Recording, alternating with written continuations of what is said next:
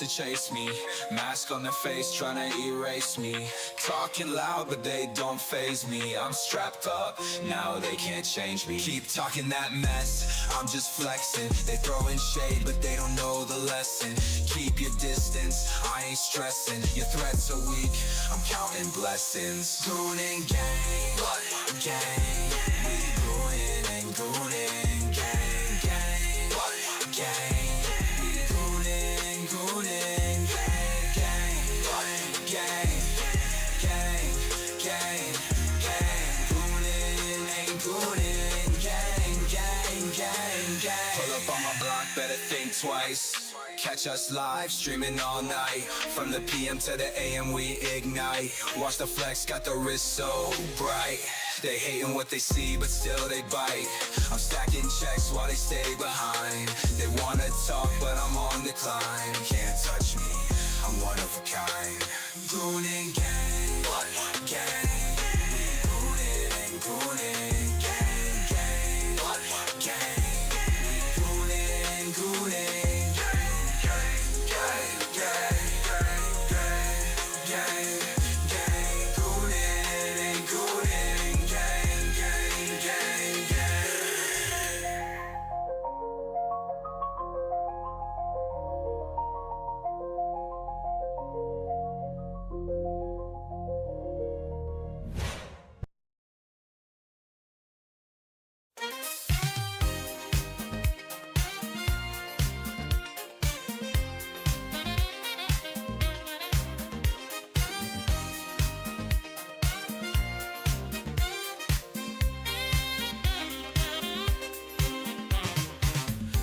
At night in the alleys glow,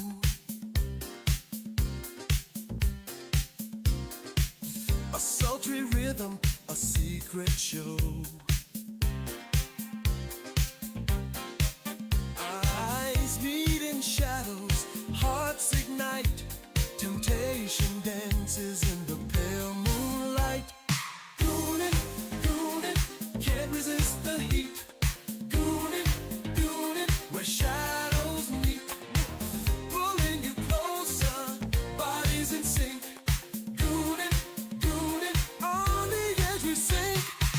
Whispers in the dark, electric air.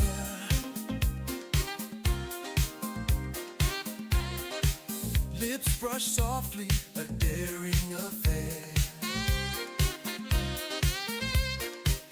Behind every glance, a burning flame. Goonin' deeper, calling your name. Goonin', goonin', can't resist the heat. Goonin', goonin', where shadows meet. Pulling you closer, bodies in sync. Goonin', goonin', on the edge we sink. Moving in rhythm, the world fades away. Goonin' with passion we sway. Fingers trace secrets, breathless cries. Goonin', we're lost in the highs.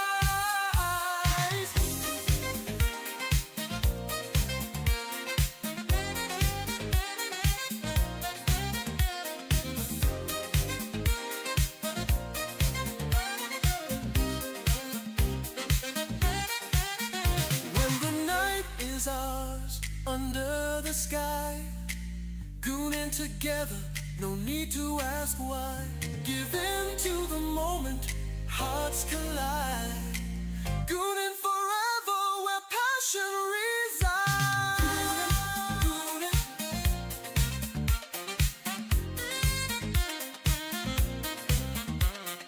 goonin', goonin', where shadows meet.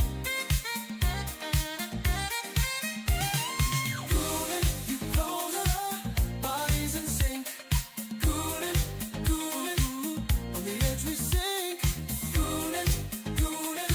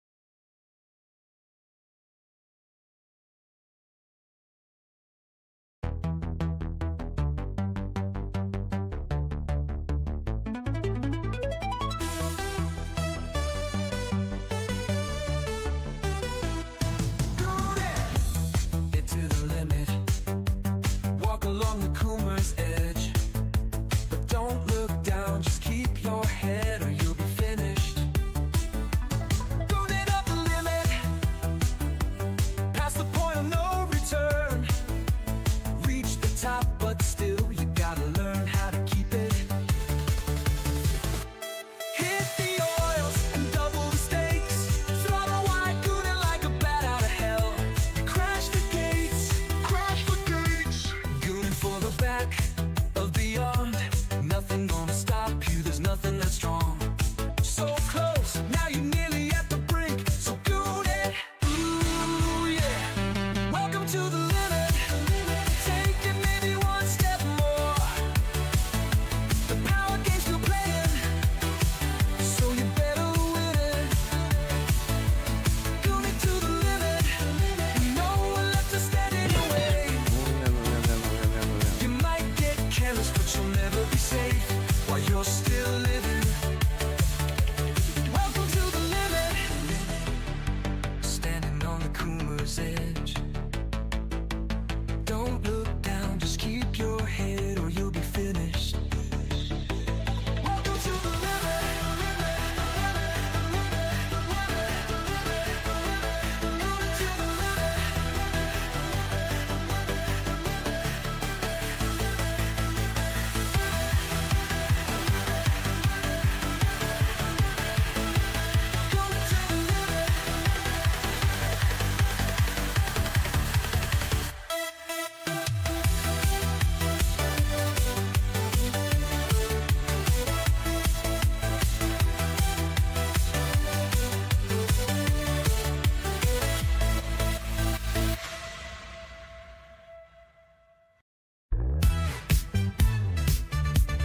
The gremlins are coming.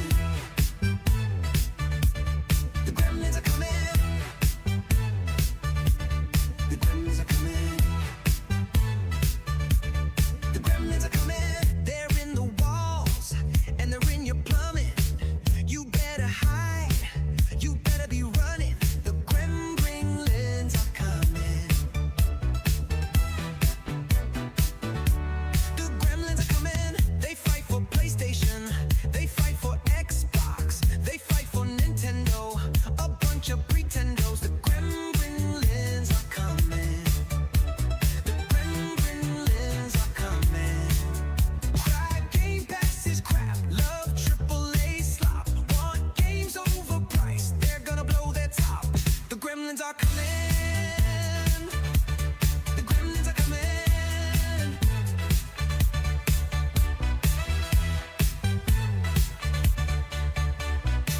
Community salt. Community salt. Community salt. Community salt. Community salt. Community salt. Community salt. Community salt. Community salt. They fight for PlayStation.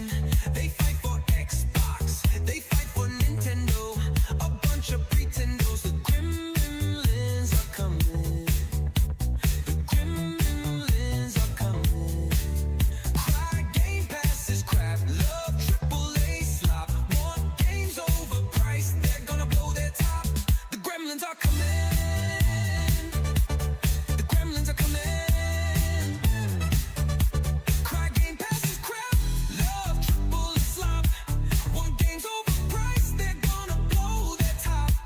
Community salt. Community salt. Community salt. Community salt. Community salt. Community salt. Community salt. Community salt. Community salt.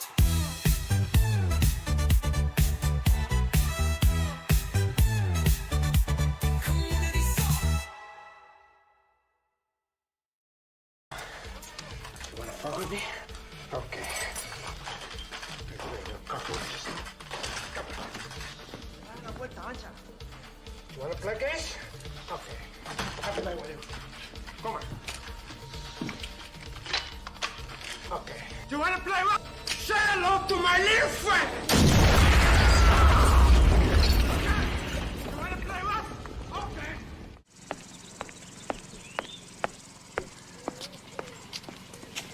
What do you want, fucko? You want something? Huh? Hey! What are you doing? I said talk to me, damn it! All right. Then I'm gonna make you talk.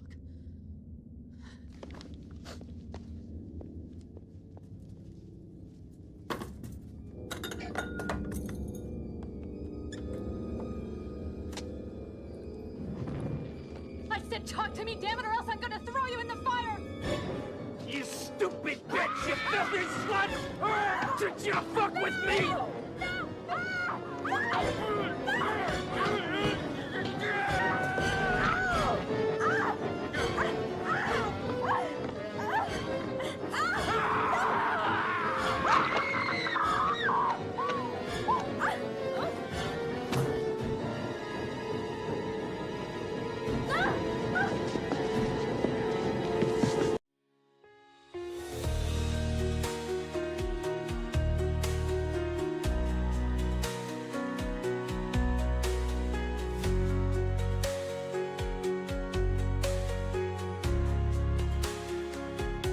Can't wait to go home and log into my PlayStation to play games, but the server is offline.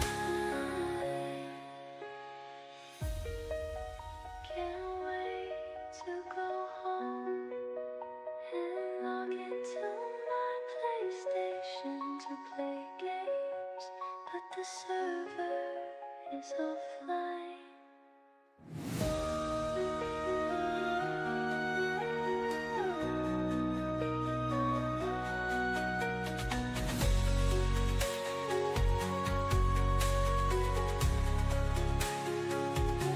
Can't wait to go home and log into my PlayStation.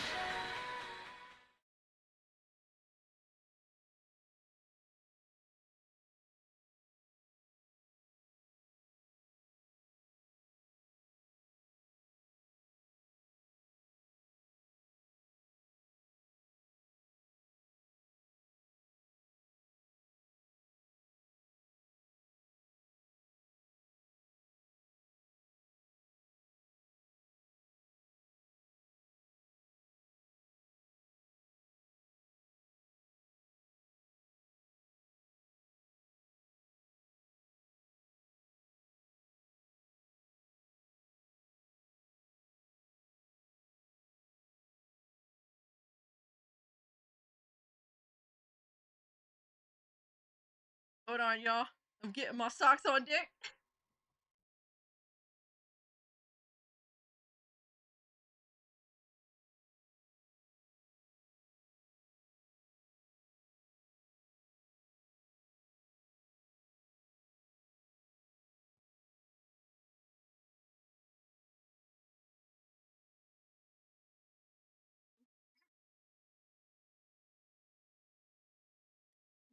No socks? What do you think this is, brother? Hold on.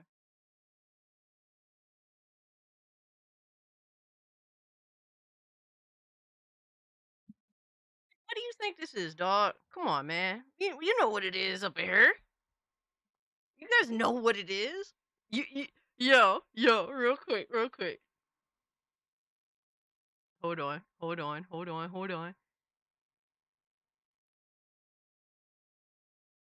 Oh no, the webcam is fucked up.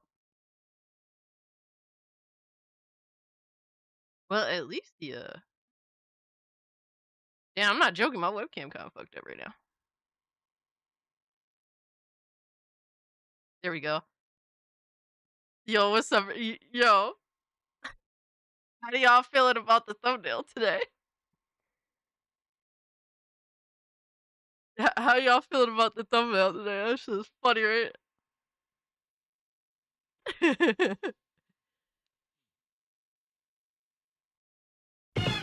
Only people in dresses wear socks.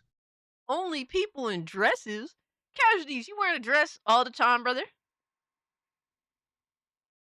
That's your go-to, sir? Technically, at least when I was growing up, when a woman wore a dress, they were wearing like stockings. A skibbity emoji. Hey man, we gotta get the memberships up if we want to add another emoji to the mix. We gotta get the. You gotta get the. I could try to figure out what one to take out, but at the same time too, I do like the emojis that we do have. I don't necessarily want to take any of them out. But worst case scenario could always, man, we could always do that. Bully Cassie hour? More like Bully Cassie for the next 9 fucking hours. Yeah, Miss Bella said pantyhose. Yeah, that's stockings or pantyhose. Yep. But let me say what's up to everyone in chat. Golden Apples was good. El Alchemy, good to see you. Silent Joker, Miss Bella, always good to see you guys. Casualties of Gaming, Lindo, appreciate you pulling up, brother. Reziel was good. Toxin, The Gaming Wolf, Battle Puppet, ADHD, ADH Dept. I saw Hypno in the chat earlier. My man, Golden Apples. Yo, y'all gonna be fighting for first place? But thank you so much for the 2 casualties. I do appreciate that. Do you have anyone else? Oh yeah, yo, shout out to Golden Apples who also dropped a 2, who said more oil, lol, lol, lol. There's never enough oil for these dudes. Holy shit, really. Chaos is here. Oh my gosh, it's already hot in this room. Damn. I still ain't clean out my AC filter. So I will not be using the AC until I do that, obviously. For obvious reasons, right? We're not fucking savages. Yo, Kevy was good. Hurricane, good to see you. Yo, my man, Salty Butterbags, finally caught a stream. Holy crap.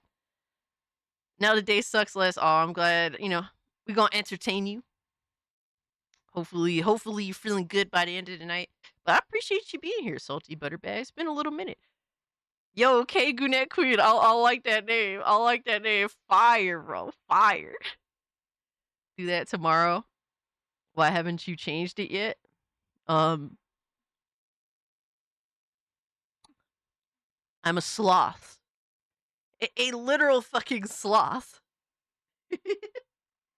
Real quick, let me tweet this out. I didn't even tweet out the stream yet.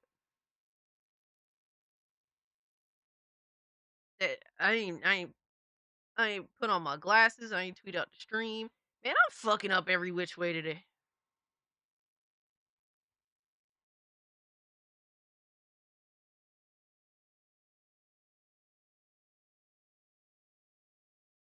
I'm messing this all up today. Yo, Omega, what's good, my man? Yo, Quiet Cry, it's good to see you as well. Dismal Dave just got off work. I'm away home. I need some entertainment for the next 45 minutes. Yo, I know what them long drives home are all like, man. Been there. I drive 40 minutes to work every day and 40 minutes home. So I'll always be looking for some good ass entertainment. I know the feels. All right, so we got this tweeted out. I think. Yo, Twitter's been acting retarded the past like few days. Am I the only one that feels that way? Because it's like,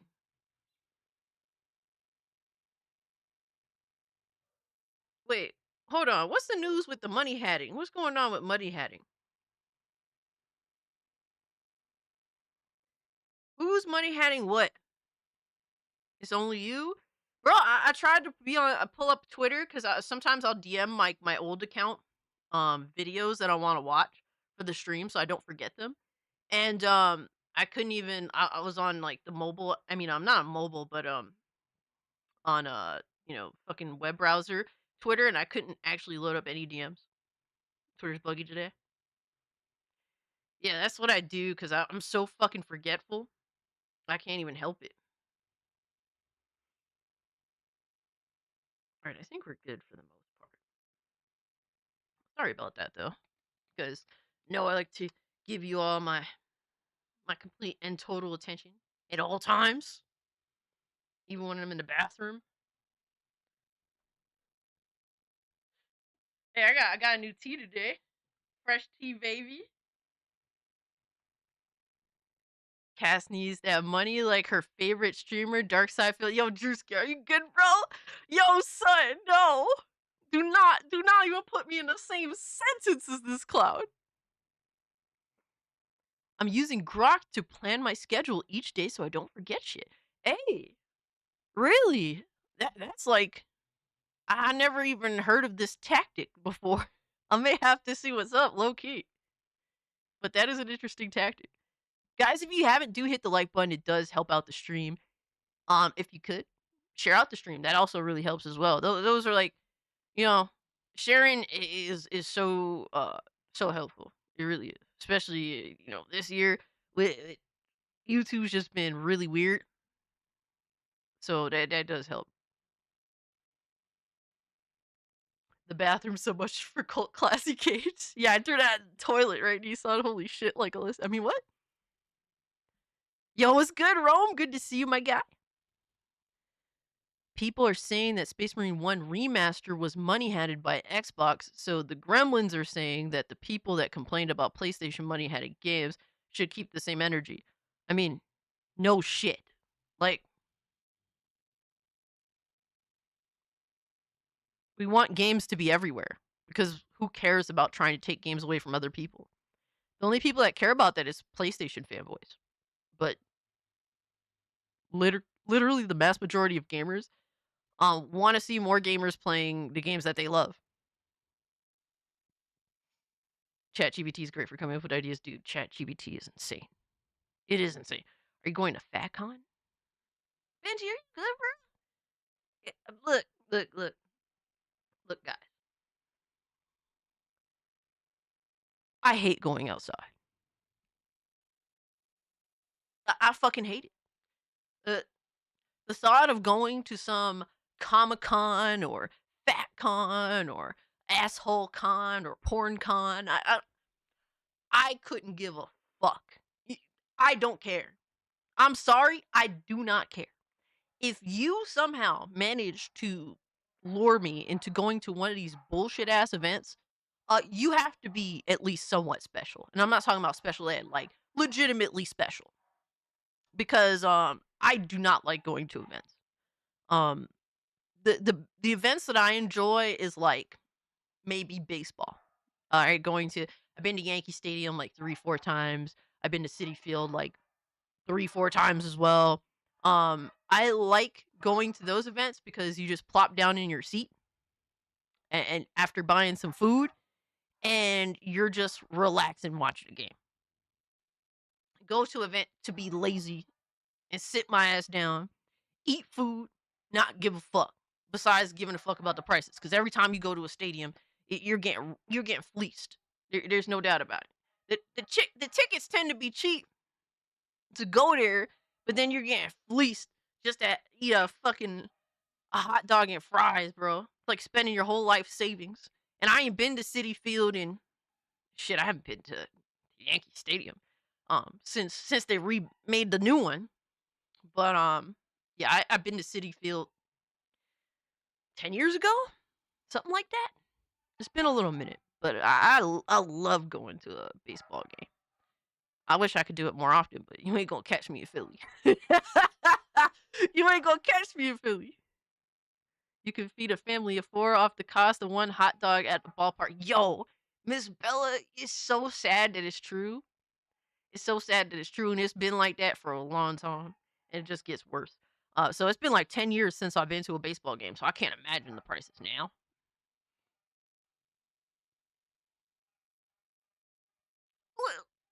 Nah, Lindo. Yo, son, I'm be chewing that shit slow.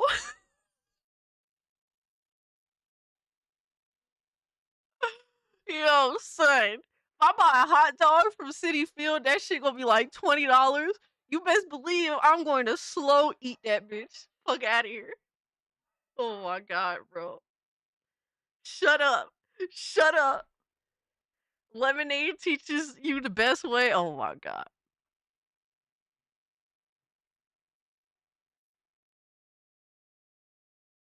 Philip, run away. Run away while you can. This shit is already fucked up. We've been live for like 26 minutes. Shit is already fucked up. But guys, let me know in the chat what y'all been playing, what y'all been watching, what has piqued your interest as late. You guys always know I like to keep up what y'all been up to. Cass eats glizzy sideways.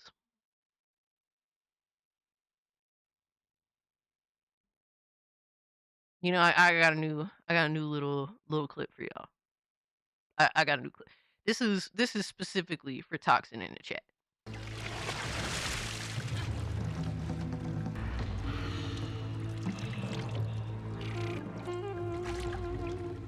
Didn't your mother ever teach you it's rude to stare?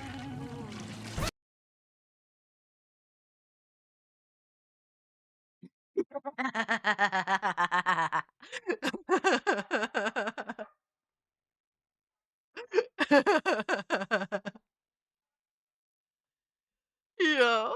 Yo, Striker was good, my guy. You've been playing Fortnite? Alright, Hurricane, I see you, dog. Perverts running wild. Yo, you don't even know. Been watching Dexter. Okay, Quiet Cries. Been playing Dark Ages. KOTOR. Okay. Okay. Blame it all on Lemonade. Yo, for real, though. Okay. Subcas. I used to weigh 330 pounds, now I Dude. weigh 265. Dude! Black Cobra, what a fucking beast, bro. Dude, that's no small feat. Shout out to Black Cobra, who's been on the fucking grind, trying to look good for the summer. Yo, that's what's up. Yo, shout out to Black Cobra, man. Put some hearts in the chat for Black Cobra.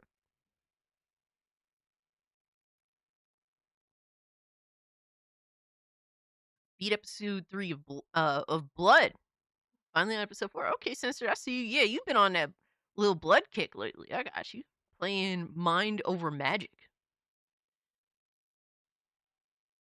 Drewski, was that necessary, dog? What the hell?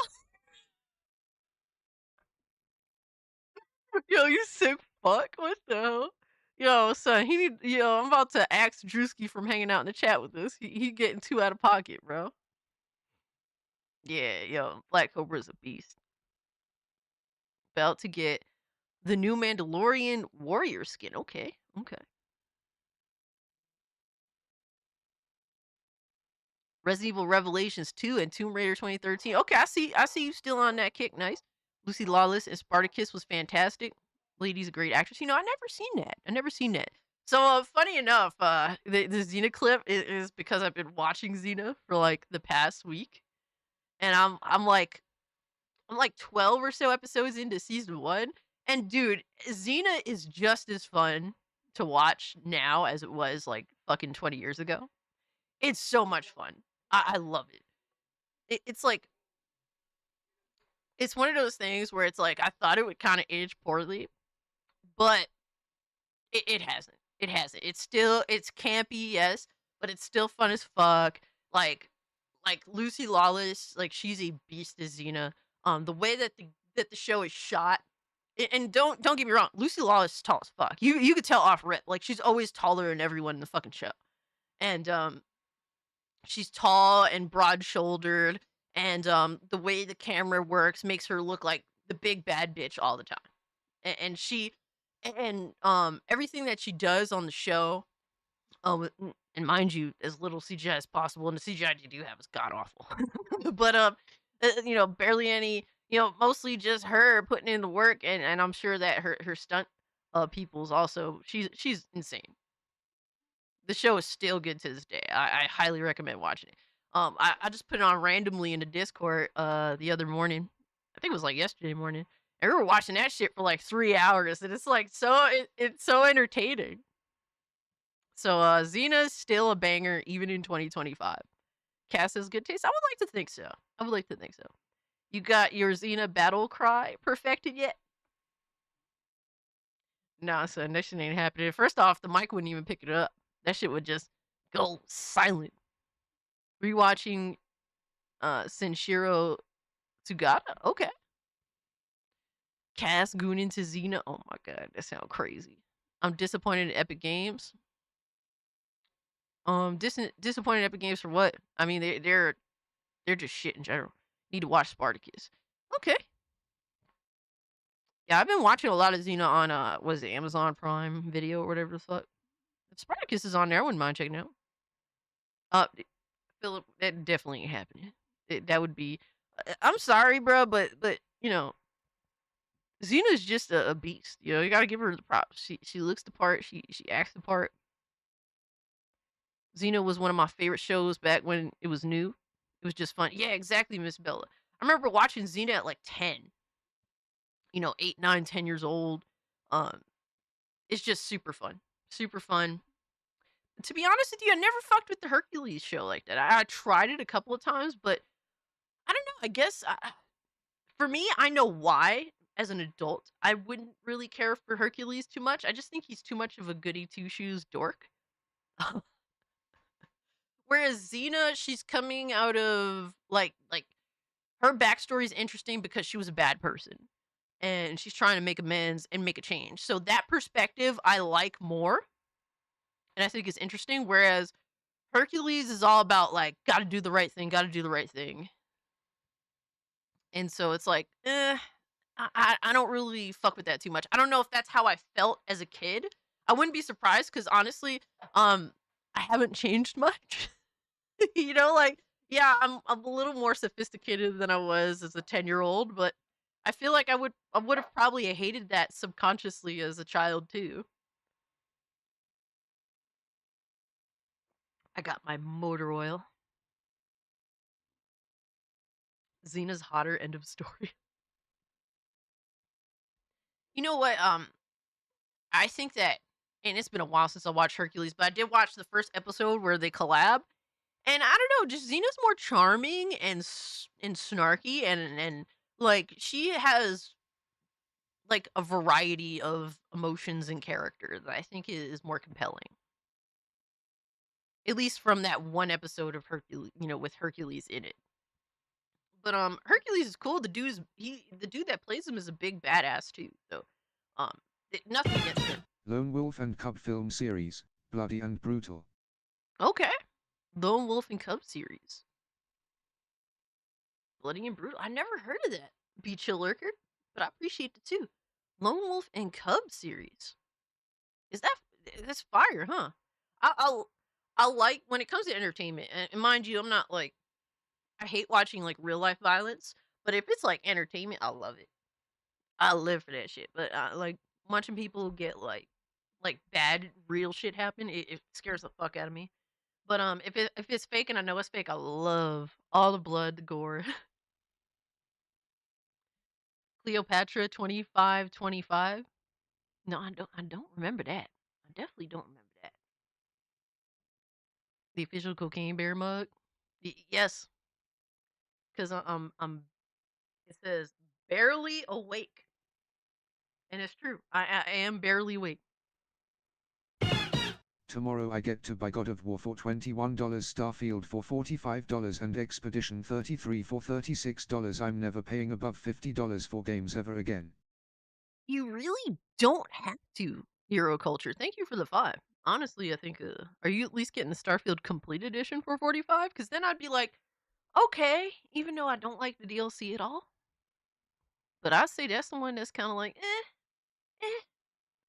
But everything else, hey man, enjoy. I think it's good prices there. Yo, Clarence, what's good, my guy?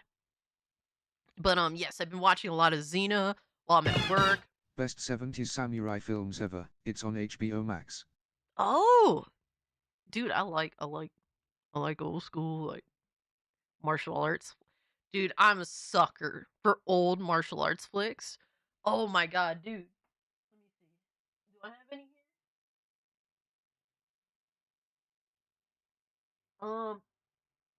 I don't have the one that I like here.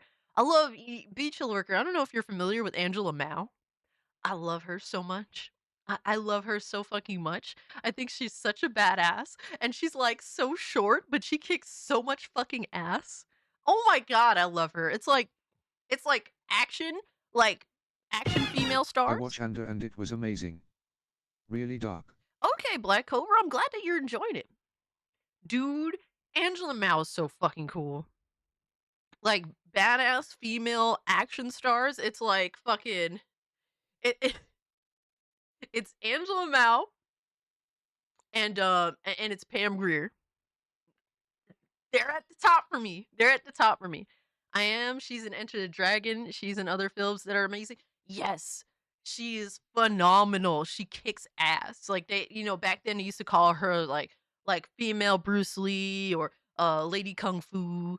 Like super fucking cool lady, man. Now she has and you know what's sad? I used to live in Queens and I heard that she had like Chinese restaurants in Queens, and I probably maybe inadvertently frequented one of them and I didn't even know it was like her restaurant. But that was so cool to hear that, after basically retiring from acting kind of early, that became a dope ass Oblivion businesswoman. got me by the nuts. I'm on my third sick day. Oh my god, Caramel, that's crazy. I'm glad that you're enjoying it. Like, to be so drawn to games, it kind of seems almost like a rarity where you're just addicted, you know? But I'm so happy for you. I'm glad to hear it. Yo, White Chocolate says, "Hey, Cass." Where your diddy oil? I know you got a bottle. Benji, we got goon oil. We don't have diddy oil, bro. That's like a downgrade, brother. That's a downgrade, dog. Yo, shout out to my man Cannoli Sasquatch. Has been a member for 23 months, bro. That's crazy. Thank you so much, bro. Oh my god, it's crazy. It's been like 2 years. Have your 50th like? Hey, my man Serpentine. Yo, always looking out. I appreciate you, dog. White Chocolate's asking, are you going to check out Speed Freaks, the new Warhammer 40k game that's similar to Twisted Metal? I've been wanting to like jump into Warhammer 40k for a while, and I'm probably gonna start off with Space Marine at some point. I do want to get at least through Space Marine 1 and Lost Judgment this year. That's still on my to-do list, and I haven't started either one. This has been so crazy, man. There's been so many good releases that have drawn my attention. But those are my goals for this year. Beach Lurker says Lone Wolf and Cub are the most amazing films ever, inspired so many films. Tarantino is a huge fan. Hold on, I feel like I've heard of this. I feel like I've been recommended this before. Now that you mention it, let me look it up. I'll leave it in a. Oh, is it an animated film? Oh no, wait. Oh, I know what you're talking. Yeah, I do know what you're talking about. I looked this up before. And I'm like, yeah, I need to check this out. This look kind of fire.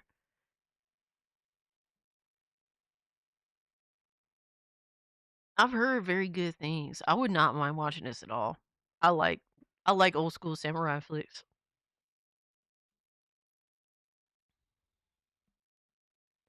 Now that's cool though. I'll definitely keep that in mind. Appreciate you. I'll leave it as a tab here so I can check it out later. You still playing a RoboCop game? So I need to actually get back to it because I did beat the game, but I think like my save file accidentally saved over, I don't know, something with the cloud storage, so it like lost one of my saves that put me at the end of the game.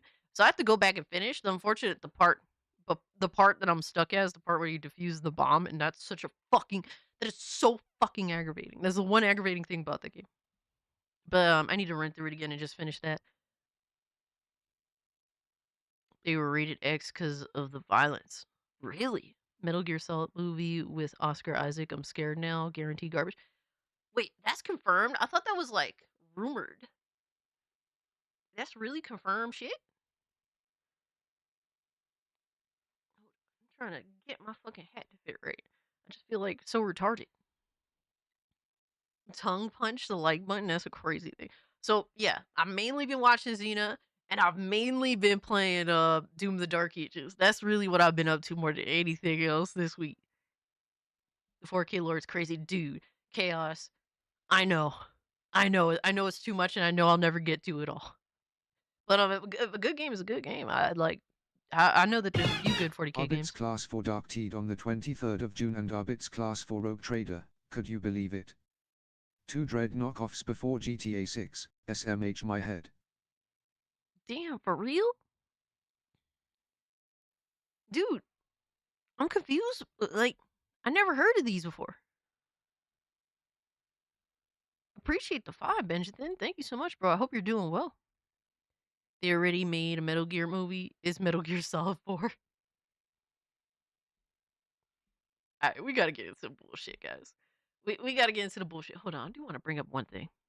Hold on. Did I do this? Hold on. Oh yeah, I did. Alright. Let me pull up one thing.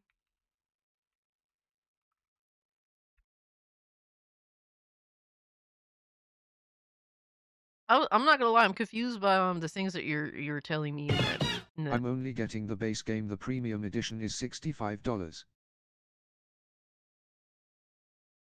And over, I think it's worth waiting a little longer. But if you want to play it, hell, do your thing, bro.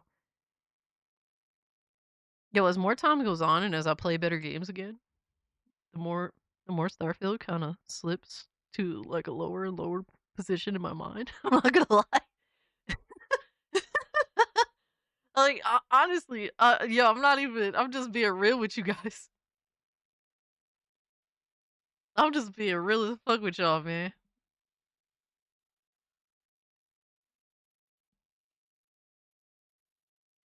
Alright, I got this. Let me put this over here. You know what? I don't know where to put this. Hold on. Put this somewhere over here. I try to segment everything and put it together properly, or like organize everything properly. As you guys could tell, due to my life, I'm not very good at that. So I want a Quake reboot. I want a Quake 4 remake. That's what I want. Sir Leakington, I think, met both heads.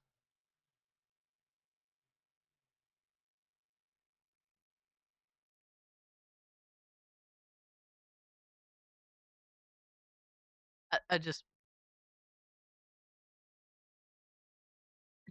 y'all are retarded. I swear. I swear I'm done with y'all, man. I'm done with y'all. All right, let's get down to the nitty gritty, man. Let's get down to the nitty gritty. Y'all are sick. Yo, Moot, what's good, my man? Rip Space Taj Dream. You know what, Valorant Go, I didn't mind Starfield. It was like one of those games where it's like, it's okay. And then you play other games and you're like, honestly, I played that expansion and that's what made me like, made me go, ugh, disgusting. That expansion sucks. But, to get into the nonsense, man, shout out to my boy. Shout out to my boy Vincent, RPG fan, Yamato, who's been making some of these with AI nonetheless. And this is the Adventures of Cult Classic Cage.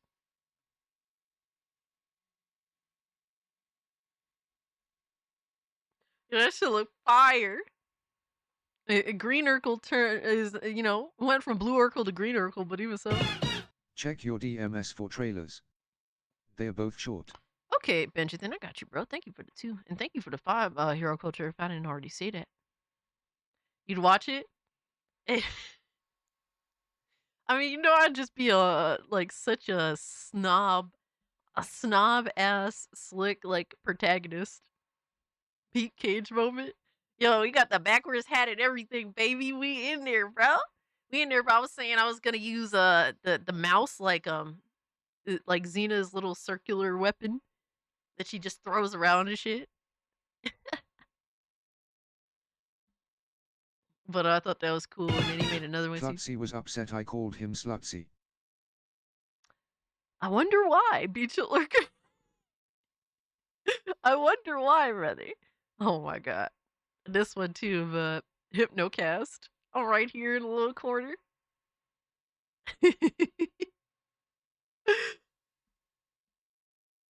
That was cool too. And then I think there's one or two more here. All right, so we got us all as like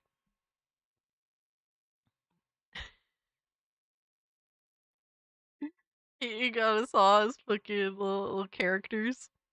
So I'm down here. Yeah, I like that. I like my look. I don't mind that shit at all, just as long as I'm wearing socks. But he has Alec Baldwin's finger here too. I'm fucking crying. The action figures are cute, yeah.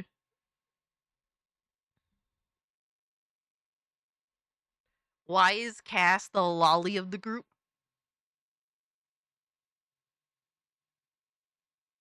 What do you mean, bro? I still don't understand if that's okay to say or if that's a problem. I still don't understand the context behind like it is like lolly like n- people have explained this to me 100 times and I still don't understand any of it. And I don't think I'll ever understand any of that shit. Oh, it's how young I look in comparison. Oh my god. Lil Kata's abandoned love child is in the chat. Yo, Kata, get your fucking kid, bro. Get your kid. Take him to, I don't know. Take him to a baseball game, brother.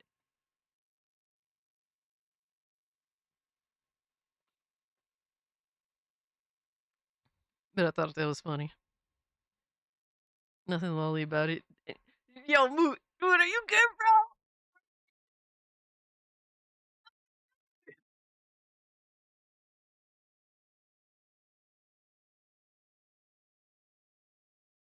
Oh my god, quiet cries. Jesus. Anyway, what else do I have here? Oh yeah. Yeah, I was gonna have a laugh with y'all. So what one of my terminally obsessed retard haters.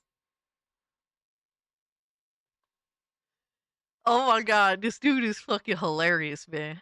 He's fucking funny. Hold on, let me reload this shit. So I said, imagine being this much of an obsessive deranged hater. Bruh, this dude cannot stand me. It's so funny. I have him muted on Twitter. Because I just let him talk his shit, right? But occasionally I'll see a muted user reply to like one of my tweets and I'll just see it. It's always him. It's always him. Saw that on Twitter, yeah. Bro, look at how mad this guy is. He said the irony coming from a woman who gets welfare games. Mind you know what? I might as well read from down here because this is like later. He hates me. He's so upset that you guys are so kind as to gift me games. So he calls me the welfare queen. Welfare queen, baby. He says you back Smash JT and Hypnotic like you have fucking room to talk, backing the right horse shit. If they bought you games and gave you airtime, you would be sucking them off as well. What the fuck?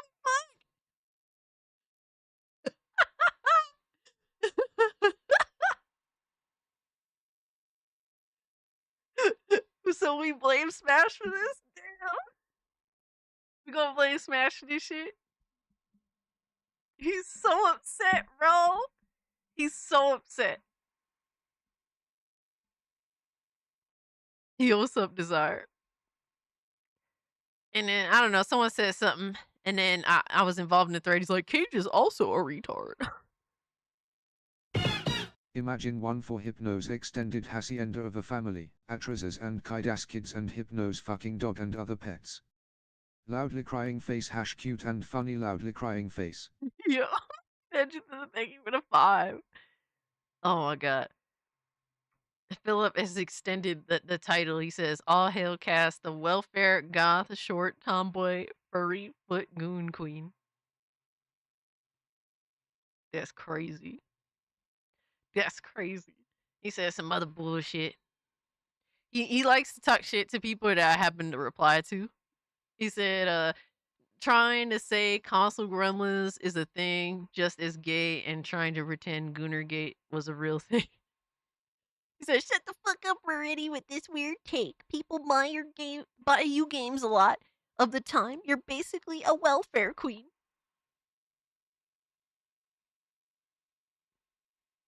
I'm a welfare queen. Let's go.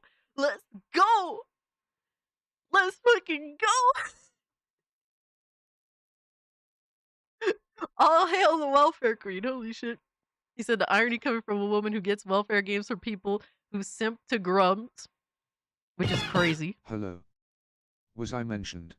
Yes, you were mentioned, Hypnostock. What's good with you, brother? Appreciate you pulling up and being here.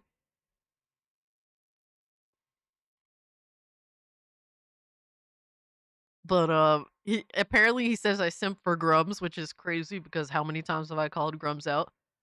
And he said it's rather funny lack of self-awareness and respect you have for yourself. This is all, guys. This is all because I'm guilty by association.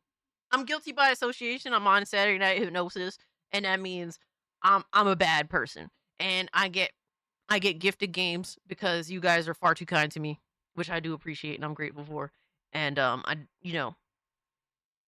apparently that's just a step too far, I guess. And he said lack of self-awareness and respect you have for yourself. Was high school that bad for you? Not really. No. First half of it kind of sucked. Second half was great. He says I know you like to dress up like a man, but could you also not act like a, and he said bitch. I look forward to his next tweets because he keeps getting more and more like deranged out of pocket. I give Xbox credit that Retro Classics is a W.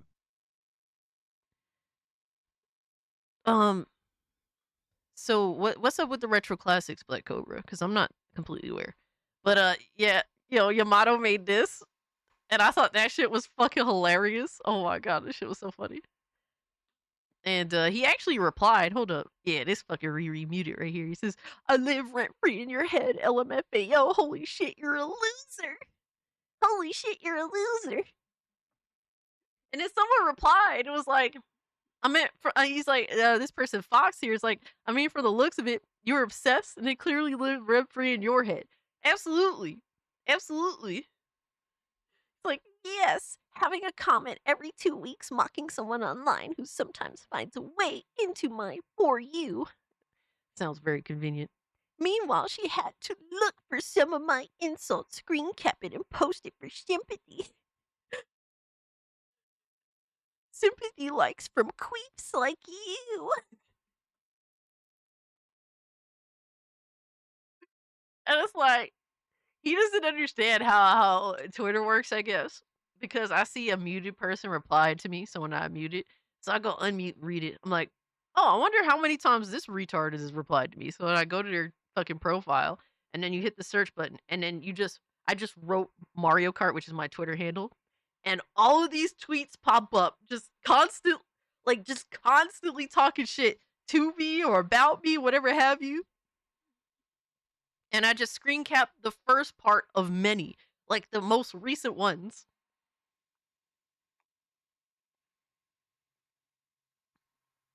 I got you, Crowbar, but I thought that shit was funny. All right, let me see what Cobra got going on here. I'm about to check out what Benja thing got going on too. All right, let me see this. All right, so Black Cobra sent this.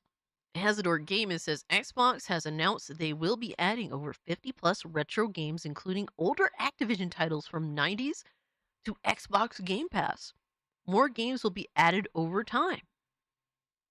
Okay. Oh, these are some old bitches. Oh my god. Wow, that's some old shit. Hold on. What's the whole list? That's some old shit. Let me see. We got some oldies, but dude, access to older games that some of these shits is lost to time.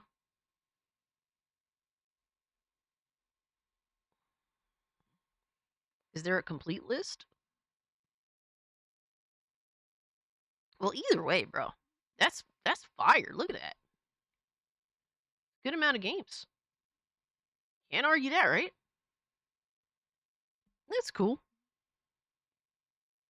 I hope that these will be available for purchase individually. That would be nice as well. But I do hope they continue to realize that game preservation is important. Xbox Game Pass gonna add Intellivision Amico games next. Damn. That's back in the days when you had to give the cartridge a Hummer to get it to work. Atari Boxing was your shit, Jason? Damn. See, I don't go back that far. I'm not old enough. Y'all gotta drop a little knowledge on me. Alright, what we got here next? Alright, this one's kind of sad. But, my boy Astro brought it up. because I think he knows that I love Eddie Guerrero. But it's been like 20 years since homie passed. It's been in November of this year. He died November of '05.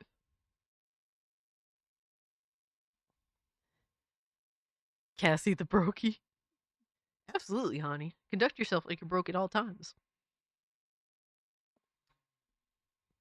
I appreciate that, honey. Hope you're doing well as well. Doing well too. Y'all sucking off your NES cartridges? No, the real question is, are you giving blowjobs to your NES cartridges?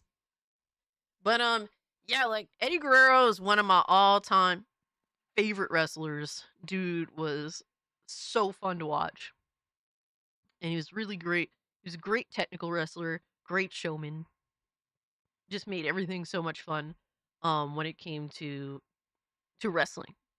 And he definitely made me a fan of wrestling growing up. And it's gonna be that, this November, 20 years that he's been gone. Crazy, right? It's crazy, 20 years like that. And everyone still remembers him, bro. Everyone's still so fond of him. Great memories of him.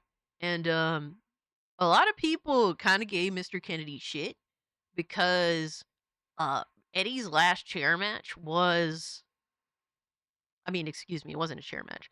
Eddie's last match was against Mr. Kennedy, and he won by setting up Mr. Kennedy. And it's funny. Such an iconic, like, it's fucked up as it is, his last match. It was such an iconic moment of pure hilarity. It explains, like, it just shows off, like, Eddie and his shenanigans as a wrestler, like, perfectly. Cass is 120 years old, I guess so. And Mr. Kennedy got a lot of shit because after he was disqualified from the match, in character, he picked up the chair and he hit Eddie with it. And really bad, really hard hit.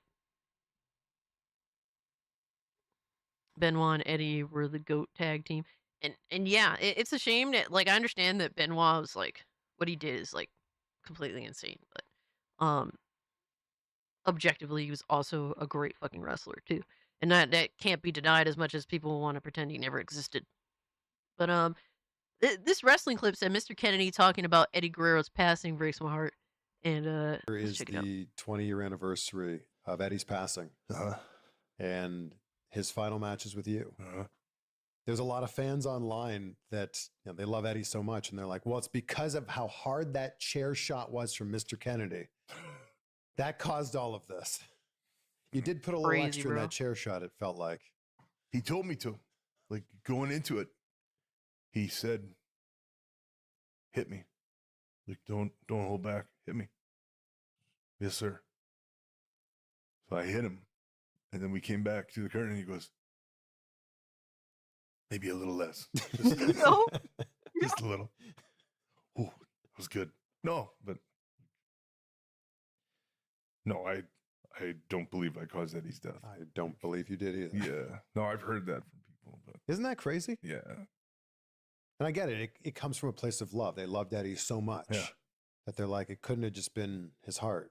Well, unfortunately, it was. Mm-hmm. Where did things go after that conversation? It was crazy. Like, all the people that I looked up to or like or valued in some way, shape, or form that have died, it's the most boring, shittiest death ever. Every single one. Bruce Lee, Eddie, Selena was murdered. I don't know, I guess James Dean technically went out in a blaze of glory. Literally. Fucking dude was driving his car to a race and a fucker hit him.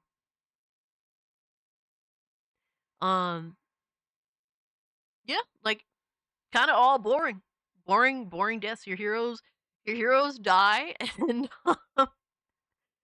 and normally it's boring. Jimi Hendrix choked to death on his own vomit. I mean, that's just. And people always make up conspiracy theories, insane fucking conspiracy theories, to make, like, a boring situation that's shitty more, like, I don't know, like, epic of an ending. And it's like, no, the chances are they died in the most boring, shitty ways possible. It is what it is. So like, it just is what it is.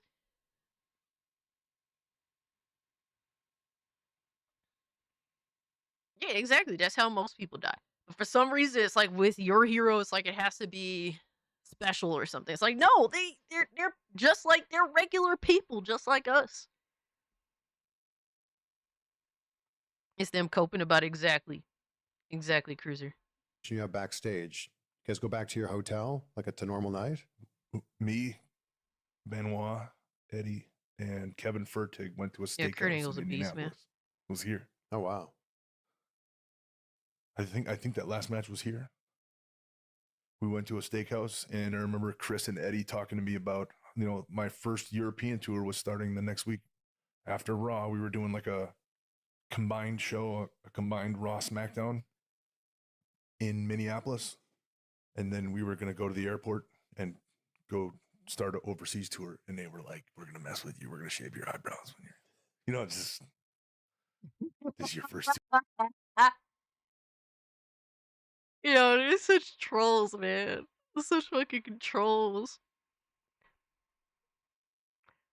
Salty, that's an insane way to explain that. I'm just saying, brother. That's pretty fucking insane. Sick motherfucker. Tour.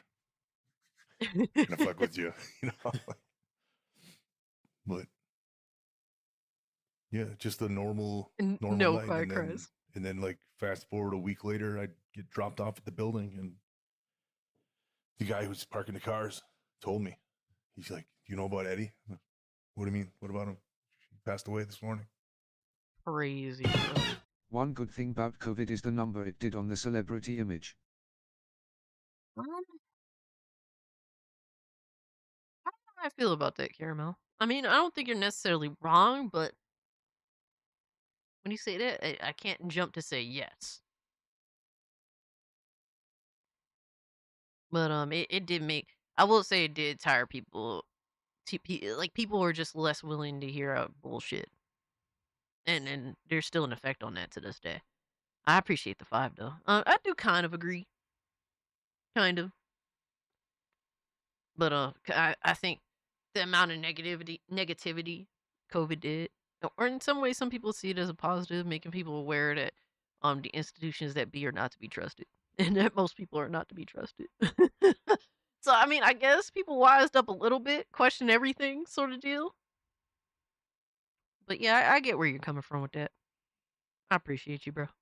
That was a rough day at the office.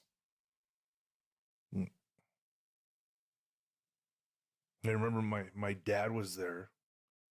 So there's all this stuff going on, right? And my dad had cancer, and he was doing bad. Like, he wasn't going to be around for much longer. Damn, it's rough, bro. Hit with all that shit.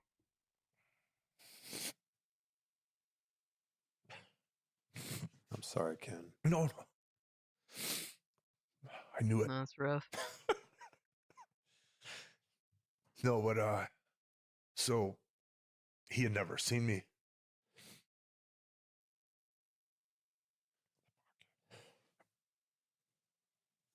He'd seen the shows. Yeah. But he hadn't been there live? It's still like I wasn't on the show. And I went to Vince on this day.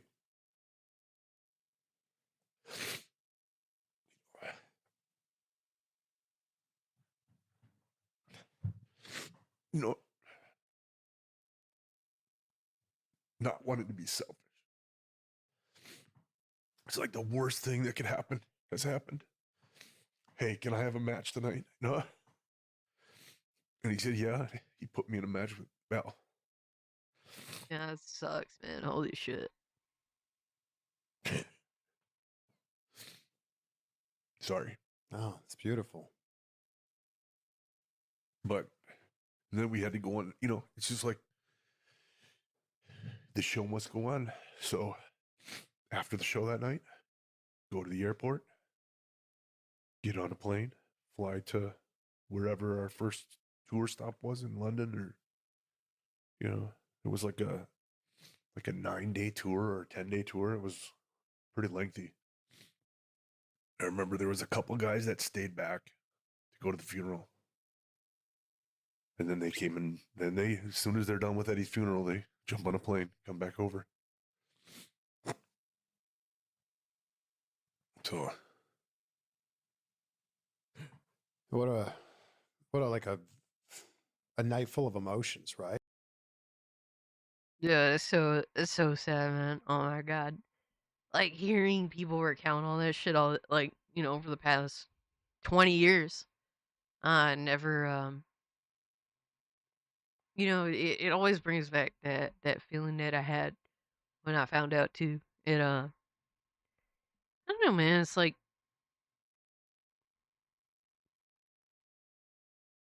grief is something to learn to live with, and it's important to because it's gonna happen.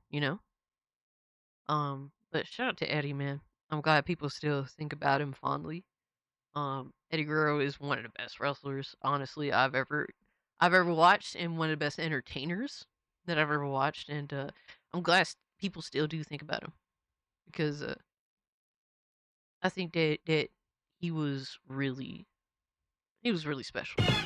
I'm referring to how celebrities felt the need to tell people to stay home from their mansions. It's good to see less people put celebrities in a pedestal for no reason. No, and you know what? That is a better explanation that I completely do agree with. Yes, yes. People got sick of authority, and it people watched as celebrities sided with the government to fucking gaslight. Like that's just what it is. Like they just fell in line to all gaslight us and nobody was fucking believing it other than stupid fucking people. Absolutely. But I appreciate the Tim. Caramel Beast. Thank you so much, brother. Yo, nobody, what's good, my man? How you been? Appreciate you pulling up and hanging out with us, bro. Um uh, I did catch some of your chair stream, I think yesterday. That was quite entertaining. Yeah, no, but I don't believe anything. Like honestly, bro, I believe none of what I see and none of what I hear at this point. Everything is just like goes through one ear and out the other. All hail the chair. Yeah, the chair was very informative. I learned a lot of things. I appreciate you being here, dog. But yo, shout out to Eddie Guerrero, man, and shout out to Mr. Kennedy. It's cool hearing people just, you know, kind of you know, you kind of sometimes don't think that some people have emotions and shit because you don't really get to see that, especially when you're playing a character. But it's very relatable, right? And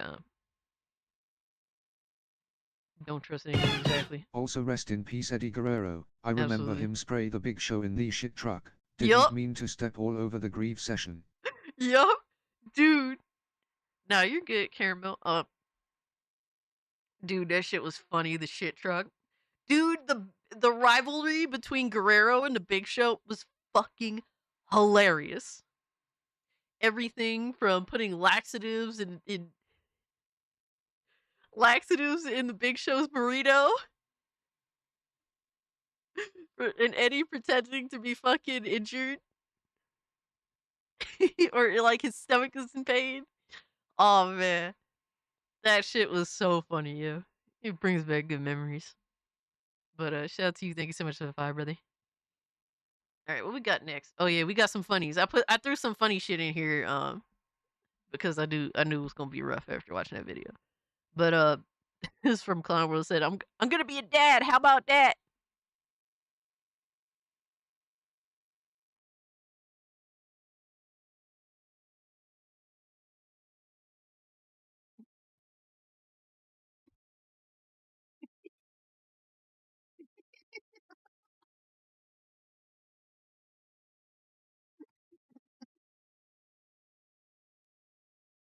New Marvel Rivals trailer. All right, we're gonna check out a couple of these trailers that you guys posted in a minute. Oh yeah, and this is from Monly. Molly posted this video I thought was fucking hilarious. And this is like, it says Sony making multiplayer games. Oh my god, hold on. Yeah, this is probably the best gonna look. Sony making multiplayer games, let's go.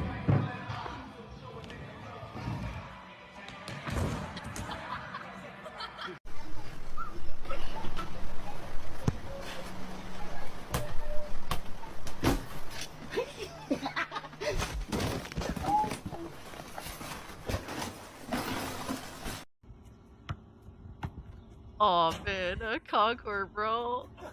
Not. Oh, stupid bitch. Two center backs being good tonight for Haiti. Oh no, look out! What a mistake! Can you believe that happened? Oh my god, bro.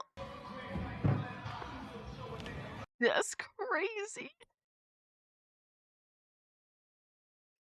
Alright, let's check out some of these trailers. I know Veggie did post a couple. Oh man, that's funny. Oh, you Benji then posted the Steam. Let me see.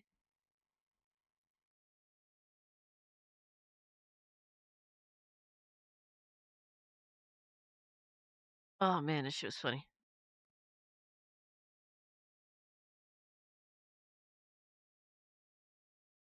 Alright, so this is Rogue trailer Warhammer 40k. June 24th, 2025, and Season Pass 2 is announced. Nice.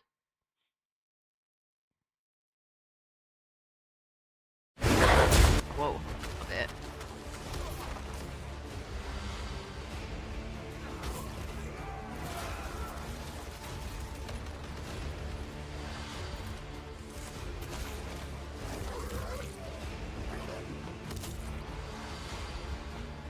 See, I need to figure out what's the best Warhammer games that a normie could play and have fun in and kind of learn something new.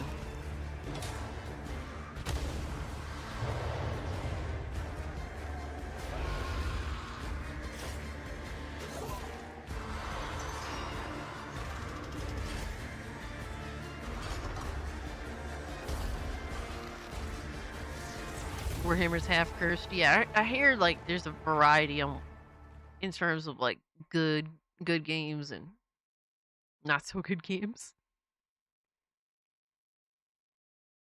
But I did buy Warhammer what is it? Space Marine 2 early this year, I believe, but I didn't get to it yet because I still need to play Space Marine 1, but I wanted to support them, so I bought the game. Wanted to see them do well. And this is this one here too.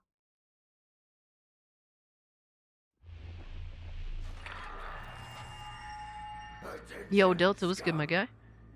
You are in defiance of the Emperor's law. You cannot hide. You know what? I do have Dark Tide.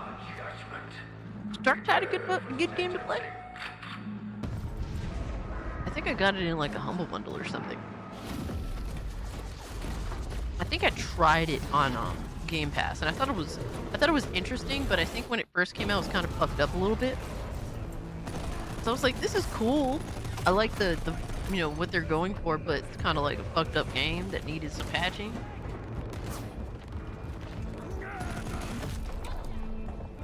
Oh, so it's perfect for me then, honey. It's for brokies, so I guess it's perfect for the welfare queen. Yeah, I need to check this one out. Go back to this one. That shirt release model is released, then finally complete 6 years later before the next title. Hey man, that just means buy it when it's cheap, and it'll be complete. All right, let me see this other thing real quick. Let me see funnies. All right, so this is the Marvel Rivals. Let me fix this real quick.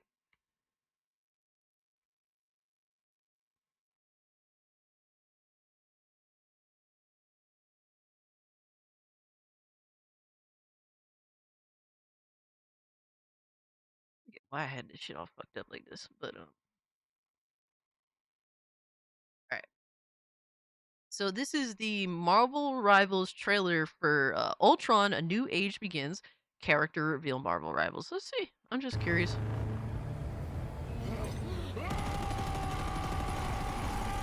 What the fuck? Oh my god. No, shut up. Shut up. Get out of here, bitch. Alright, so yeah, Ultron trailer, New Age Begins. Let's see what's up.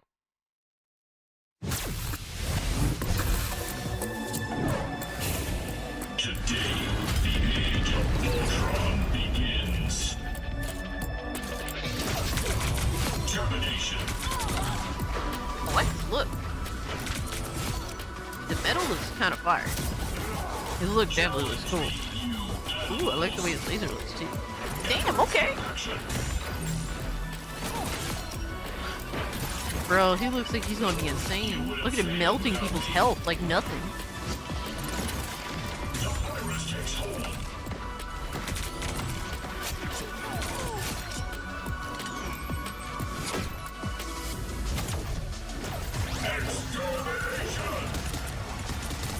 Oh, you got his little lackeys with him. Okay. He definitely looks cooler than most of the characters in the game, I'm not gonna lie. What they said 2.5, that sounds crazy. I like his look, like visual aesthetics, it looks pretty fire. I'm personally not interested in the game, I tried it, it's not my thing. But objectively, I think he looks really cool. I think he has cool, solid moves. Low-key, I wouldn't mind playing as him if I was playing the game. To be honest with you, I think his style it's the style that I like to play. You know, this type of character style I like to play as when I play a game like that. Oh, look, Skynet. It's the new character with the new cosmetics. He's gonna be OP. This is your first live service game? No. No, I'm very aware. That's why when I don't like to just run out and just automatically assume that. But when I'm looking at exactly I'm looking at what the character is doing, it's like, okay, I have some confirmation. The alt could be a lot cooler. Yeah, I think that's fair. To be honest with you, I don't need anything. When it comes to those types of games that are relatively competitive, I don't need flash and pizzazz. I just need something that works well for me if I was playing it, right? You in a ooh train for Emma Frost? Bruh, is it me or are they making her thicker? Because her legs look insane. She has like... She got like some Chun-Li legs. That's kind of crazy. Speaking of memes, I made one. It's in Twitter DMs. Alright. Let me see what you've been doing. Let me scold Quiet Cries real quick. Dude, Twitter's broken. I can't even like load anything up. I'm gonna have to look at through the phone. Dude, Twitter's just broken. It's not doing anything. Bro, that's crazy. Twitter's just falling the fuck apart.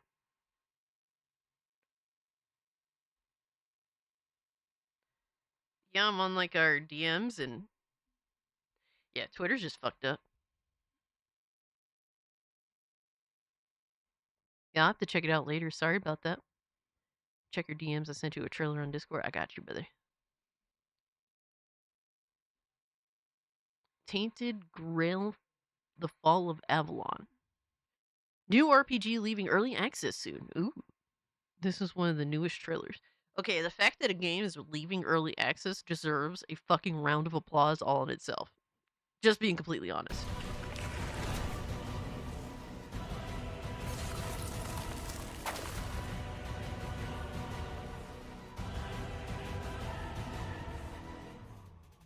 Okay.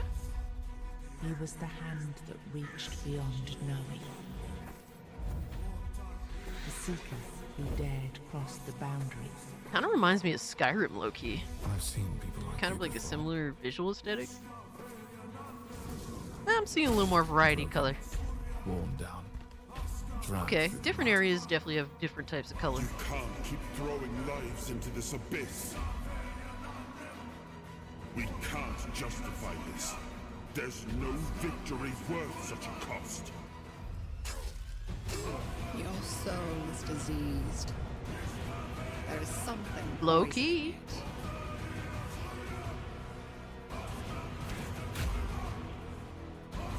What spreads through your body is something more. It touches the very essence of one's soul. It reminds me a lot of Kingdoms of Amalur, if you guys remember that, except with the first-person option. A little bit darker in tone. A little bit.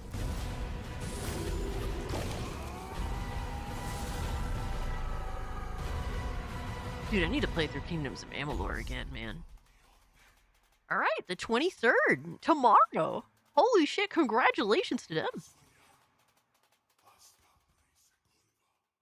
And just the fact the fucking game came out of early access alone? Okay. Is the horse armor paid or free?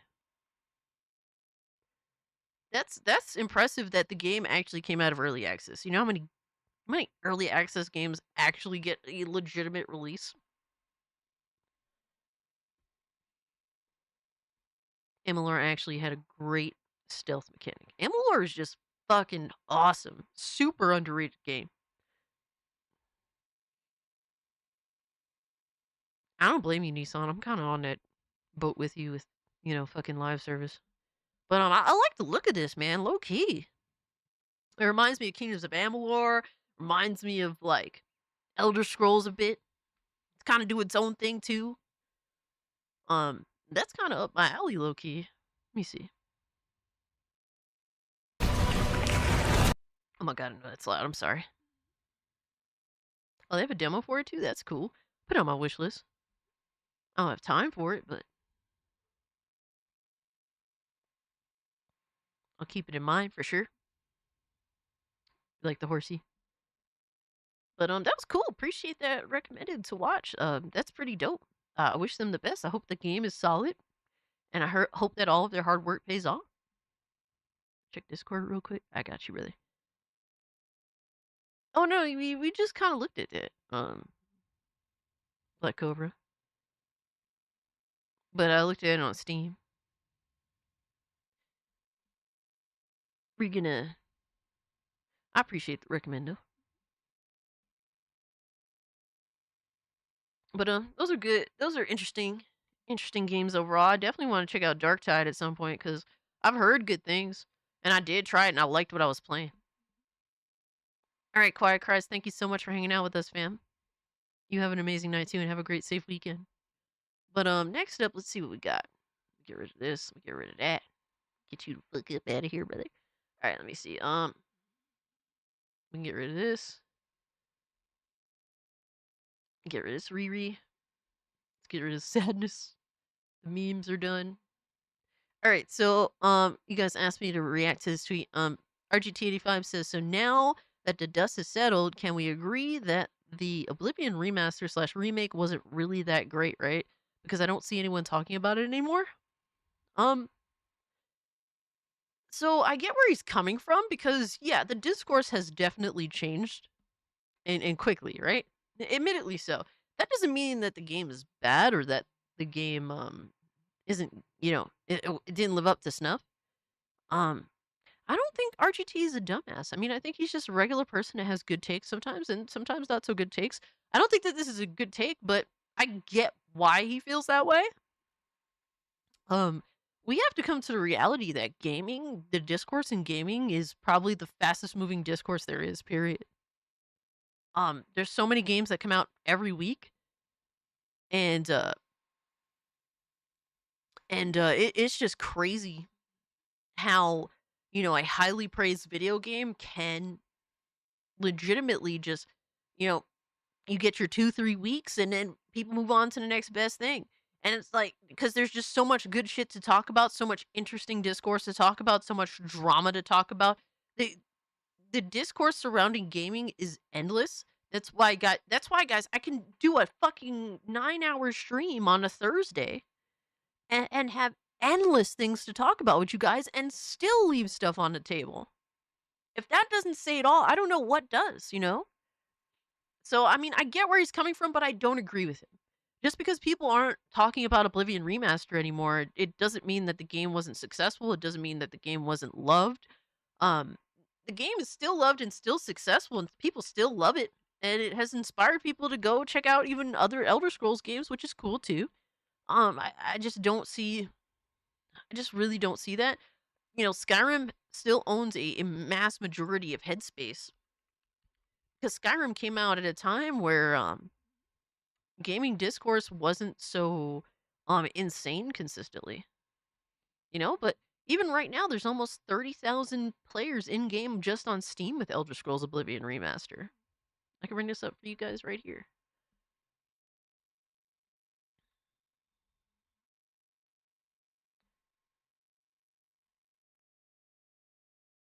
This is currently right now. Fuck. God damn it.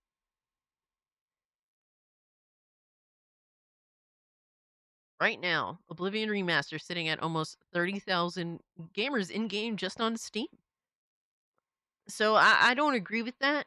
It's just that gaming discourse moves so fast that there is an infinite amount of things to talk about.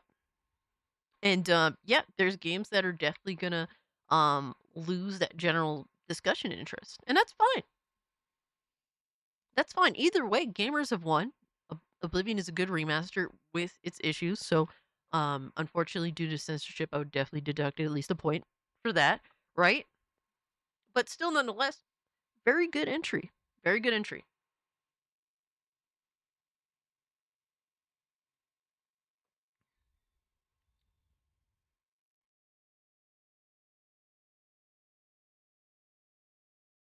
How is discourse supposed to last for a single player RPG remake?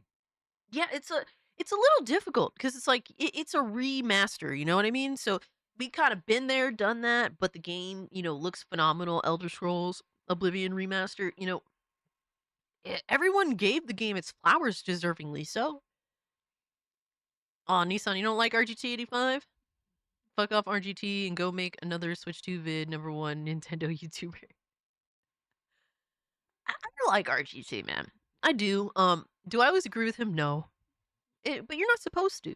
But you know, obviously he's been doing YouTube for a while. He knows the game, and certain things that he, you know, he does what you're supposed to do as a YouTuber, what YouTube wants you to do as a YouTuber. Um, I don't like to harp too much on stuff, and that has honestly the fact that I don't like to harp on things is why is why I don't get as much traction as I otherwise would. You know? And it is what it is. But I get why people do it. I'm not mad at him for doing it. RGT's Dreamcast Guy Light.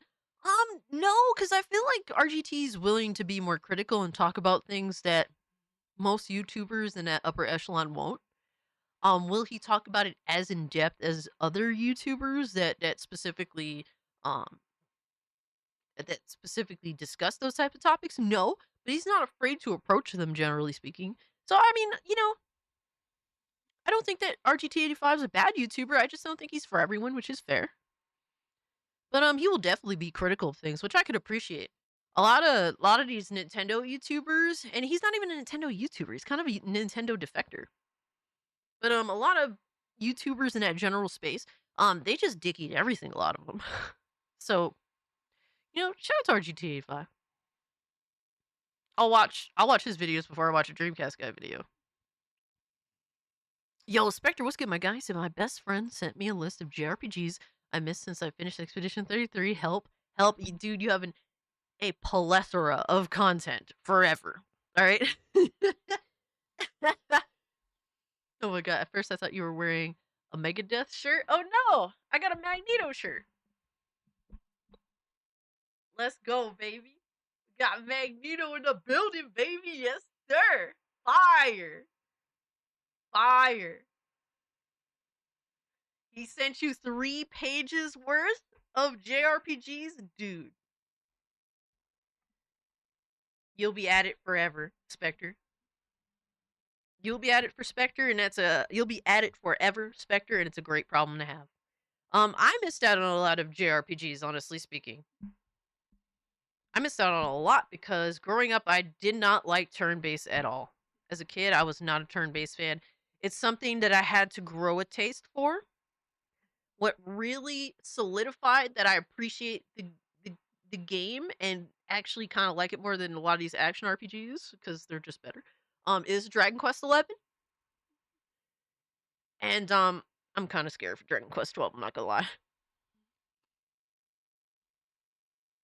I don't hate RGT, but he's exclusive game lover. He hates that Xbox went multiplat. And you know what? I don't agree with that either, but that's his opinion to have, which is fair.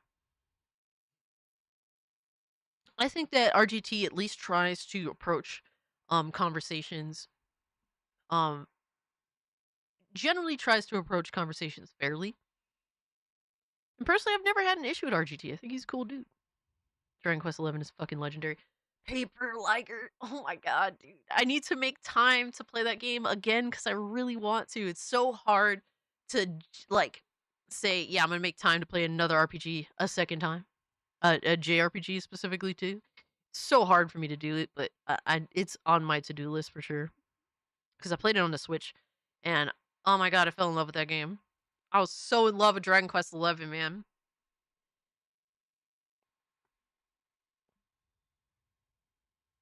At first, I thought you were wearing... No. Let me see. I'm trying to read everyone's comments. The only bad thing about Oblivion Remaster is the censorship and not owning the game, and that dumb not allowed to mod crap. Yeah, Philip, that's completely fair. I think those are fair criticisms. And deserved criticisms for sure. But I don't agree with RGT here. Just because people aren't talking about a remaster of a game that did extremely well, and it's been like over a month now that the game's been out. It doesn't mean that the game isn't great. It is great.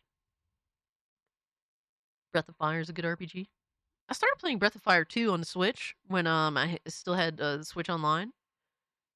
And I was really enjoying it. I was definitely having fun with that game. And I would like to go back to it, but I also want to own it. So that's a struggle with the Switch Online service bullshit.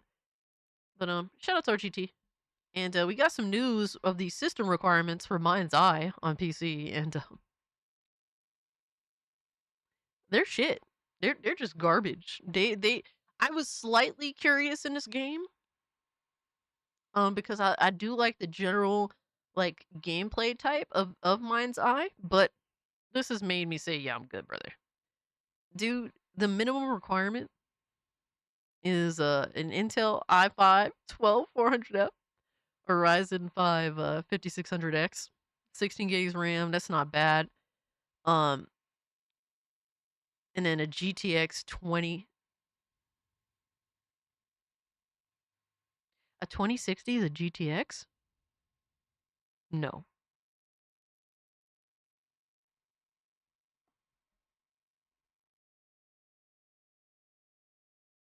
Hold on. What are we doing here? Am I crazy? A 2060 is an RTX card. I'm pretty sure. The only reason why I'm asking is because it's a low-end model of the 20 series. The 20 series went RTX.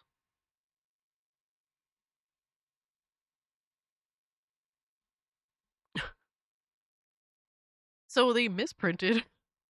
That's crazy. Okay, so I am right, Angel. Thank you. So that's a misprint. Which is kind of crazy because I don't know. The processor for recommended Intel Core i7 13700K recommended. So basically, you have to have an almost top tier PC to run this game. 16 gigs of RAM still, which is kind of surprising. NVIDIA GeForce RTX 4070 recommended. The only not bad things about this is like the RAM and the VRAM. 8 gigs VRAM recommended is not bad at all. And honestly, the storage space, considering how the storage space of most games are, is also not so bad. But like, I know that there are some people that are kind of really excited for this game, or at least a lot of people curious. If you want my honest opinion, please wait. I think that there's something wrong with this game. I can't prove it.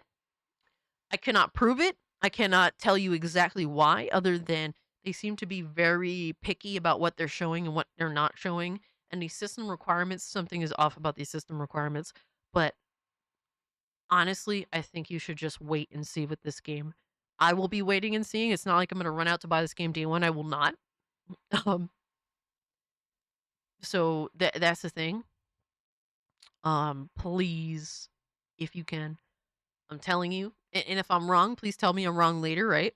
Because this game comes out next month sometime. You know, if the game turns out to be perfectly fine, dope ass release, come back here and tell me, Cass, you were wrong to be to tell us to be cautious. The game is fire. The game is amazing. I would love to be wrong, but I feel like there's something up with this game.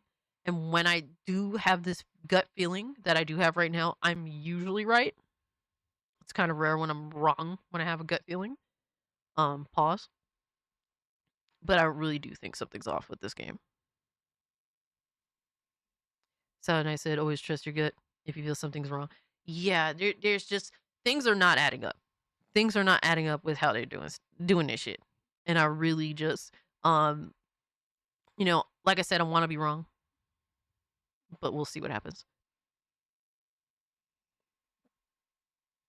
I don't know if it's not uncommon these days, but seeing Doom recommended 32 gigs RAM was the biggest shock to me. Crazy work. Absolutely crazy work. You're right, it's RTX. These specs listings are almost always whack. Yeah, they're just trying to force people to upgrade. It's like the games aren't really any better than they were last gen. You know what I mean? To warrant these massive upgrades in a lot of cases. Spectre said I was right twice with my gut on certain games, and I was right both times. Fallout 76 and Battlefield 2042. Dude, I almost fell for 2042. I almost did. After playing the beta, I canceled my pre-order because I was I was locked in for the $100 edition. I sat there, I laid in my bed with COVIDs, and I fucking called up Sony. I told them to, and I spent an hour on the phone, but I told them to cancel my pre-order. Battlefield 2042 almost gave me like a fucking seizure with how many times it would just flash, you know, bright white light on screen. Oh my god, it's so fucking horrible. What, dude? Crazy work. Crazy work. And Fallout 76, I was on my civilian Twitter account, the way before obviously I did YouTube, telling everybody you guys are fucking insane if you go out and buy this game.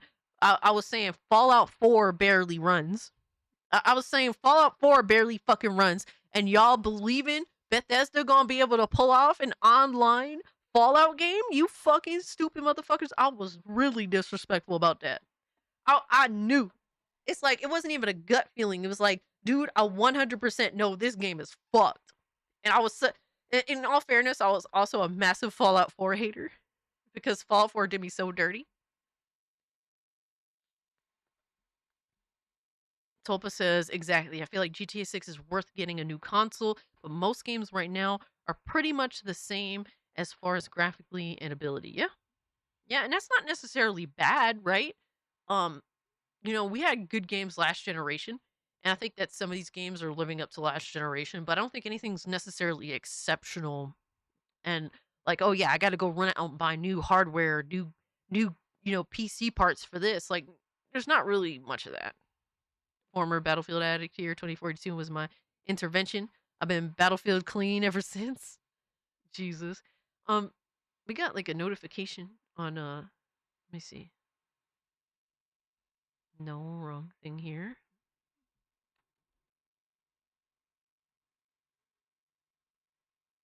Where did I put my Steam?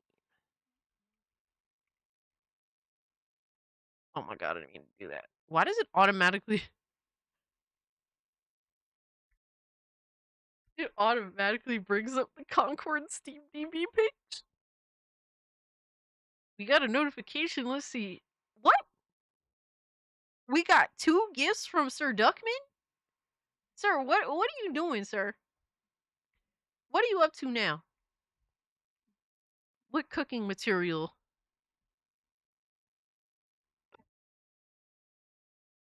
Dog, you need to stop with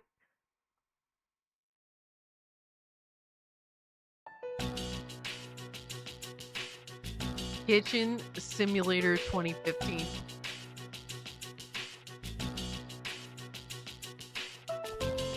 Are you good, brother?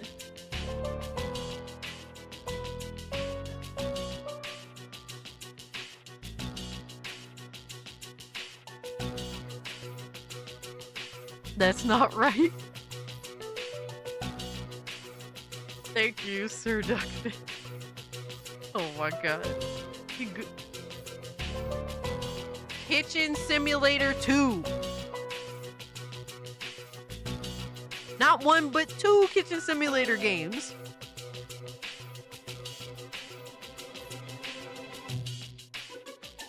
He's trying to make Cass a housewife. Yo, Sir Duckman, you are sick as fuck, bro. You are so sick. Thank you so much for the games, brother. I appreciate you. Yo. Oh my god, dude. He be doing some silly ass shit, man. Shout out to him. Good old misogyny. Absolutely. We love to see it. But yeah, I would say be cautious of Mind's Eye. I feel like something's up with the game. I hope to be wrong, but we shall see. Gotta keep the trend going. I see. I hope you're doing well, Sir Duckman. Alright, so next up, we got some news from Taeyeon, man. We got some news from Taeyeon. He said, Big Ben Week in Paris. First hands-on with RoboCop Rogue City Unfinished Business. At the event with Nacon, we're showcasing one of the very first playable demos of our upcoming standalone expansion, Unfinished Business. It's been exciting to see the reaction and hear the feedback from those getting their hands on it for the first time.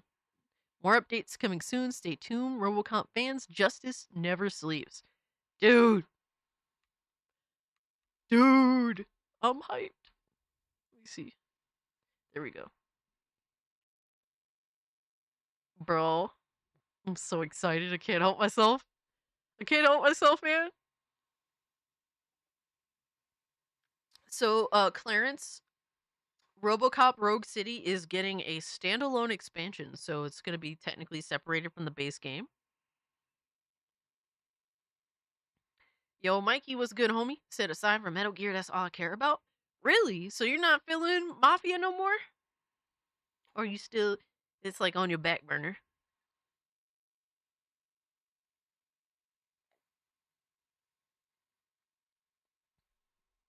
Nah, I get you, bro. Hey, man, sometimes some things don't hit at the right time. But, I hope you're doing well, Mikey. But, I'm excited for this, too. It's gonna be beastly as fuck. And then,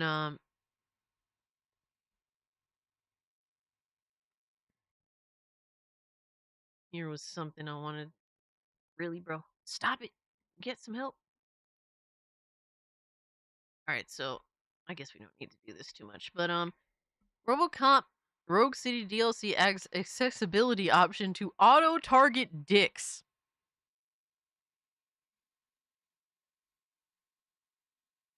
Apparently this is real. RoboCop Rogue City has added a free accessibility feature that allows players to automatically target dicks. That's funny. Oh my god. Base devs? Oh man.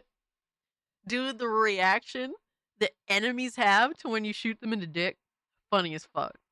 Absolutely hilarious. Shout out to them.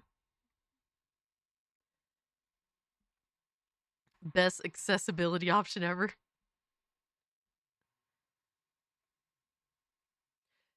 Oh my. Nissan, I'm not reading it. I'm not reading it. Oh yeah, I should have showed this off beside RGT's RGT sweet, but Elder Scrolls Oblivion Remaster was the best-selling game in the United States for April 2025, second month in a row. Hey man, for a game that ain't being talked about much, motherfuckers is still dicking it.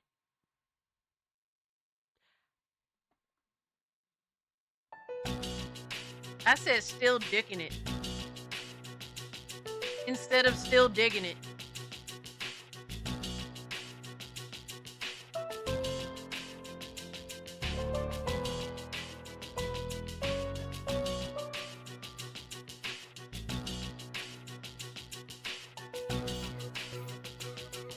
Put Cass in timeout. Oh my god.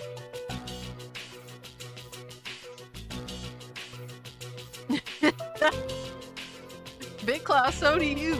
So do you. Homo sapien. Was good, Big Claw. Not gonna lie, I like the first one. Hearing rumors it bugs out the further you play it. So what I'm hearing with Oblivion is that the more save files you make of the game, like original, like, so the more save files you make, the more the game fucks up. So apparently it's, from what I'm hearing, it's best to have minimal save files. So I'd say keep it below 10. Because if you're one of those, like, honestly, I'm surprised I didn't run into this issue because I do constantly make new save files and I made a fuck ton of them. But yeah, shout out to what's her name? Kay from Melee Games. Melee K.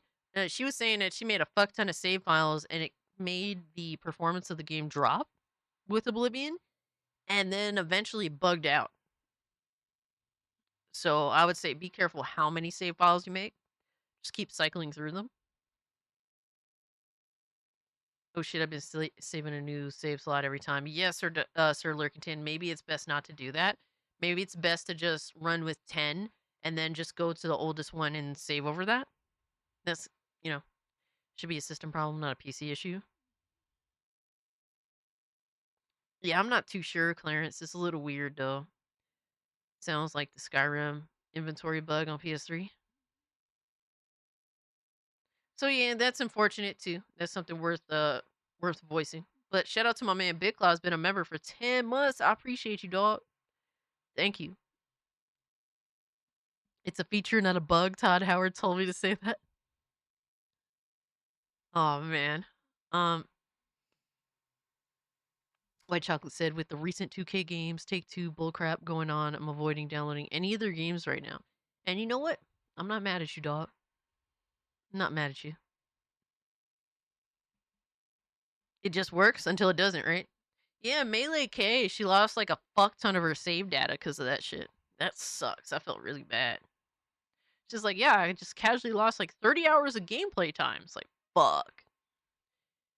But yeah, the game seems to have done pretty fucking well for a game that apparently lost the general interest of the talkative public. Next up, we got Ubisoft has delayed its significant IPs to improve game quality. But apparently they're doing well from what I keep hearing from the internet. I hear Shadows sold phenomenally. All right, I hear everything's fine. Those same people are saying Star Wars Outlaws also made profit and sold well. We found out that wasn't true. X-Defiant died. So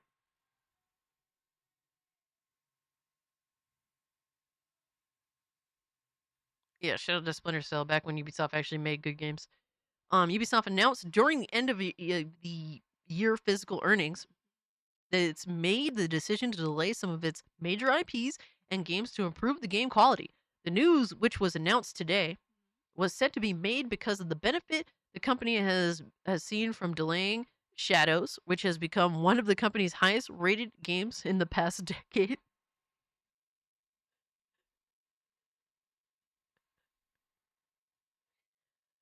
Oh man, that's funny.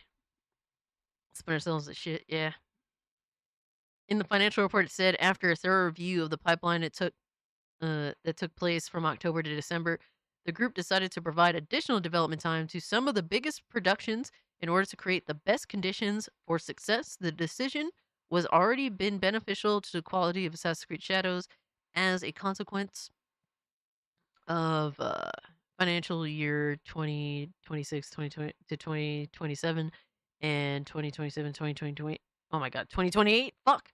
We'll see significant growth versus 2025 2026 on the back of strong content coming from group's largest brands.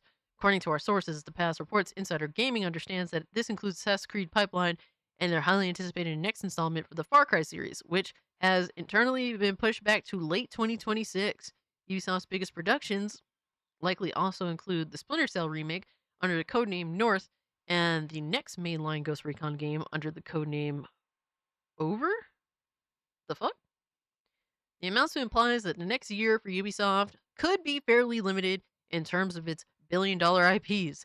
However, it's understanding that Ubisoft currently have several smaller experiences around these games in development. For example, Assassin's Creed has 2 smaller games in development, a multiplayer offering codename Invictus, oh my god, and a remake for Black Flag codename Obsidian. In addition, another smaller experience for Rainbow Six is in the works, codenamed Slice and Dice. As of yet, Ubisoft has yet to comment on which games will release in the next 12 months, but according to some sources at the company, they believe that the short-term loss will eventually lead to long-term gain in game with quality titles. Okay, brother. But, this is funny to me because it's like, you make all these announcements, but you won't actually announce how much Assassin's Creed Shadows is sold. So, I just find it funny. Yeah, what's good, CJ? Assassin's Flop Shadows. Oh man. I'm watching you on my TV. And your name is Pink? It's Pink! Oh man, shout out to Vegeta, the goat. Yo, shout out to my man Lowest Expectations with the raid. Brother, I hope you're doing well. Let me pull up the homies YouTube.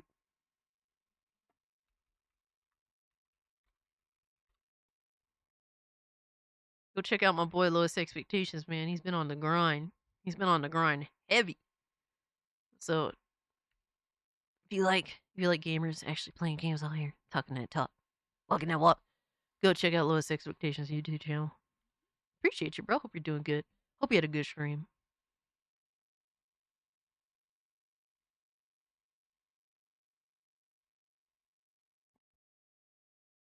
My man Lowest Expectations, Bobby Hawk. Oh, I see that short that you did did pretty well. That was a funny short. I was dying when I was watching that bitch at work. That was funny as fuck. No wait, was it at work? I think it was at work. Either that, I was in bed. Gooning into it. I mean, what? I joke. No, but shout out to you, brother. Shameless plug. You hate games that get delayed. To be honest, Clarence, I don't really care anymore. You know, like, I hate games that I'll boot up and they just run like dog shit and I just uninstall, you know? So, for me, when games get delayed, it's like, dude, like, I just don't think about it. And then before you know it, oh, the game has an official release date. It's like, oh, shit. It's been a minute, but I didn't even realize how quick time went by. All right, so next up in terms of news, we have Valve director leaves Obsidian for Netflix games. Oh, man. Kerry Patel, the director behind Avowed, left Obsidian Entertainment and Xbox Game Studios for a new opportunity at Netflix games. Is that really an opportunity, or is that like the death of one's career? What the fuck is Netflix games doing? Like, let's be real now.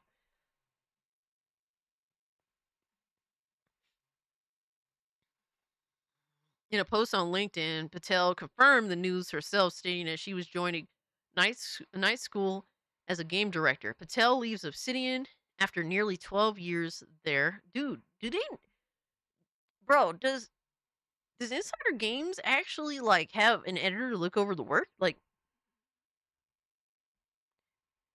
anyway, In addition to working as a game director, she was a narrative co-lead and senior narrative designer. Okay, so what you're telling me is she sucks. And she got the fuck up out of there.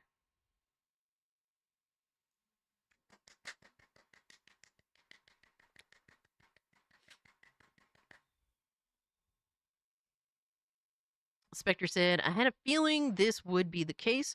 I love Avowed, but it's clear you could tell that the director was inexperienced in her decision making surrounding the game. And that's crazy because she's been at Obsidian for 12 years.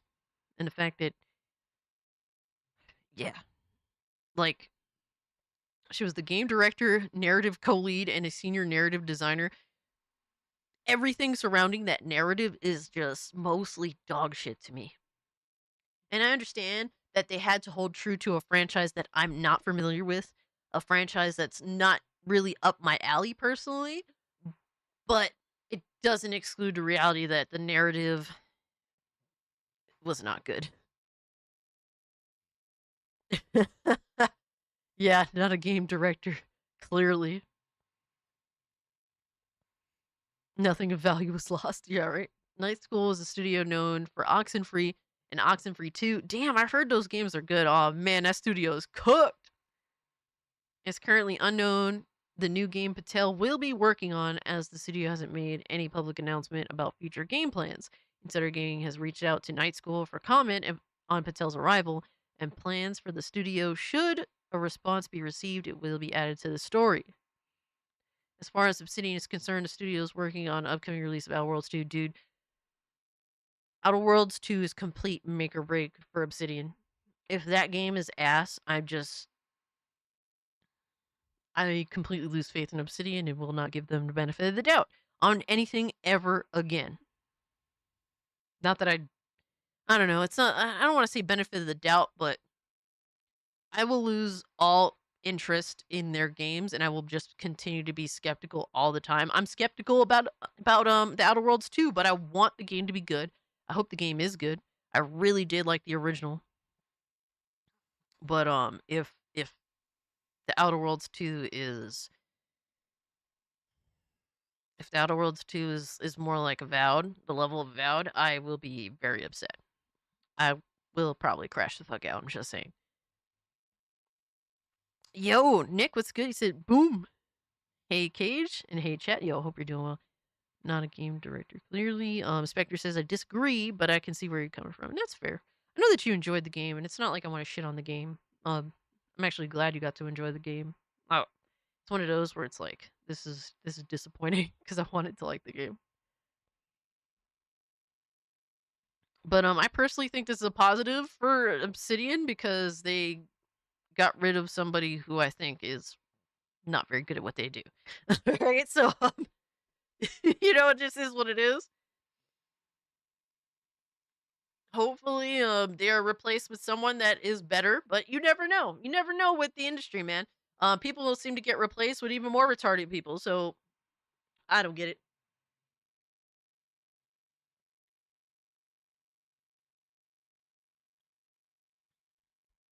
White Chocolate says, the Outer Worlds 1 was mid as hell.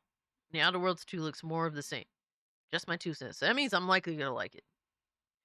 Me and White Chocolate have a bit of a difference in what piques our interest with Western RPG games, which is fair.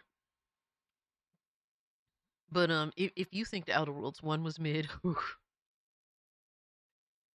I hope you didn't waste your time with Avowed. For your own sake, because the Outer Worlds 1 is so much better. But we'll see what happens, man. Like I said, I'm hoping that Outer Worlds 2 is good, but I'm also scared. I'm really scared.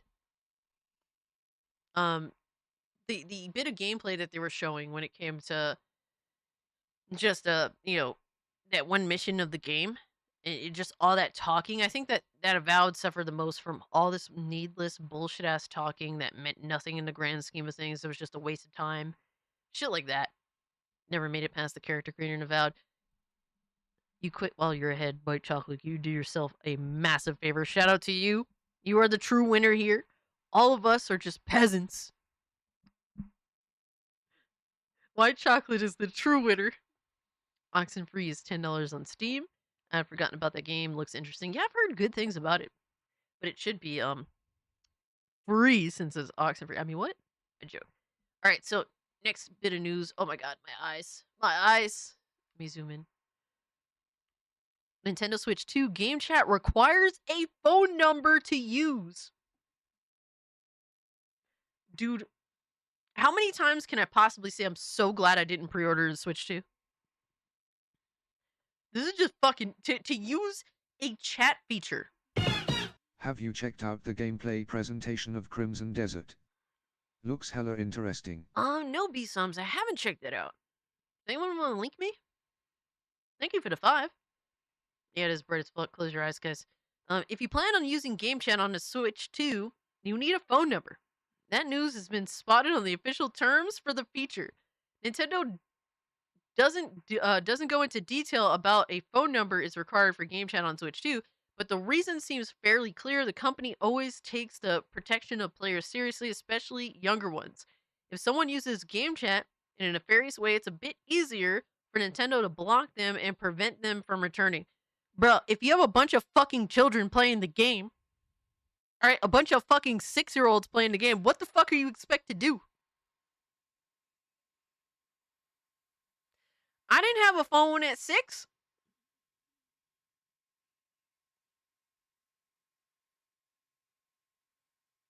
I didn't get a phone until I was 12. The fuck? That is crazy. That's crazy, but I'm not going to leave it on there because it's too bright.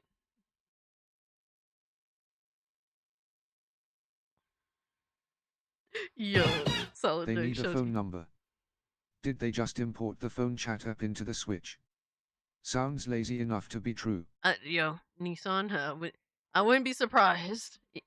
Honestly, expect the worst, and somehow they'll even surprise you there.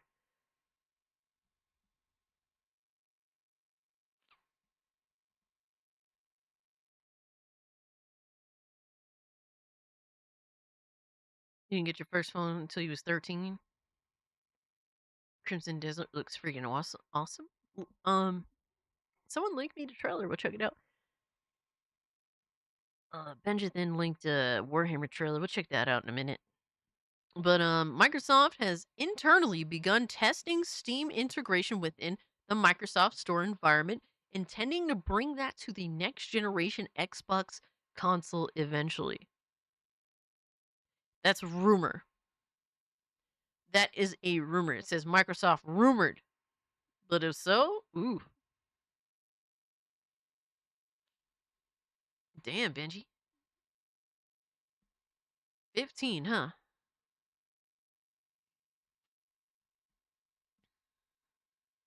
You got your first phone when you had your first job? Crimson Desert is my most anticipated game. I hope it releases this fall or early next spring. Damn, your most anticipated, huh? That's impressive. Holy shit. So here was something that Rambling Entertained pulled up that I thought was worth discussing. Rambling said, Capcom, Konami, and Sega are no different than Nintendo justifying patents as if they're pushing other developers to find new solutions. Needless to say, I'm happy to add them to my list of companies not to buy from anymore. Yes, it's become the patent wars, guys.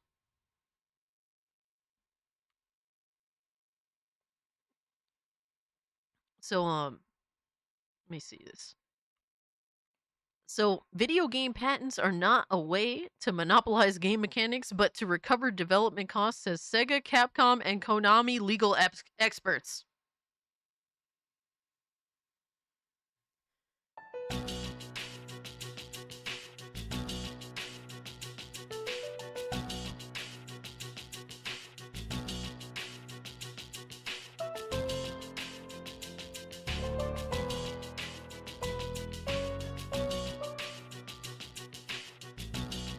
What are we doing, guys? What the fuck are we doing?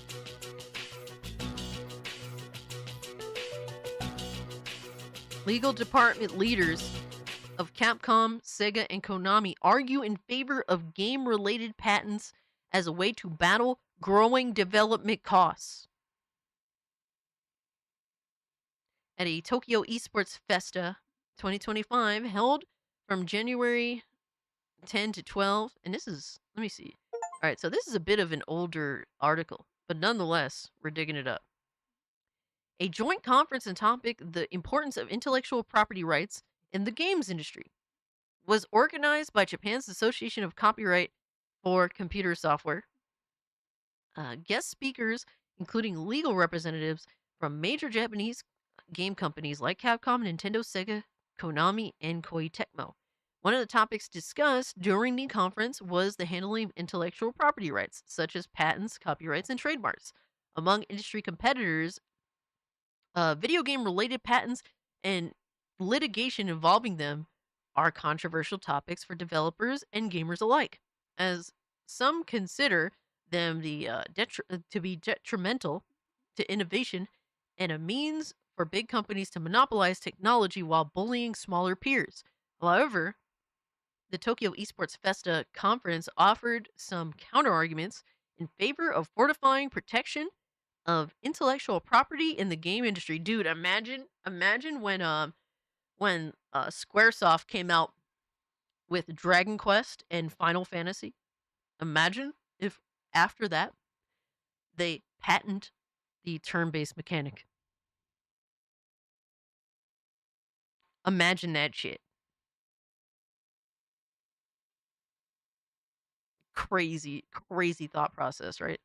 Before moving on, please note that the intellectual property law differ depending on the country. Yes, absolutely. It's not the same from country to country.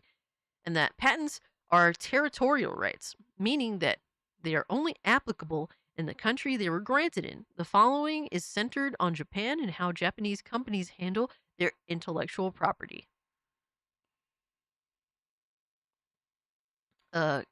Kiku Matsumoto, oh my god.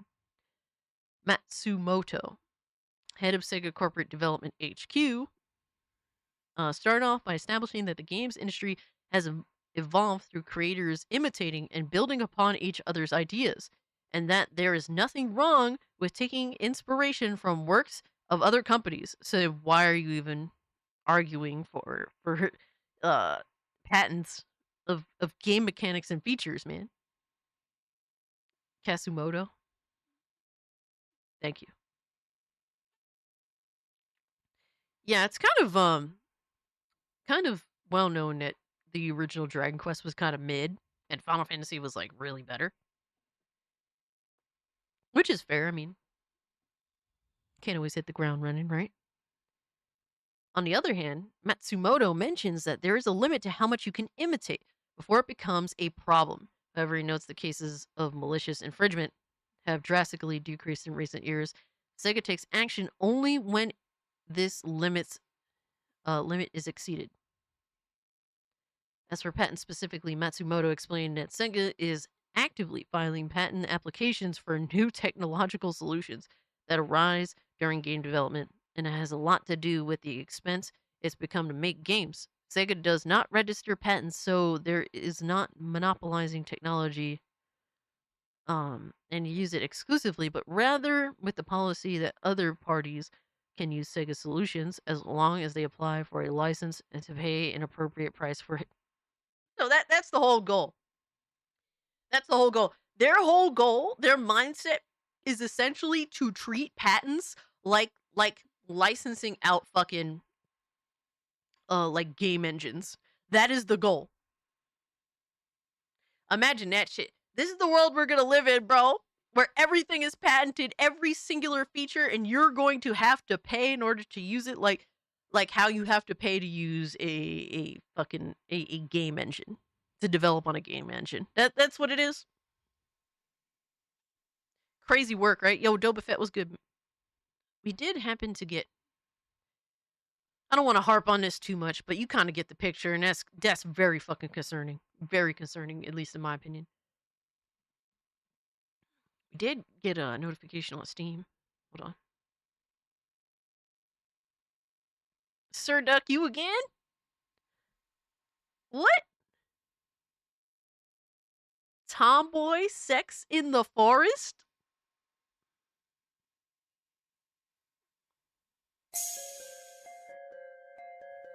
Expose.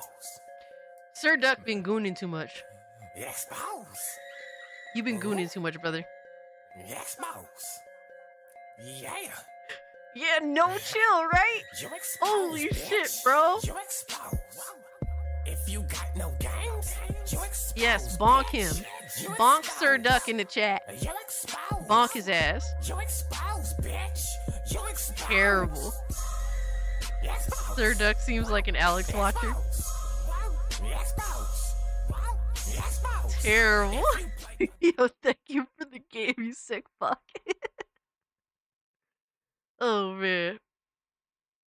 Oh, Xavier's gifted Monster Sanctuary Deluxe Edition. Nice, dude. I think I actually got, so this was, a limited run game. And I do have the Switch copy of this game. I'm pretty sure I do. Somewhere around here. I never opened it, though.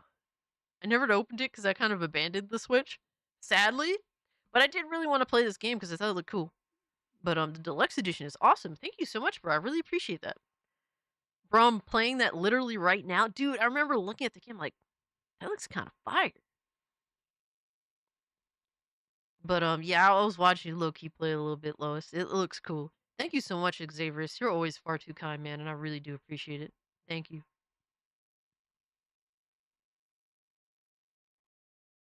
All right, so that was a good article that Rambling recommended.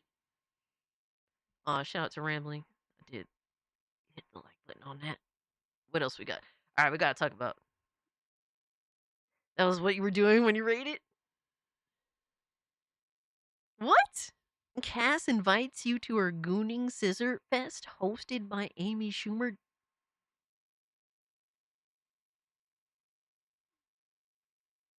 Are you implying something, Drewski?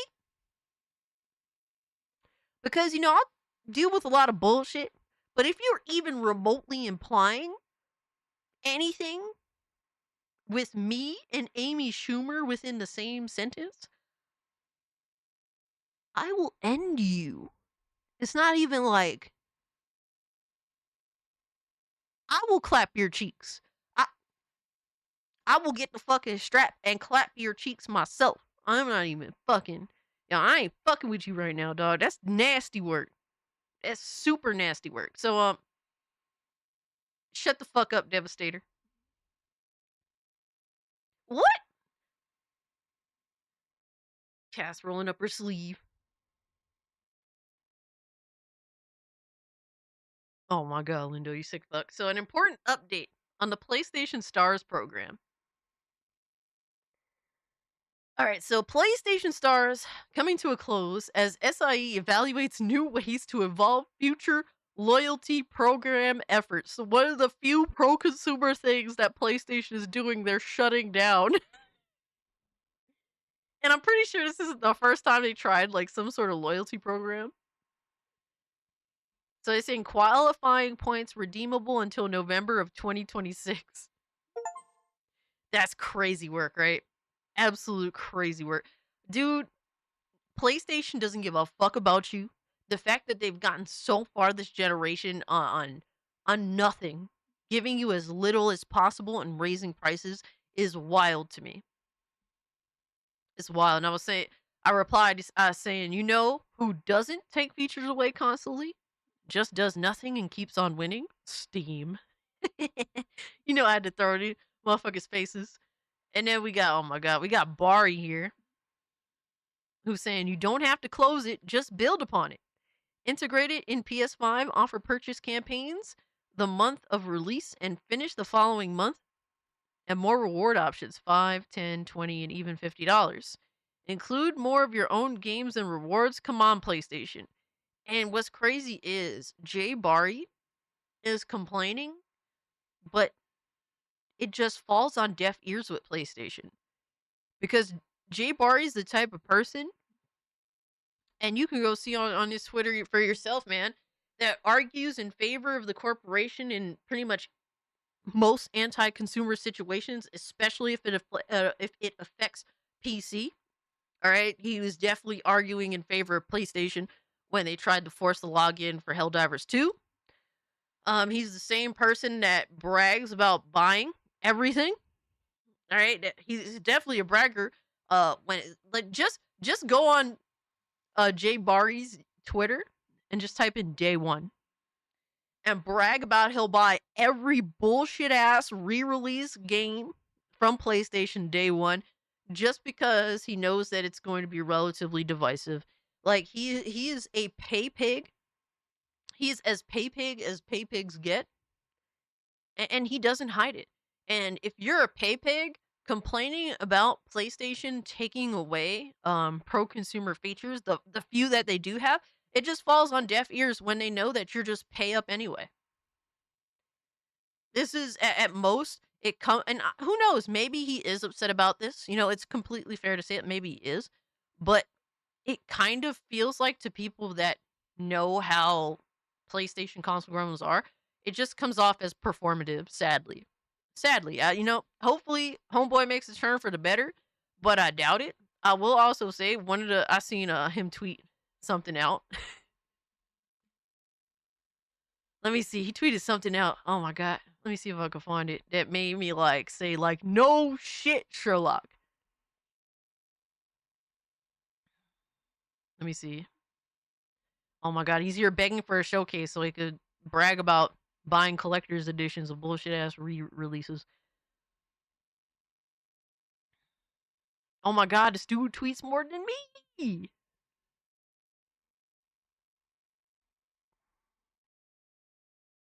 I was gonna reply, but it's like, yeah, it's not even worth. So what Bari was essentially saying earlier, that I saw him tweet out, he was like, it's becoming something along the lines of it is becoming increasingly the reasons for being a primary console gamer is dwindling, like the reasons for it. And I was like, no fucking shit, Sherlock. We've been saying this for forever now. Like, you know what I mean? Like people on PC have been saying this for so long and you fought against them tooth and nail. And it's like, thank you for confirming that we're correct. Not that we needed your say so, but it's crazy that you've been fighting against us for this long against people that saw the writing on the wall earlier than you did. So yeah, there's that too. Anyone who tweets Morningcast is terminally online for sure. Yeah, I'm a little bit terminally online when I'm at work. When I'm at work, because I have too much free time and I just like to talk shit on Twitter. But I kind of tend to avoid using Twitter if I'm like not at work. I'll do my little bullshit ass replies. Don't get me wrong. But a lot of my shit talk you'll see happens like in the middle of the night because I'm just at work and I have nothing to do.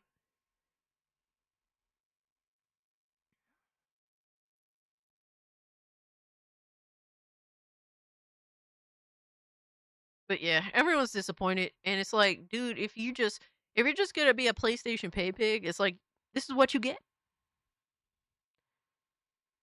I'll stop messing with Cass. Made myself laugh so hard I started crying. Good, cry more, Juicy. How dare you, sir?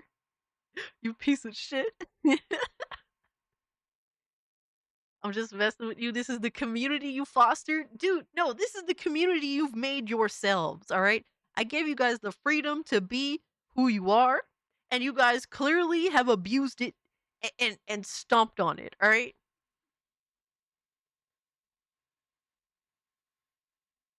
You guys have chosen to do the worst all of the time. Sounds chill. I mean, I'm not here to bust your balls, right? I'm here to fucking have fun, talk shit, shoot the shit with y'all. Like, that's the point. I'm not here to try and boss you guys around and shit. What fun is that? Why the hell would you want to come back? Unless some of y'all are into that, and I think some of y'all might be into that. Yo, Tipples was good. Did someone say abuse? That's what you into, huh, brother? He was like, wait, abuse? I'm ready. Like, what?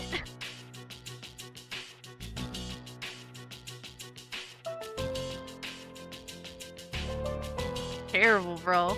Y'all the worst. There was something I wanted to do, and then I forgot about it. I can't believe Twitter's so broken. It's literally fucked up right now. Oh yeah, I think something. You guys keep gifting me stuff. Y'all need to stop. You guys need to stop. What? What the fuck? Buddha, Fix, Dick, Dine, and Dash? Benjamin, what the fuck, bro? What the fuck is this?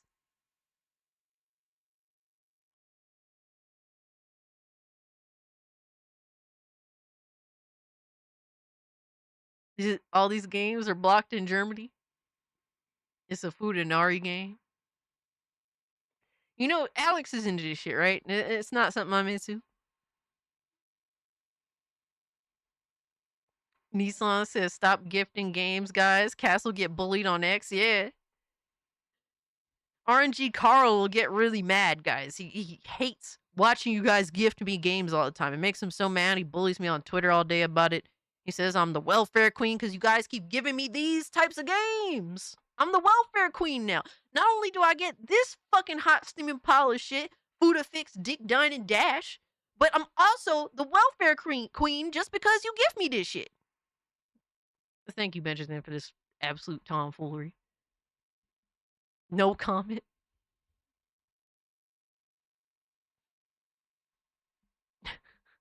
Y'all are so sick. The welfare cream.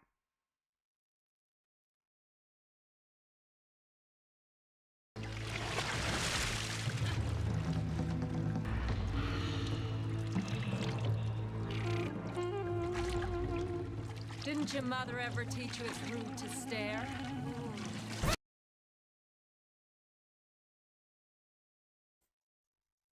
Oh, fuck!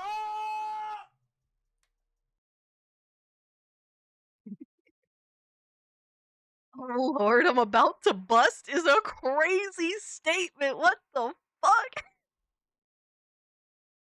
Yo, that's crazy.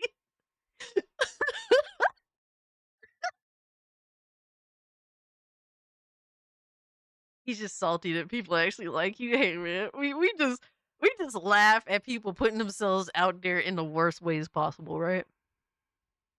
Do you, Cass? Hell yeah. Oh my god, Benji said I'm bricked up. Lois. Oh, so sick, man. Holy shit, really. Alright, so we got some Mafia news. And I'm confused with this character model because he looks a lot different. I don't know where this character model came from. But I'm slightly confused on that. But Mafia game videos posts Take-Two CEO on Mafia the Old Country for $50. Says listen to Take-Two Interactive's recent earnings call here, and he said, we think it's extraordinary. They're talking about Mafia the game. It looks amazing, and we want to get it into many hands as we possibly can.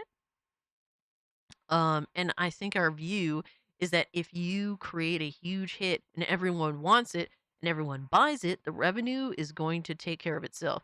And I think that's a positive mindset to have. Like, just get the game into the hands of as many people as you can at a reasonable price.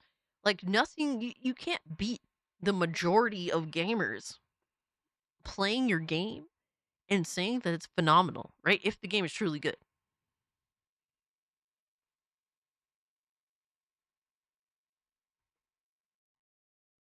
A dehydration clip montage? Oh man, you asking me to get clipped on YouTube? Holy shit. Quality sells itself, only garbage needs life support even at launch. Yeah, facts. So, I think this is a good mindset to have, and I think the Take-Two CEO should have this mindset with more games and not just Mafia. Because Mafia at $50, instant, easy, day fucking one for me. And I think that a lot of people are willing to say, hey, do I want to buy Borderlands at $80 fucking dollars, or do I want to play Mafia at 50?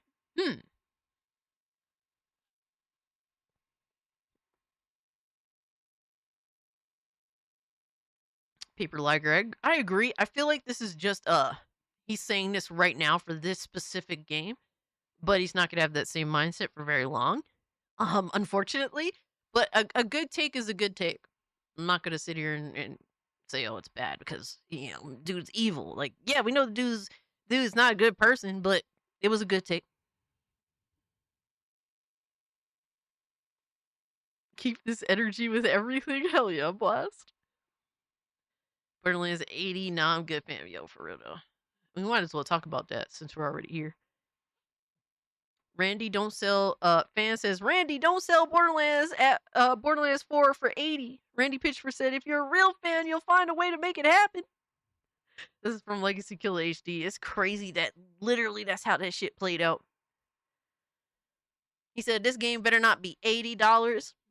Don't take that risk. A lot of gamers aren't gonna pay $80 and feed this notion of constant increase of the price tag. You are the CEO. You have some say with the price when it comes to your publisher. And Randy says, it's not my call. A and B, if you're a real fan, you'll find a way to make it happen. My local game store had Starflight for Sega Genesis for $80.91 when I was just out of high school working minimum wage at an ice cream parlor in Pismo Beach, and I found a way to make it happen. Crazy work, right? The justification is always so obnoxious when they go back in time to when there was an entirely different set of circumstances for games.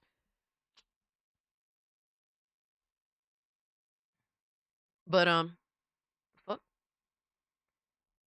no, fuck you. I ain't paying to promote my shit when I could just be an asshole and easily get my shit out there anyway.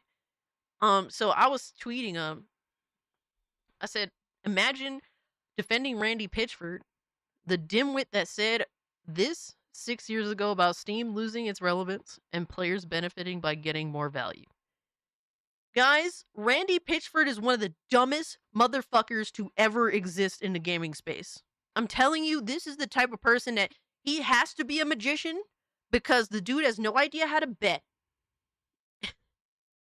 And he's always fucking wrong. And he's just a complete total clown. He's always fucking wrong. Like, your best bet if you're trying to make some money is to see what Randy Pitchford has to say, and whatever he says, just go do it the opposite. You have a high percentage chance of winning some money. I promise you that. But let's get into actually what he had tweeted out, because he tweeted this back in 2019. So he said, from a track record point of view, my expectation is that Epic's investment in technology will outpace Valve's substantially. When we look back at Steam in 5 or 10 years, it may look like a dying store, and other competitive stores will be the place to be. Dude, he was making up all this dumb fucking rhetoric because Borderlands 3 at the time was going to be an Epic Game Store exclusive, and everyone was up in arms about it.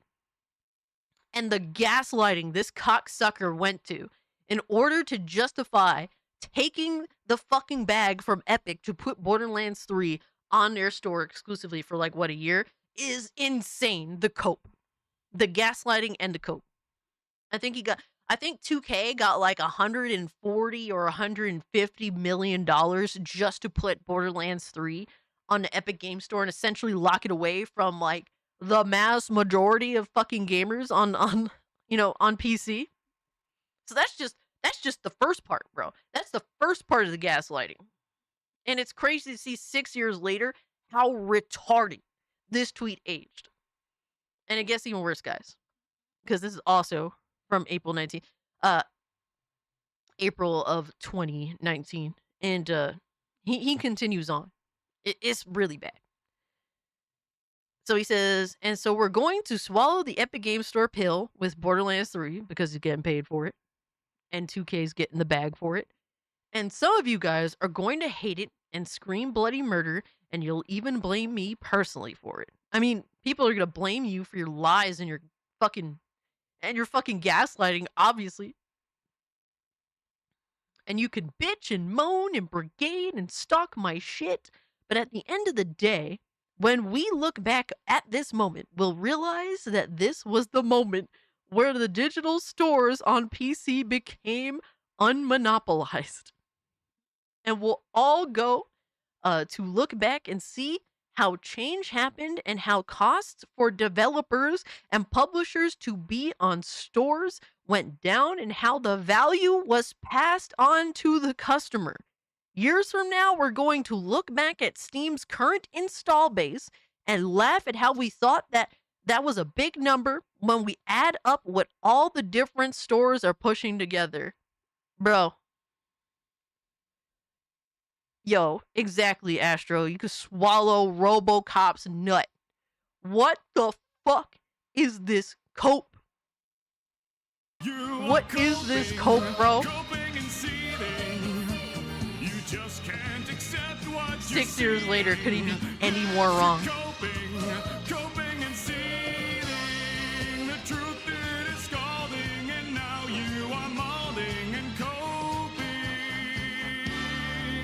Coping so hard, coping and seething. And Randy Pitchford has always been this stupid. This is nothing new. Nothing new at all. He's always been this retarded. And it's so ironic that back then he was saying, oh, well, the value of publishers and and publishers putting their games on different storefronts, they're going to make more money, more profit, the costs will go down, and that'll trickle down to the customer. Meanwhile, 6 fucking years later, he's floating around the likelihood, all right, the possibility at least, or the likelihood that Borderlands 4 is going to be an $80 fucking game. The irony. So much for the fucking value being passed down to the customer, asshole. What a joke, right? And somehow people take this dude serious. There was people actually defending this fucking guy. I couldn't believe the fucking cope surrounding defending Randy Pitchford of all things, one of the most lying, gaslighting cocksuckers in all of the gaming industry. Of course he tried to defend alien colonial marines. This dude is one of the most ignorant fucking people in the gaming space.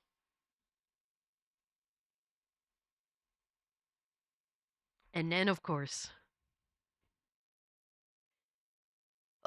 we got to get to Riri Gaming. Because when there is a CEO that's going to blatantly gaslight you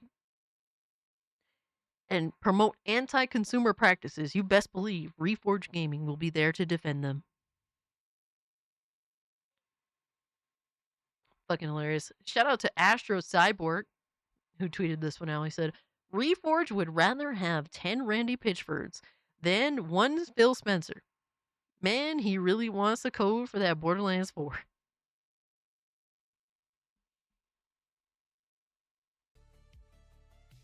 See, Devolver's playing along with Randy. I think this is in good spirit, okay? So Randy Pitchford leaned into the meme here because Devolver said, you're going to be able to buy Myco Punk for you and 3 of your friends for the price of a copy of Borderlands. And he says Myco Punk is cheaper than a point of meth, probably has fewer side effects too. And Devolver has leaned in and played along. Myco Punk, Super Edition, Regular Standard. Well, of course Devolver's going to play along. Randy Pitchford is like, he has a massive amount of heat on him, and guess what?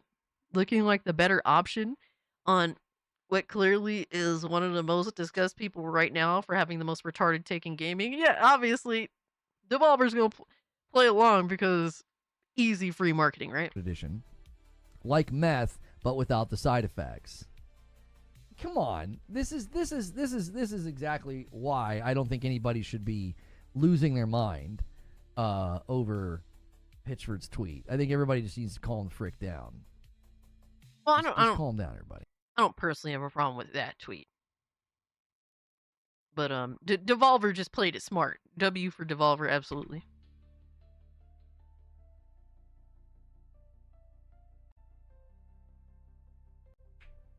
He's prideful. If you watch his response, Lobo, when he was asked the question. Lobo watches Reforge Gaming. Lobo, you've been exposed. That's what you into, right? Watch Riri Gaming, that's your man's. I see you, dog. Yeah. Lobo been exposed. You exposed, bitch. You exposed. I bet you that motherfucker ain't here. You busy watching Riri Gaming fucking recap live stream. You exposed. You exposed, bitch. You exposed. Exposed. Exposed. You left your goon buds at home? Exposed. If you play the way. I think it's a different Lobo. I don't know, brother. I'm either way. Even if it is a different Lobo, I'm still gaslighting. What's good on, man?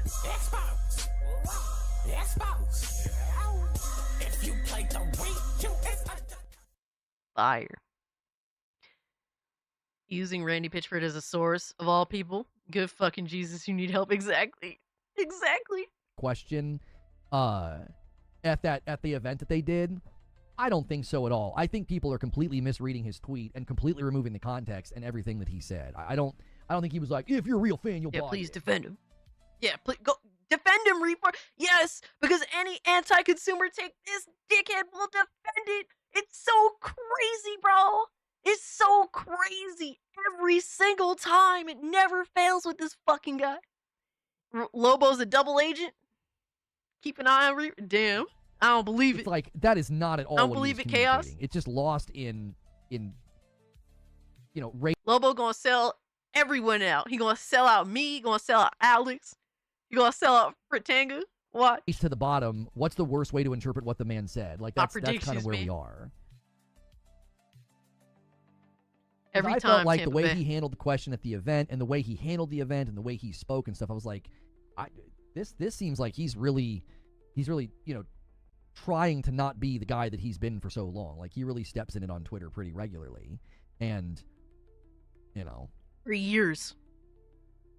Yeah, the thing is, Lobo, him saying it differently wouldn't change anything, and I would rather get a raw and just very transparent and honest response from somebody instead of what we typically get when the subject of price increases comes up. Did Microsoft's blog about it make it any better? A bunch of corpo speak and a bunch of nothing? So both sides are doing the same thing. Likely. It's not confirmed that Borderlands 4 will be $80, but it's likely the case, right?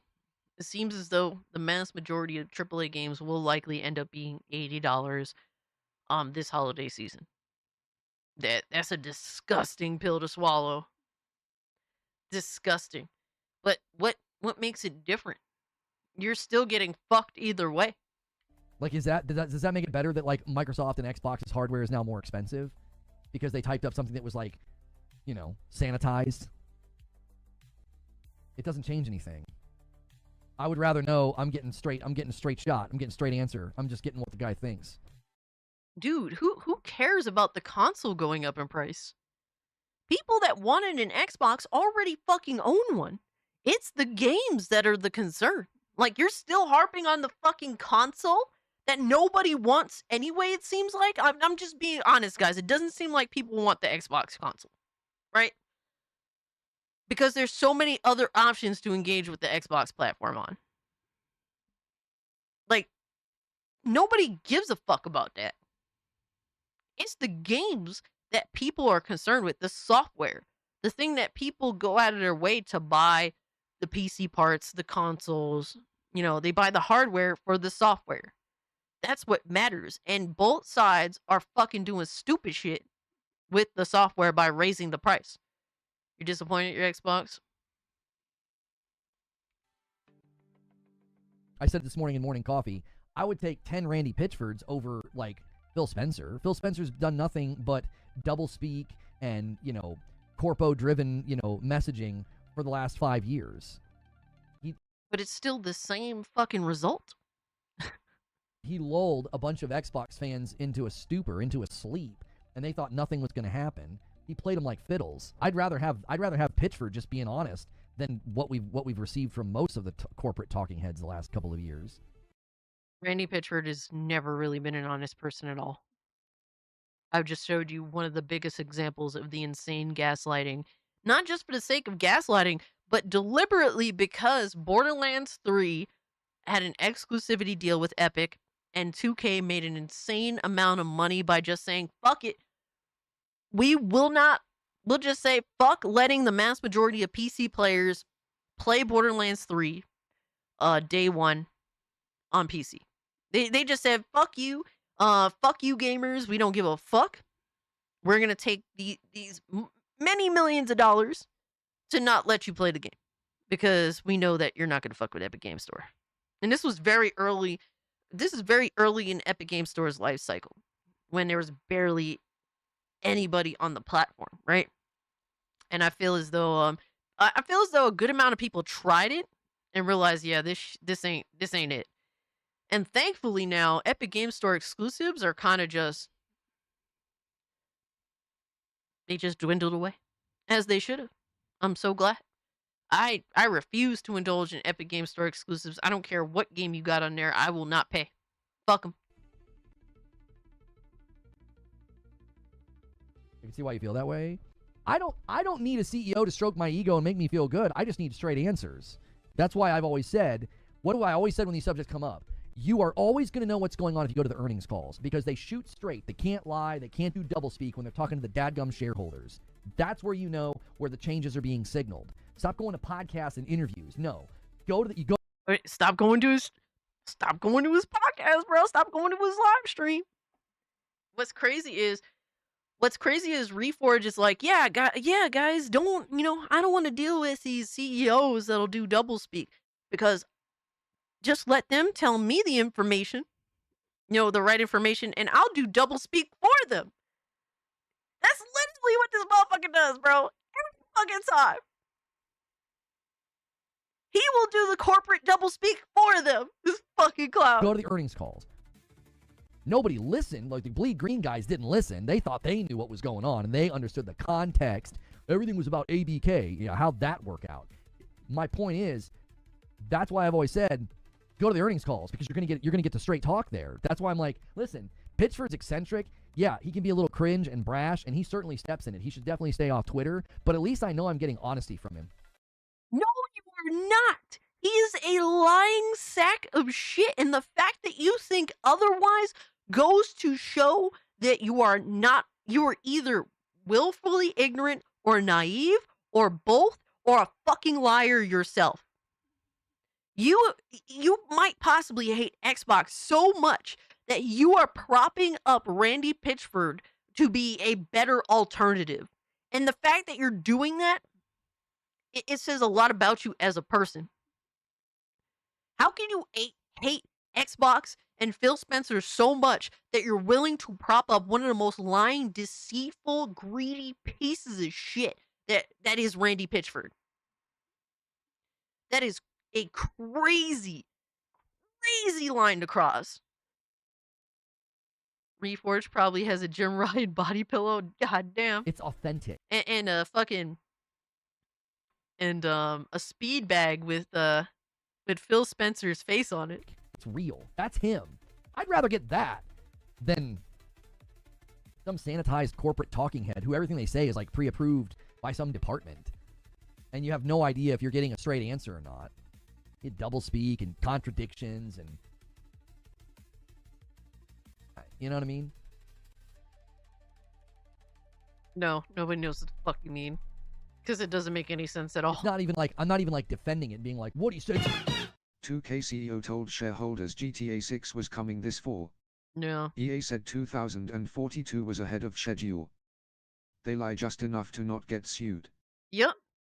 Facts, Nissan. They will bend and twist and lie as much as they possibly can. They do not care. They do not care about you. Shit. Look at Ubisoft, just outright lying to their fucking shareholders, too. Crazy work. Good. It's like, I mean, he obviously should have phrased it in a different way. He had to know what he was doing. You're stepping in it. Everybody's gonna come for your dadgum head. Everybody's gonna come for your head over this. He should have known better. He's too much of a veteran in the industry to think that like what he typed was gonna be well received. Dude, you're assuming that Randy Pitchford isn't a deranged weirdo fucking lunatic.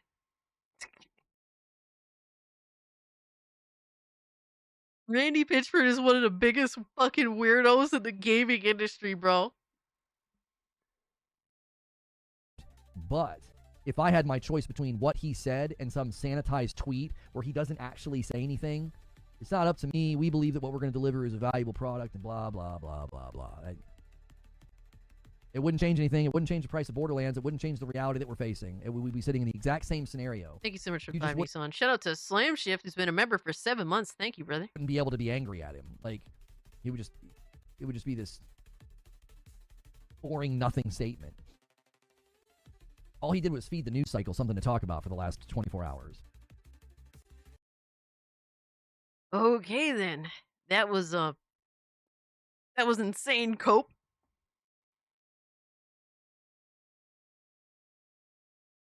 Caramel, if Randy wasn't so fucking greedy, he would do that, because that's his true passion. That and barely legal. I mean, what?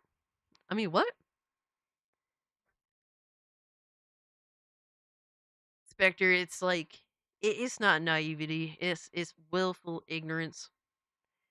It's, oh my god, Philip. It's, I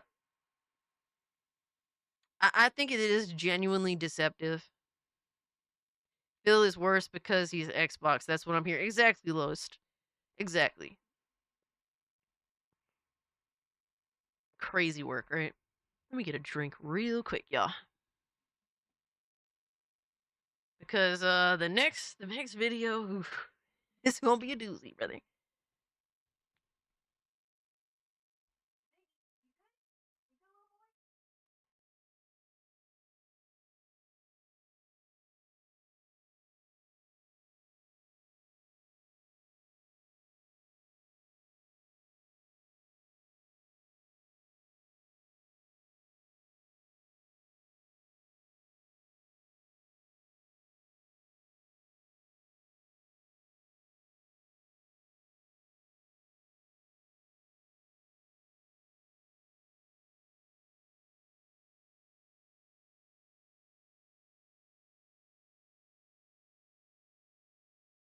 Ziggy's taking a little nappy nap. Hair stream, let's go.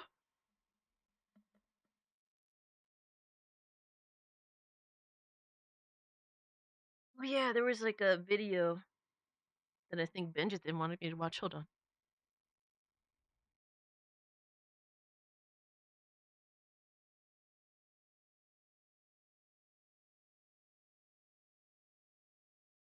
Dark Heresy announcement trailer? I'm about to call it Dark Hershey. Oh, this came out 10 hours ago. Dark Hershey.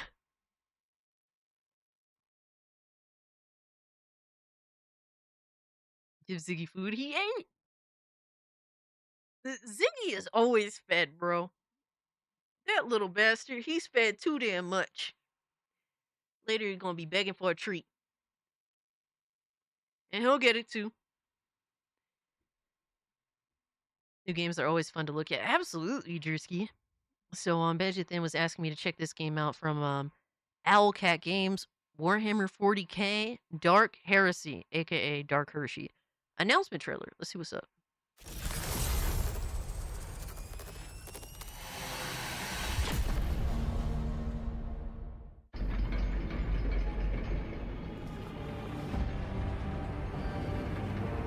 Ooh. Okay. Interesting art style. In this darkest hour, we are besieged on all fronts. Welfare Queen, Nissan. Welfare Queen.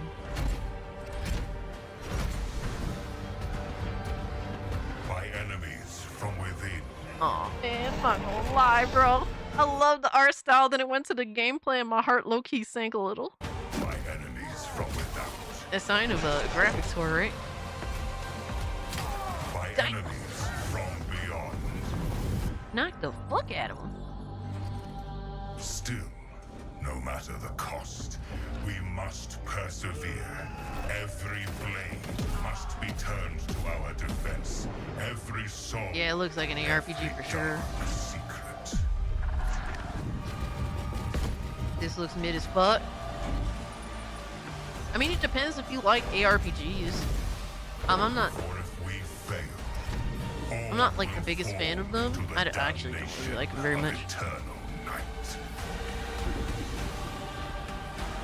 Like those overhead tactical RPGs. Yeah, I'm not usually a fan. I like the vibe. I think the vibe is cool, but yeah, tactical RPGs. Ugh, God, I'm so fucking horrible. I'm so genuinely horrible. But I could see, look, as much as I don't like tactical RPGs, there's a huge fan base for them, especially on PC. So, Owlcat makes CRPGs like Baldur's Gate. That's a good. I appreciate you giving that context. Look at this. Look at that eye and the logo. They're gonna milk this.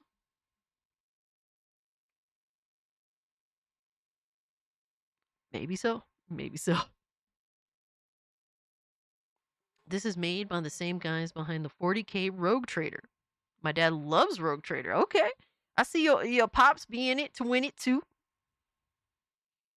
Yeah, we like Dark Hershey. I don't know about Dark Heresy though.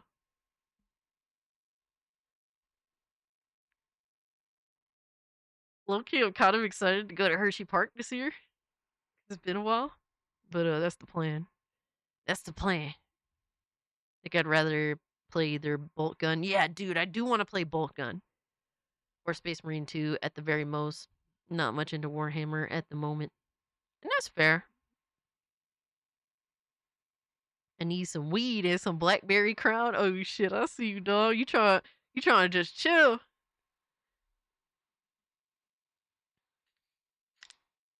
What, Hershey Park? Yeah, Hershey Park's still a thing. It'll be around forever. All of the money made from Hershey Park, believe it or not, guys, well, the majority of it goes to so if you go to Hershey, the town in Pennsylvania, the man himself, Hershey, him and his wife couldn't have children, so they started up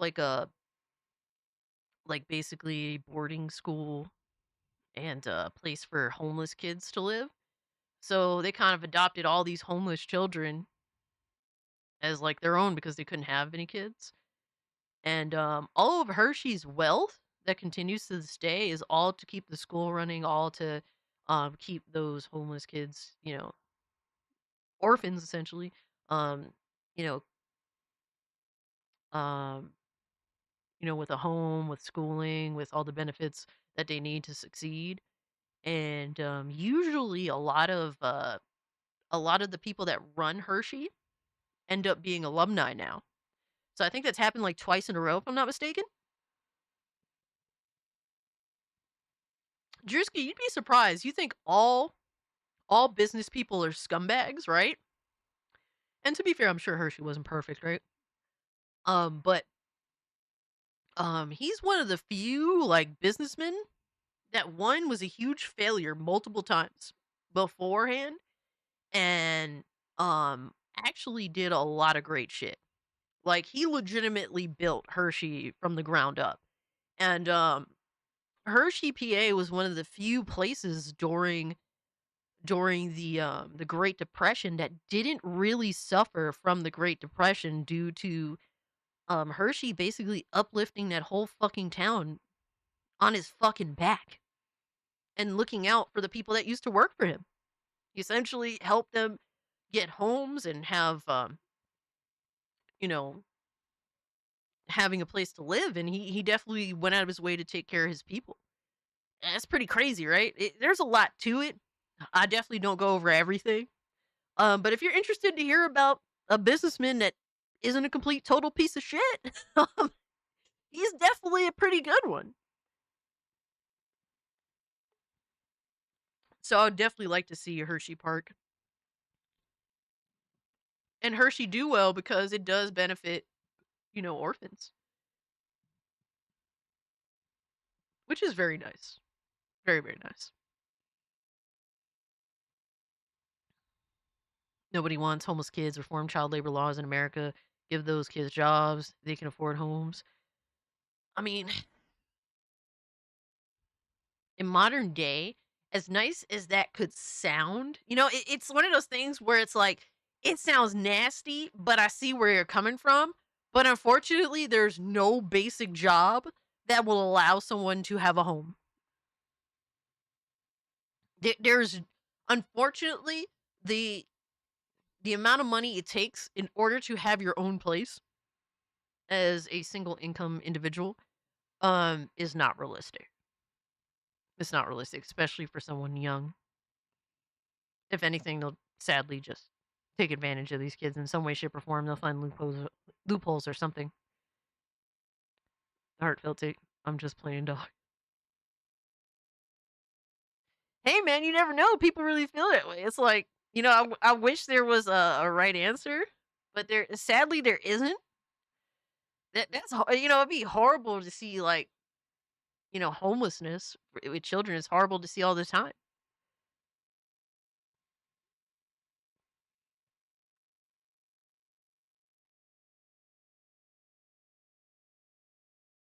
But yeah, I'm actually excited to go to Hershey Park this year. That's my main plan, because I do like I don't really like theme parks, but I do like I like to go to an amusement park and ride all the rides and shit. I'll be on all them bitches too. Monetize your kids, people. Yeah, they do that now. They've been doing that with fucking with YouTube and shit. How many parents, put their kids on social media and make a buck off of them? That shit should be looked into, low key. I don't know. I don't believe that government services do anything positive at this point, but I wouldn't be surprised, bro. All right, let's see. Next up. All right, next up. You know how Alyssa Mercante put me in her video, about a week or so ago? Well, we have an amazing response to this garbage ass video she made.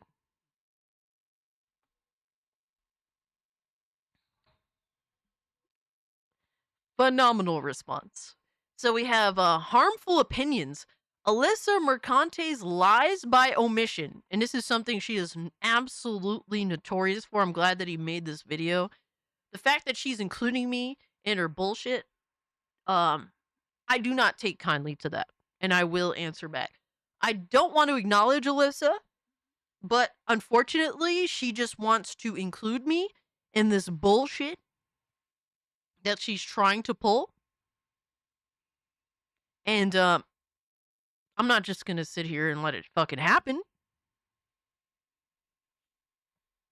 And Harmful Opinions makes a phenomenal video explaining just how much of a lying bitch she chooses to be. When is she not lying by omission? And it's crazy that she's learned nothing. Over this past year, it's been over a year now since she did her Kotaku article talking about the Kabrutus situation. She lied by omission then. And the video that she put out, basically making herself out to be a victim, is also a bunch of lies by omission. So, Clarence, when someone's saying lying by omission, it means you're lying by specifically withholding evidence or information that really puts everything into context. So basically, you're omitting this information that paints an entirely different picture, and you're doing it on purpose. So yes, this is Harmful Opinions. Alyssa Mercante lies by omission. If you talk about things on the internet for long enough, eventually you will make a mistake. When discussing something, you'll miss out an important piece of information because maybe you didn't find it. Maybe you didn't think it was important, but it was. A slip up in coverage. And that is very different to what is known as a lie by omission, which is when you say only things that are true or technically true, but deliberately don't say things you know would give a more accurate picture, making the totality of what you've said a lie, despite each piece of that lie being true. Alyssa Mercante apparently likes to do this a lot. Yesterday, I watched a video of hers called Hating Me Gets Them Views, Here's My Story, and I'm gonna quickly show you 3 examples. The first of Alyssa bald now. If she gets any more stressed, she'll have to shave her armpits. Aw, man, well, I would reply in in terms of getting her to do that, positively getting her to do that. So, but hey, man, you got to be careful how you talk because this one will paint you out to be, trying to completely just go after her or whatever because she's just constantly a victim now, right? But recently she was cheering about her boy Ryan Roger Athay getting kicked off of YouTube. And to be fair, I think Ryan really does stretch the limits of what is allowed on YouTube and not. And I don't agree with a lot of things that Ryan does, but I've spoken to Ryan a lot, and he's actually a really chill dude. of which is a repeat. He just a he just- rerun. You see, she points to an article examples. The first But Ryan is just the type of dude. He just says crazy shit for just the fuck of it. That's just the type of guy he is. But at the end of the day, Ryan's just a poor white boy from fucking England that says crazy shit, knowing that his government at any point could fucking go after him. He doesn't care. Yes, Ryan got completely deplatformed off of YouTube. It happened yesterday, unfortunately. Let me see if I can link his. So he's on Rumble now.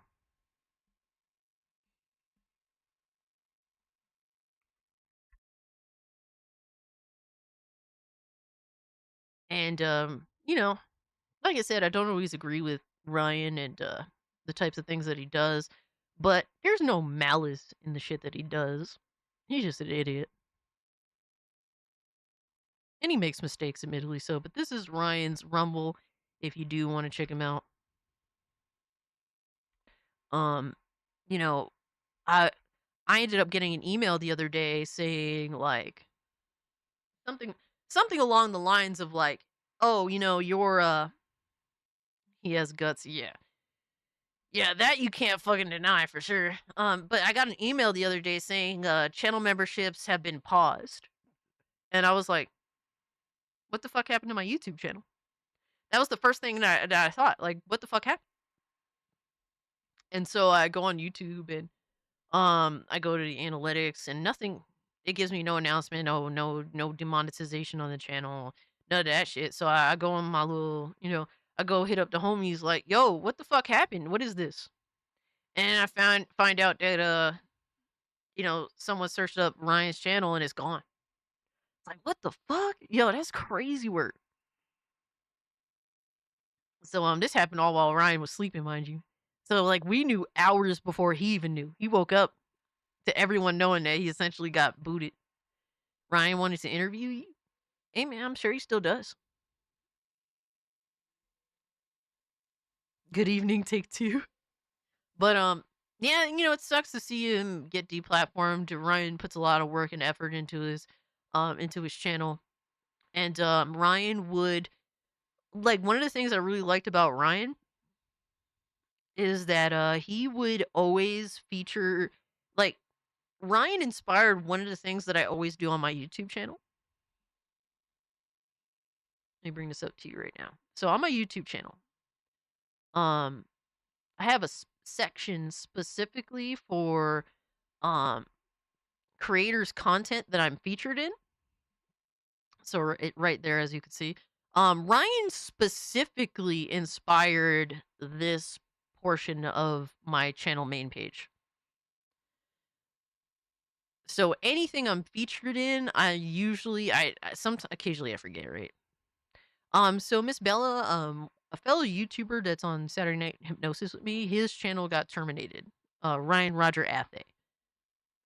And so he inspired me to create this section on my YouTube homepage. So not just to promote myself, but also to promote the people that were nice enough to have me on their YouTube channel. So shout out to Ryan for giving me that dope ass idea that doesn't just benefit me, but also benefits other people that were kind enough to have me on, right? But that's Ryan's Rumble. If you guys do want to check it out again, I am posting it again.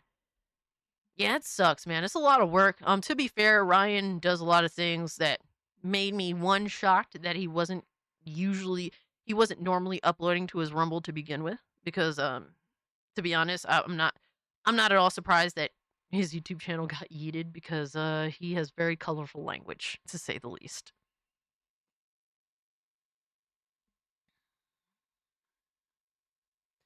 But yeah, I saw Alyssa saying some crazy ass shit about it, by the way, too. Like 14 more or some shit like that. So it's like, sounds a bit targeted to me, but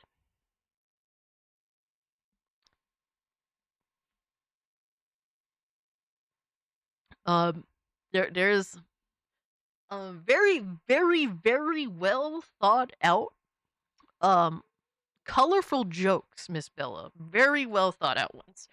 He isn't much of a cursor. He does curse, but he also has like a really, a posh English accent too, so it's kind of weird. But he definitely comes up with some very colorful jokes that I at times would feel uncomfortable being in the same live stream as him. He's definitely creative as fuck, that is for sure. But shout out to Ryan, man. He said fuck it, he's just gonna, continue on with Rumble. And he doesn't give a fuck. And just said, YouTube, fuck you. And he kept it moving. So, I would be absolutely heartbroken, not gonna lie. Yeah, dry antagonistic humor for sure. Using too much of the lexicon for the masses. Those be the best jokes. I mean, Ryan good at him. Ryan good at it. He would definitely make me feel comfortable as fuck. Shout out to him. But holy shit, man. But yeah, to continue on with harmful opinions assessment of Alyssa's video that's full of lies. First of which is a repeat. A rerun. You see, she points to an article she wrote last year. In March of 2024, I wrote a story that would forever change my life. I didn't expect it to. It was just a report dispelling a conspiracy theory that had gained traction in the dank caves of the internet. If you actually go and read that report yourself, you will see that it is also coverage of a very specific event. She points out in her March 2024 article that late the prior month, one of Sweet Baby Inc.'s consultants discovered a Steam group dedicated to detecting games that Sweet Baby Inc. has worked on. That's true, that did happen, but more than that happened. The consultant in question was calling not only for people to report the group, but for people to target the creator of the group. Quote, since he loves his account so much. A spiteful attack intended to dispossess someone who had done nothing wrong of their Steam games. This is clear-cut targeted harassment. Clear-cut targeted harassment of the individual directly. Not of the work that he did, right? Because technically, Cabrutus was targeting the work of Sweet Baby Inc. to let people know whether they're in favor or not in favor of Sweet Baby Inc. These are their games, right? So this person went and attacked Cabrutus, not just his work of the Steam Curator page, but him personally. His personal Steam account. Library. This, specifically, is what ignited what's known as Gamergate 2. And there is zero chance that Alyssa was not aware of that. She deliberately dances around it though, claiming the conversation around Sweet Baby Inc. has ignited a fundamentally misinformed Gamergate-esque firestorm. Saying the things she has in this article without ever outlining Chris Kindred's specific behavior is absolutely a lie. And what's crazy is if she just would have had an honest take on the situation and included all of the information, right? And then, after that gave her personal opinion on it, I'm pretty sure it is more than likely the case that she would not have gotten, and Kotaku would not have gotten nearly as much hate as they ended up doing. But everyone could tell from all the major gaming news outlets that it was all a coordinated effort to omit the most important information of what sparked Gamergate 2. They all chose to omit this information. And obviously, Kotaku is the punching bag of modern games journalism. And of course, they were going to get the most heat for it out of pretty much everyone else, right? I mean, that almost just about goes without even saying. But yeah, it's crazy that she continues to lie and to pretend that shit didn't even exist. Because unfortunately, with people like this, it's all about the political narrative as opposed to the honest truth. And this is why these are not games journalists. These are not journalists at all. These are unfortunately activists posing as journalists. And they prove it every time. So sad to see, but unfortunately, this is modern journalism for you. By omission. In her video, she proceeds to summarize that report, and once again omits the single most important piece of information to include when talking about that whole shitstorm. The report stated that a consultant working at the time with Sweet Baby Inc. discovered a 100-person strong curation page on the video game marketplace site Steam. 100-person strong? Was it really that small at that point? Maybe she... Yo, that kind of threw me off too. I could not believe that Chris Kindred, what she did, made this page grow so fucking substantially. Starting from like 100 to at the time was like 500K. And I think it's dwindled down to like 300K or something like that. Let me check my Steam real quick. Okay, so right now it's at 197K members. Which it used to be a lot more. It used to be actually more than double that, but it has dwindled over time. It's crazy to think that it grew that substantially. All because Chris Kindred chose to do they chose to do that heinous shit. I don't even know if it's a chick or a dude. I still don't know to this day. But, yeah, shit, my bad, y'all.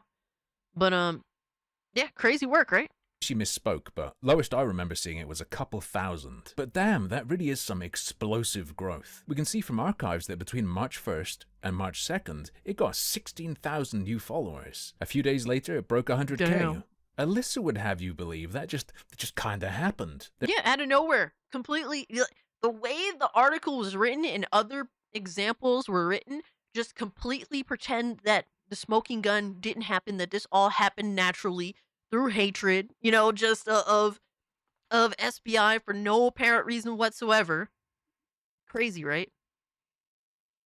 There's no specific inciting incident, and the Sweet Baby consultant simply found it. They didn't do anything, they just found it. Is she proud of this coverage? It's something that I remain proud of more than 365 days after it published, but it forever changed my life. Yes, she is proud of it. And And I don't understand why she just won't take the L, because you're proud of the hit piece that you created that ended up getting... I'm sure Chris doesn't know what gender he is either. Damn! Appreciate the too, brother. So, she claims to be proud of, this lie by omission article, this hit piece article, right? That was dishonest in nature. So why isn't she proud of the amount of pushback that it got? That inspired... Why you suing over this, Alyssa? Damn, Linda. Yeah. lady, that's a year. Gamers didn't break your fucking spine. They said some nasty shit about you. Stop being stupid right now, and you will recover. Anyway, given that her video... She can't help herself. She's never going to stop. Even if she loses her lawsuit with Smash JT, her goal, from what I have seen, is to target YouTubers and go out of her way to do whatever she needs to do to get them deplatformed.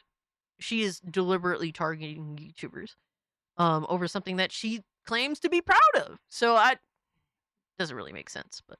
Opened with a statement of pride that she deceived people now and last year, I was on high alert for things that could be missing. And it's at this point that I must make a disclosure. The next two lies by omission relate to a guy who goes by Smash JT. You should know that he liked my Sunground coverage and he super chatted me like $20 or something. I just think you should know that so you can judge if you think I'm doing this because of that or something. So, later in her video, there's this little snappy section. Oh, look. a YouTuber with more integrity than Alyssa. Oh my gosh. She tries to make a point. She uses a series of clips to create the impression that Smash JT and others are guilty of inciting doxing attempts by Smash JT's standards. She plays this clip. By giving the full name, you are subtly implying that you are encouraging your audience to proactively dox a person. Alyssa. She then plays a huge number of clips of people saying her name. I'm not going to play them all. And caps it off with a bunch of examples of Smash JT. Oh, you see your girl? Hold it, really. Off with a bunch of examples of Smash JT specifically.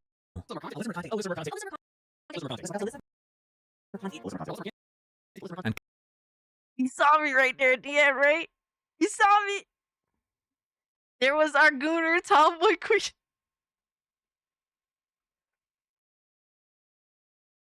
She's not gonna win this with this false statements, yeah? Yeah. Caps it off with a bunch of examples of Smash JT. The cast jump scare, saying her absolutely. You're name. not lying.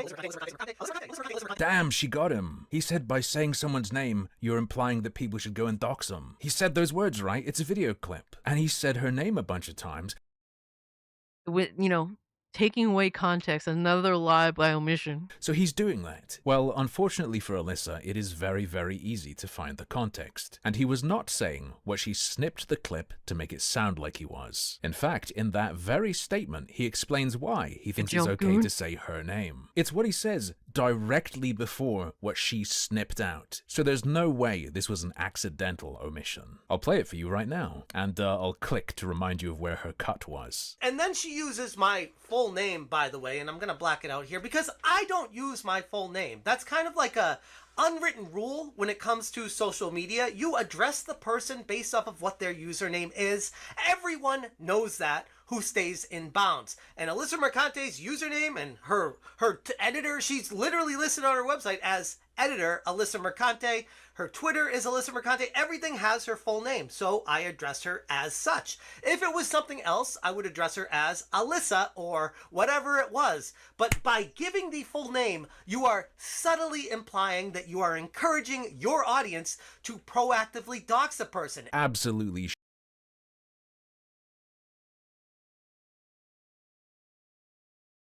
That's a lot of context that's left out of that. A lot of that context seems snipped out to dishonestly make Alyssa look like a victim. That's what it looks like to the general eye. When you include the context and then you think about what she was doing, it's almost like there's a trend here of lies. Shameless manipulation, given what she tried to imply by combining that snippet with a bunch of examples of him saying her name. By the way, as a quick aside, I don't really agree with Smash JT that it's incitement to dox. I'd characterize hitting someone who's pseudonymous with their real name more as an intimidation tactic. I agree with that. I do agree with that. Yeah, it's difficult because at the same time too, I've never had like anyone dox my name outright. But I'm sure it would be a big shock factor if that does happen. You know what I mean? It's a direct, I know who you are, more than a get him kind of thing. But either way, it certainly is an aggressive move. Yeah, that's true. That's not to say people haven't said and done nasty things to Alyssa, but it ain't quite as one-sided as she wants to make it look. And on the subject of what appears to be a genuinely nasty thing done to her, she tells us about this. Imagine knowing your boss, your coworkers, your peers, your friends, and your family are also getting messages like this, simply because they're associated with you. Somebody decided to... Kind of like how Alyssa, you're trying to target me because I'm directly associated with Smash JT since I'm also on SNH. Kind of sounds like you do the same shit that you're accusing other people of doing. Except you're very much directly doing it, right? Like, Smash JT didn't contact Alyssa's, family, bosses, whatnot. Not directly. It's other people that are, that are watching the drama unfold. That's between two people that are engaging, right? Her and Smash engaged in the drama, and then, it's like a secondhand situation. It's not Smash deliberately doing this or directly doing this. It's other people that are looking at this drama and choosing to do it on their own accord. Whereas Alyssa is directly trying to target me as a guilty by association situation. All right. Have a good night, White Chocolate. Appreciate you hanging out with us, brother. By the, was it Mercante is her sister's name? Mercante.com. Somebody got this domain and began emailing her sister from it. Just think that is fucking hilarious. Yeah, see, I never covered that kind of stuff because, first off, I didn't really more than anything else, honestly, it isn't because of any morality thing. I just didn't care. I just didn't give a fuck. That didn't interest me at all, personally. But yeah, I don't think it was good to like talk about that kind of shit in general. It's just stupid shit, right? Stupid internet drama. People doing dumb shit, and I understand the idea of just coverage in general, but probably best to have not even talked about. Unless I'm missing some details and it turns out her sister's a public figure in her own right and is intertwined with Alyssa somehow. Publicly, that is some real weirdo behavior. Could even be quite intimidating. But here's the problem. This is the next thing she plays in her video. Apparently her sister's website has been hacked or taken over, or domain has been purchased and now used to harass her. Can't help but look at the situation and laugh. Now this one was really slick. I don't think a casual viewer would ever notice the snip. I think it gives the impression that his video contained exactly this. To harass her. Can't help but look at the situation and laugh. The cut she made happens in the same way you might do it in your own video. And that is how it happens. Just not then. And I think her omission significantly mischaracterized.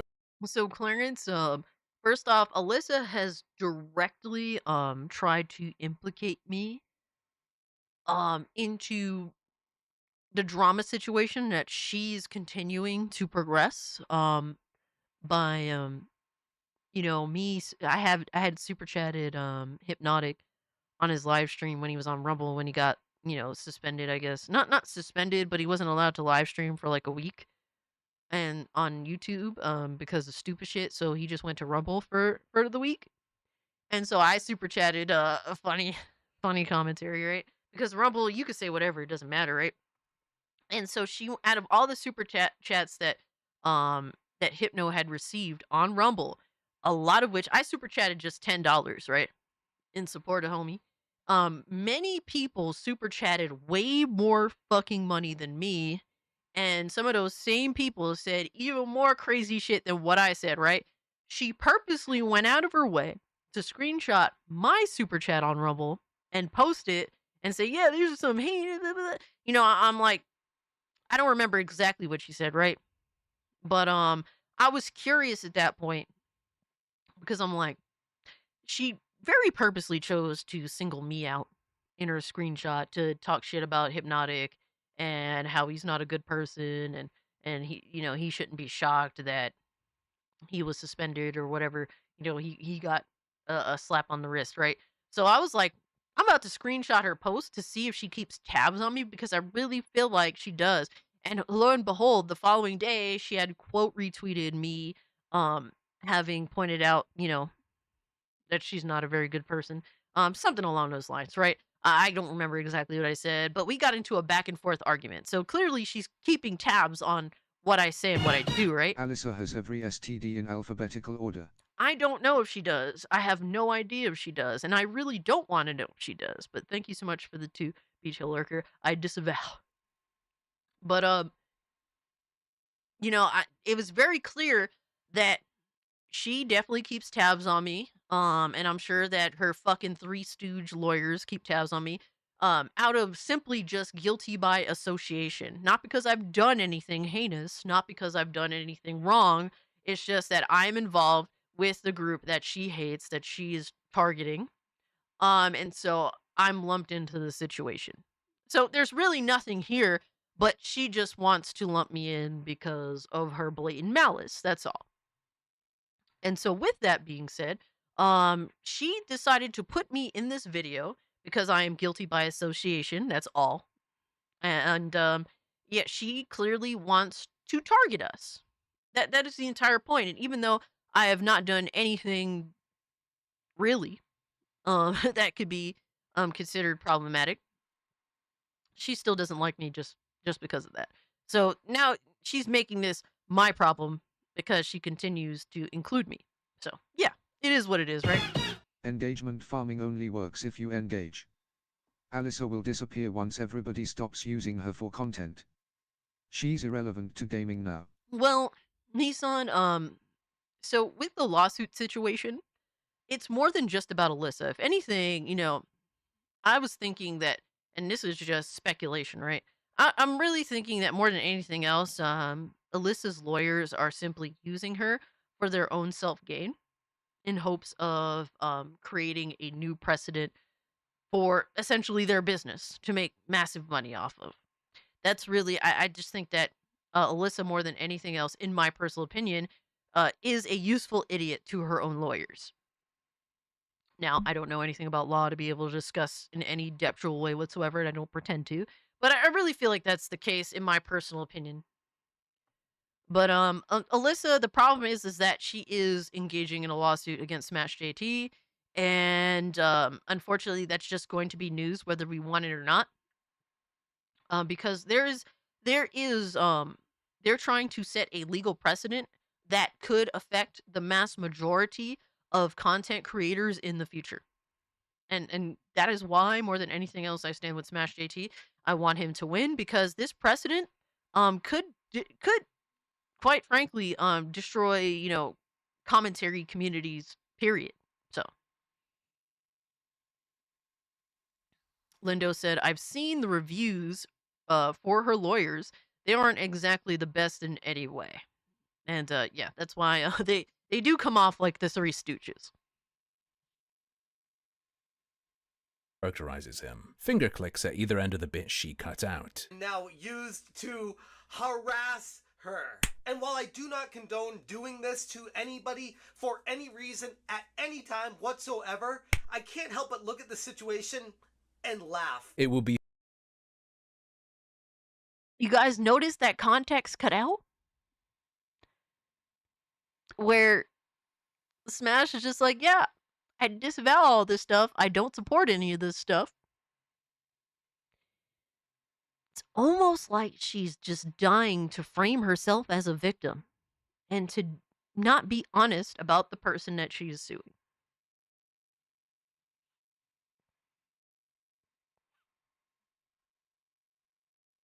Crazy, right? Absolutely fucking crazy.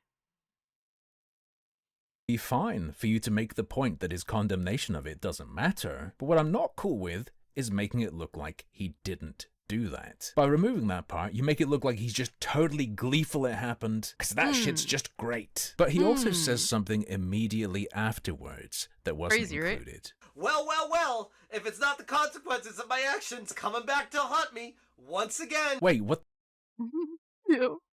the hell does that mean? What did Alyssa do? Well, it sort of comes up in her video. In one of the... Those three lawyers are getting a lot of head from her. I do not know. I have no idea. I disavow, sir. Thank you so much for the two. Two guys are looking at one of her tweets. She mentions, DMing your wife after you've been harassing me for weeks is not remotely comparable to the sister website thing. Excuse me? Crazy. Crazy, bro. That is insane. Like, what mental hoops do you have to jump to justify that in your brain? Because Alyssa did go out of her way to contact Smash JT's wife and to essentially cause harm to, to his marriage. Crazy work, right? I did a quick Google, and apparently Alyssa Mercante engages in some of that weirdo behavior herself. May 7th, 2024, she asked Smash JT, "So you think it's funny that you platformed a man threatening to kill me?" Based on other tweets of hers, this is ostensibly about Smash JT retweeting this guy. I took a quick look at him. Alyssa is a problem. She's brainwashing our kids, guys. Gamers for Trump, gamers against propaganda. Oh I'm my getting flat God. screeners into virtual reality. I'm showing parents, even non-gamers, my content is special. It's cinematic and with some hype for the non-gamer. That virtual reality is a great way to control content and wokeness for until we weed. I'll leave it up to What the fuck is this Riri? What special kind of retard is this? And apparently retweeting something he said is platforming him?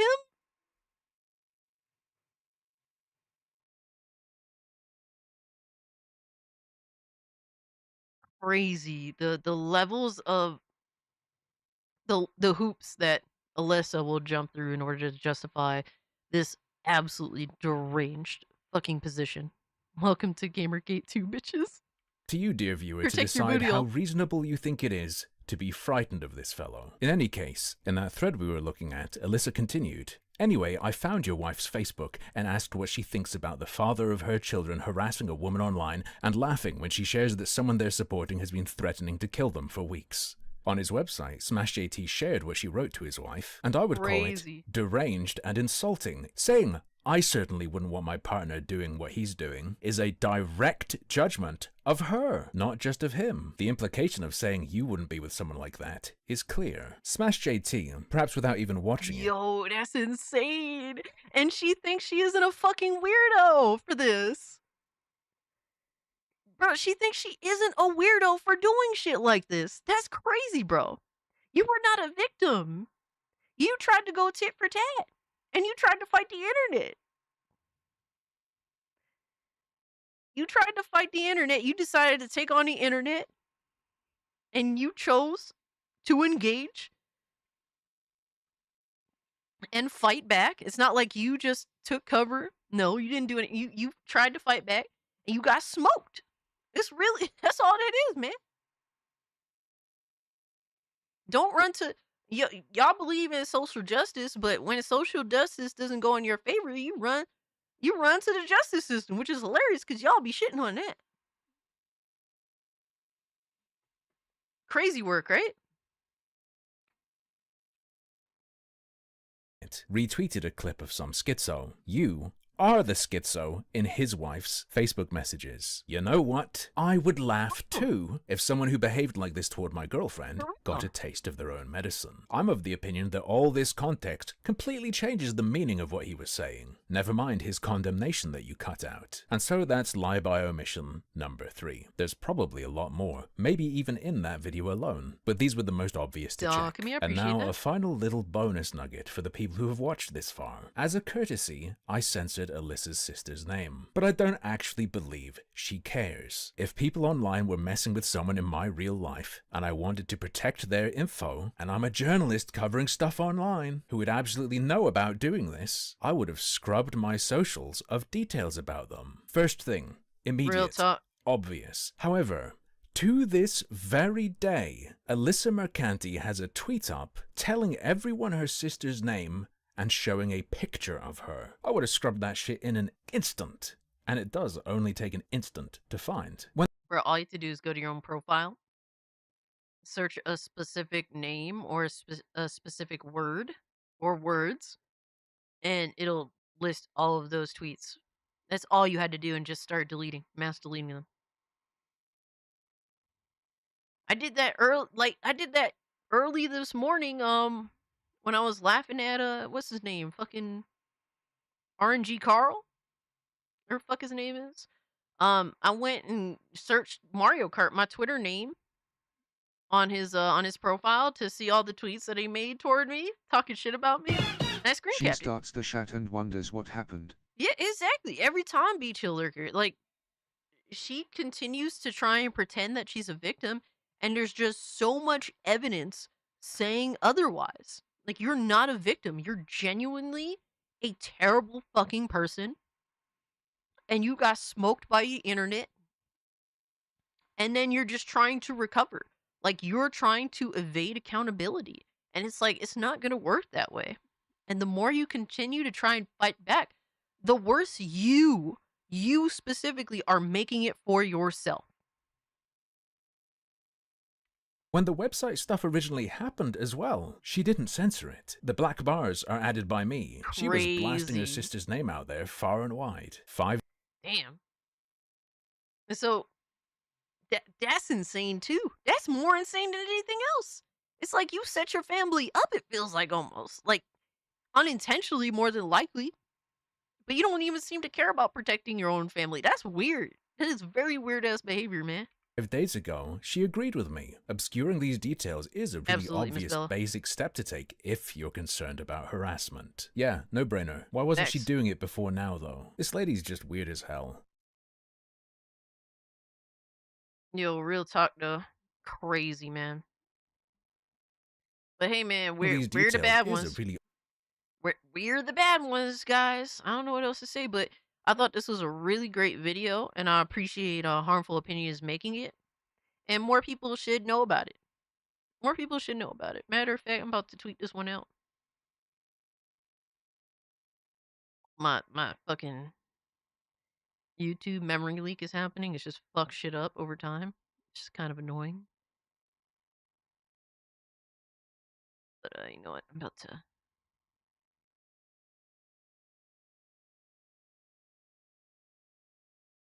I like to party like it's 1999. Hell yeah. Can't trust a pale white woman calling herself a minority victim. Real talk. Real talk, man.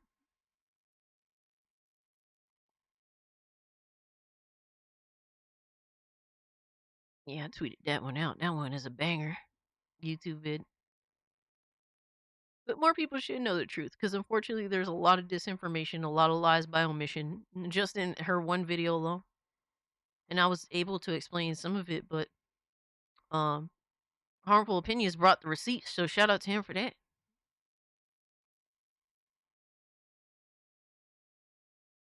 And that's why we threw Alyssa in the skibbity toilet, man.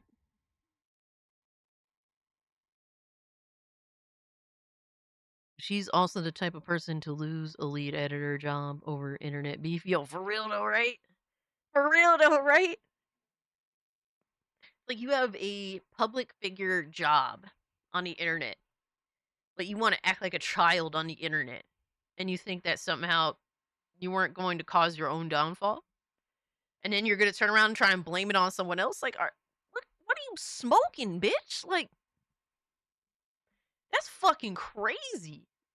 The justification and the understanding of how we got here is so warped intentionally in her mind. Crazy work, man. Let me see what we got up next. Dumbass fumbled her own bag. She's a child. I mean, she had no bag to begin with. That's the crazy thing. Like, she thinks she got a bag, but there's no bag for you. You fucked it up.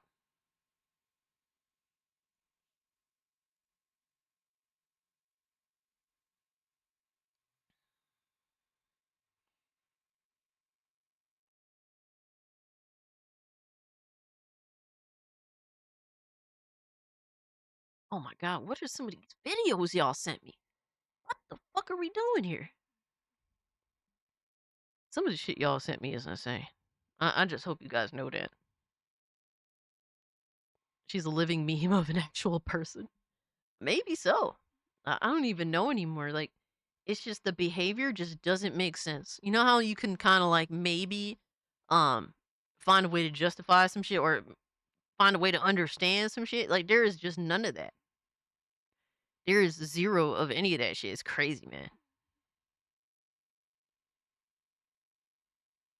Alright, so next up we're going to watch I'm interested in this topic because I don't know too much about the situation. And honestly, I want to be fair to DreamcastGuy with, however, you know, since we do make fun of him for being an Xbox hater, a deranged Xbox hater, and definitely you know, looking the other way at times when it comes to PlayStation. But apparently he said he's being threatened by a game studio, so I definitely want to hear him out and see the situation because the game studio in question is a piece of shit company. They are an absolute piece of shit company. Um, they make some terrible ass games. I forget one of them. It was like an early PS5 game. They will lie to promote their game. They just make absolute slop content and sell it to people. But this is from DreamcastGuy. I am being threatened by a game studio. Let's see what he has to say. This is a video I never thought I'd have to make. A topic I feel like would never come up. But a game company is legally threatening me for talking bad about their game. They're trying to silence me. And I have to admit that this is just such a strange circumstance. I've reviewed hundreds and hundreds of games. We've talked about thousands of different games on this channel. And I think this is the first time that a company has basically just said, we would rather threaten you than just make a good game. And so this doesn't surprise me personally. And yes, Selenite is referencing some of the games. So they have the current game they have in development called Code Violet. We watched a couple of trailers of the game. And it looks it's like this deceptive way of trying to get people interested in their game, showing a big booty bitch and making a game that looks like a really cheap knockoff of Resident Evil, but with dinosaurs and shit. And then Quantum Error, which came out early PS5 generation, was a PS5 exclusive for a while. And PlayStation fanboys were, they were promoting the game because it was a PlayStation exclusive. And it turned out to be one of the biggest pieces of shit that has released on the platform still to this day. And this game developer, this game company, uses a lot of exterior nonsense to promote their games. Like they have console ward. They have a game developer has legitimately console ward in order to promote their game, to help their game go viral. They will do any nefarious thing to promote their game. So this doesn't surprise me that they're threatening DreamcastGuy with a lawsuit because it brings more attention on their game. Golden Apple says, got blocked by Kill Team Media, posted screenshots in the Discord server in general chat. Let me see.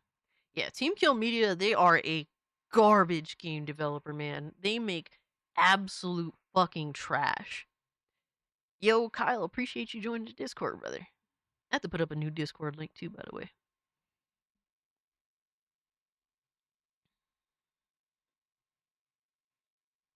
Oh my god. To say sorry to DreamcastGuy is funny.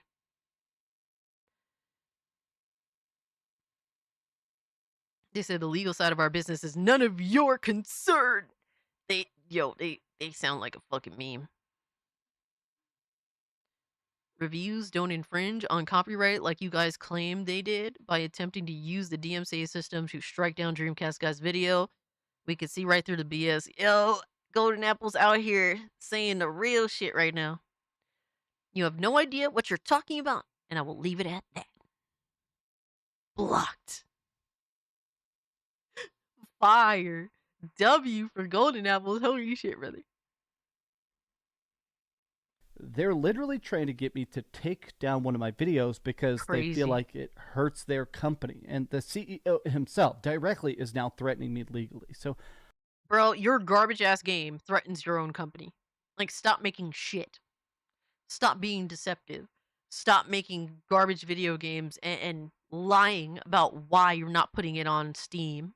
I want to show you because currently Google is on my side. Currently, YouTube is saying that they're claiming copyright infringement. They're saying it's illegal to badmouth their game. Currently, YouTube is saying it's fine. What I'm doing is free speech. It's fair use. I'm allowed to criticize or critique a game.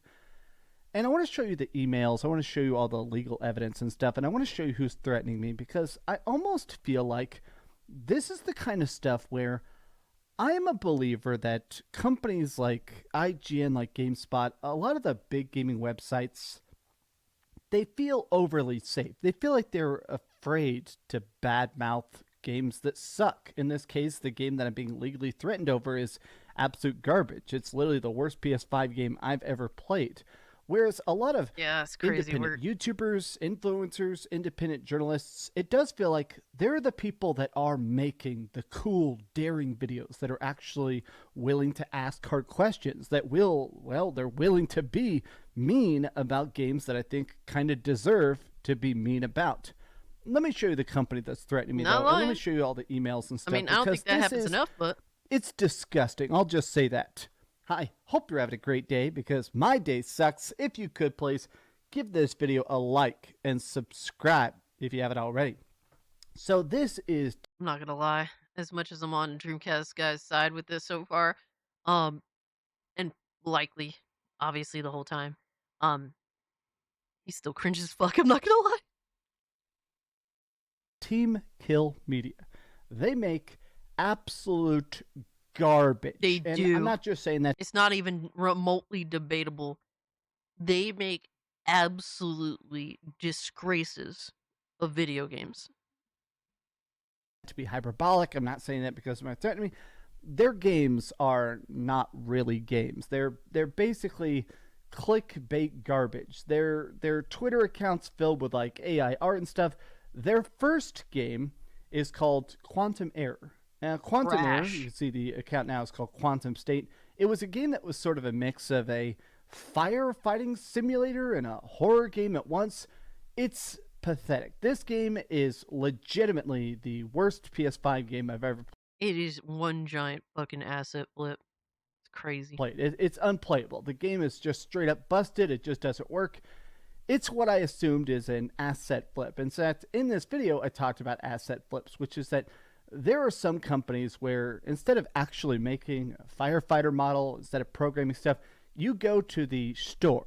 When you use Unreal Engine, you can buy these placeholder props. You can basically buy, a default character model, a default monster. The game looks like it's filled with all those default models that you're supposed to eventually replace. It's literally a placeholder game. This is the video they're legally threatening me over. This video right here where I'm showing how bad the game is. Now, I'll admit that when I made this, I immediately forgot it exists. I made this review. It was terrible. Dude, it's crazy how long ago it's been. He's talking about a video that came out years ago. Like at least 3 years ago. Probably more than that. Edit the video to remove video footage. Honestly, Nissan, no, I think DreamcastGuy got to stand on business with this one. Because it is to make such a heinous threat over something that clearly they have zero control over. Kill Team Media has absolutely zero control over how creators choose to, talk about their game. In terms of the quality of the game, right? So if he's talking about his actual review, and if they didn't like his review of the game, that's too fucking bad. There's nothing they could do about it. So, I will, if I stand by DreamcastGuy, but if he does take down that footage, I'm clowning his ass till the end of time. Like, he's going to be the biggest fucking bitch in my eyes if he actually does cut that footage out. There's some things you got to stand on business on when it comes to that shit. And this is definitely one of them, because this is a frivolous, like, this threat means nothing. Like, they have nothing on DreamcastGuy. Zero. And they know it, but they just trying to act like the biggest bitch in the room. We know they suck. They know they suck. They know we know they suck. We know, they know, we know, they know they suck. And they will still decide to pick a fight instead of actually developing good games. Exactly, bro.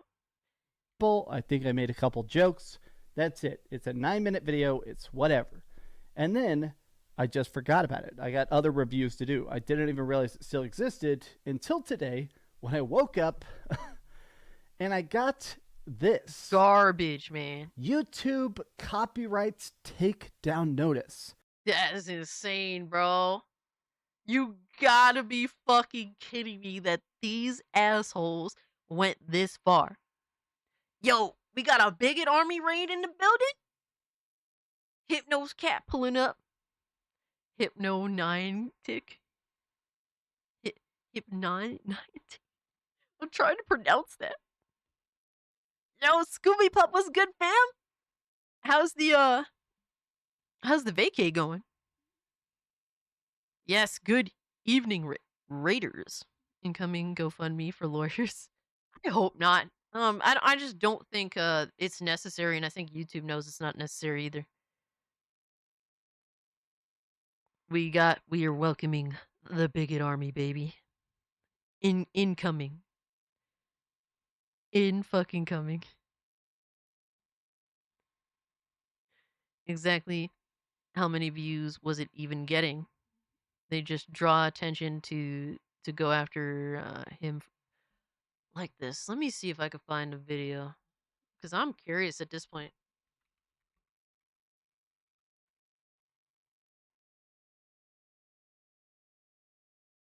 Oh God, please don't play a video. I don't want to hear this fucking guy's mouth. Oh.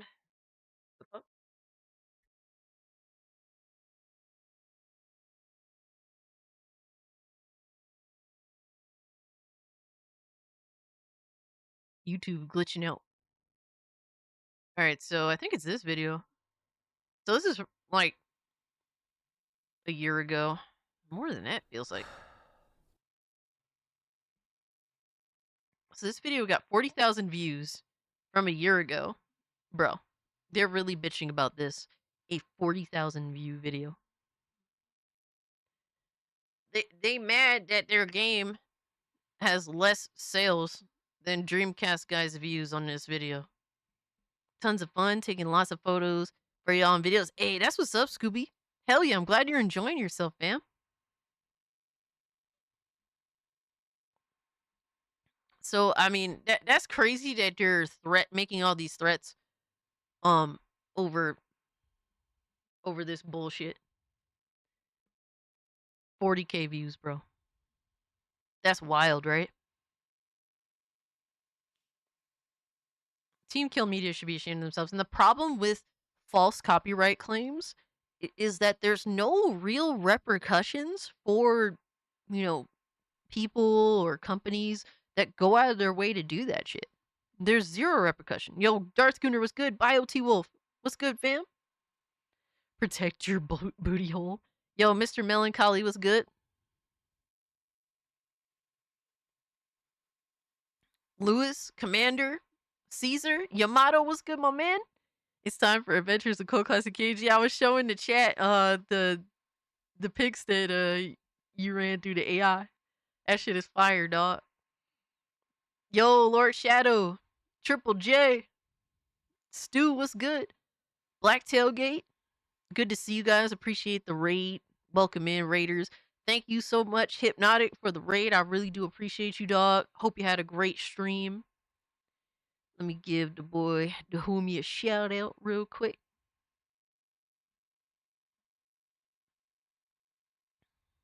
Time for a cozy stream? Hell yeah, man.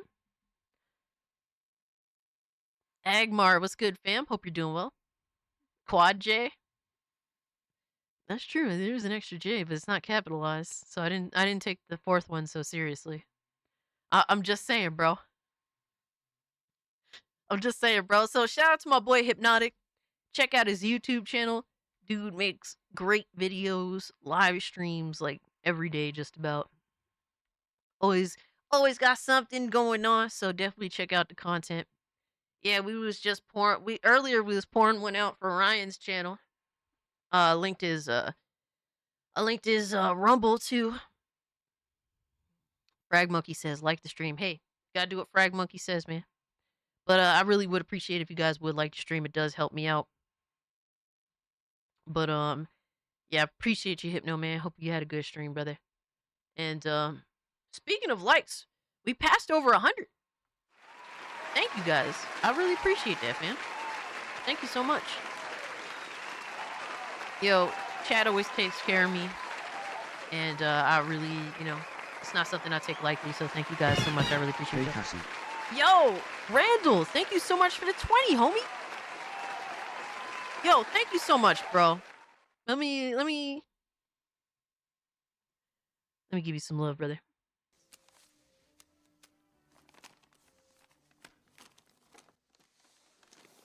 I put a cherry on top. Booyah. Booyah, baby. Thank you so much for the 20, man. I appreciate you. Rest in peace, Ryan's channel and Eddie Guerrero. Yeah. Yeah, we talked about that earlier. Yo, Frank, I see your picture, by the way, dog. Oh, man. Sonya tried to chase me at a hypno stream. Yeah. Yeah, good. Because you're supposed to be on vacation, just chilling, not worrying about shit, living your best life. Wait, are you supposed to be the chick with her feet out, getting the money in the bag? Huh? You showed up to the wrong stream, brother. What I miss about BitCloud? Brother, you ain't missed nothing about BitCloud. If that punk ass loser's in here, man, fuck BitCloud. And you could clip that. I don't give a fuck. I don't give a fuck. Shout out to BitCloud. But guys, just to kind of bring you guys up to speed with the situation going on, DreamcastGuy is being harassed by one of the worst game developers in modern day. One of the biggest fucking lying ass video game development companies called Kill Team Media. They've made garbage like Quantum Error, and they're currently making another garbage acid flip game called Code Violet. They are attacking DreamcastGuy unfairly for reviewing their game and giving it a shit review. Like, basically, he shit on the game because the game Quantum Error is genuinely horrible. It is a horrible pile of dog shit. And Teamkill Media is known for being dishonest, console warring, all this shit. Anything to get attention for their next latest acid flip pile of shit. So, while I do have a lot of criticism for Dreamcastguy, as a creator, I would put that, put my personal issues with him aside, and support him. But I will say this. I said it earlier. If he does happen to take out some things from the video of his review, I will clown him for it. Do not back down. Teamkill Media has nothing on him, and he should never have to back down, out of fear. Because he's saying that YouTube's on his side right now, and this is the original review, and it only got 40,000 views. They're threatening to sue him over a review that got 40K views. I guess they're just butthurt that his video got more views than their game got sales. But yes, they have struck him with a copyright takedown request. So we'll go back a little bit. Until today, when I woke up and I got this YouTube copyright takedown notice. The CEO, Thomas Jones of Teamkill Media, the CEO, is personally saying that I am infringing on his copyright, his legal ownership of the game.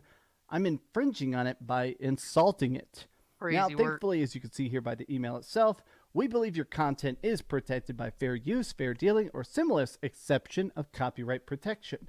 Now, again, my video does not use their audio. It's not like I'm just uploading cutscenes. I literally am doing fair use critique. That's literally part of fair use. And thankfully, I like the fact that they said, we do not plan to remove your video at this time. You control your availability. If you want to private or delete it, you can. There is a chance they may reach out to you personally and request a removal or takedown. So this email is not legal advice.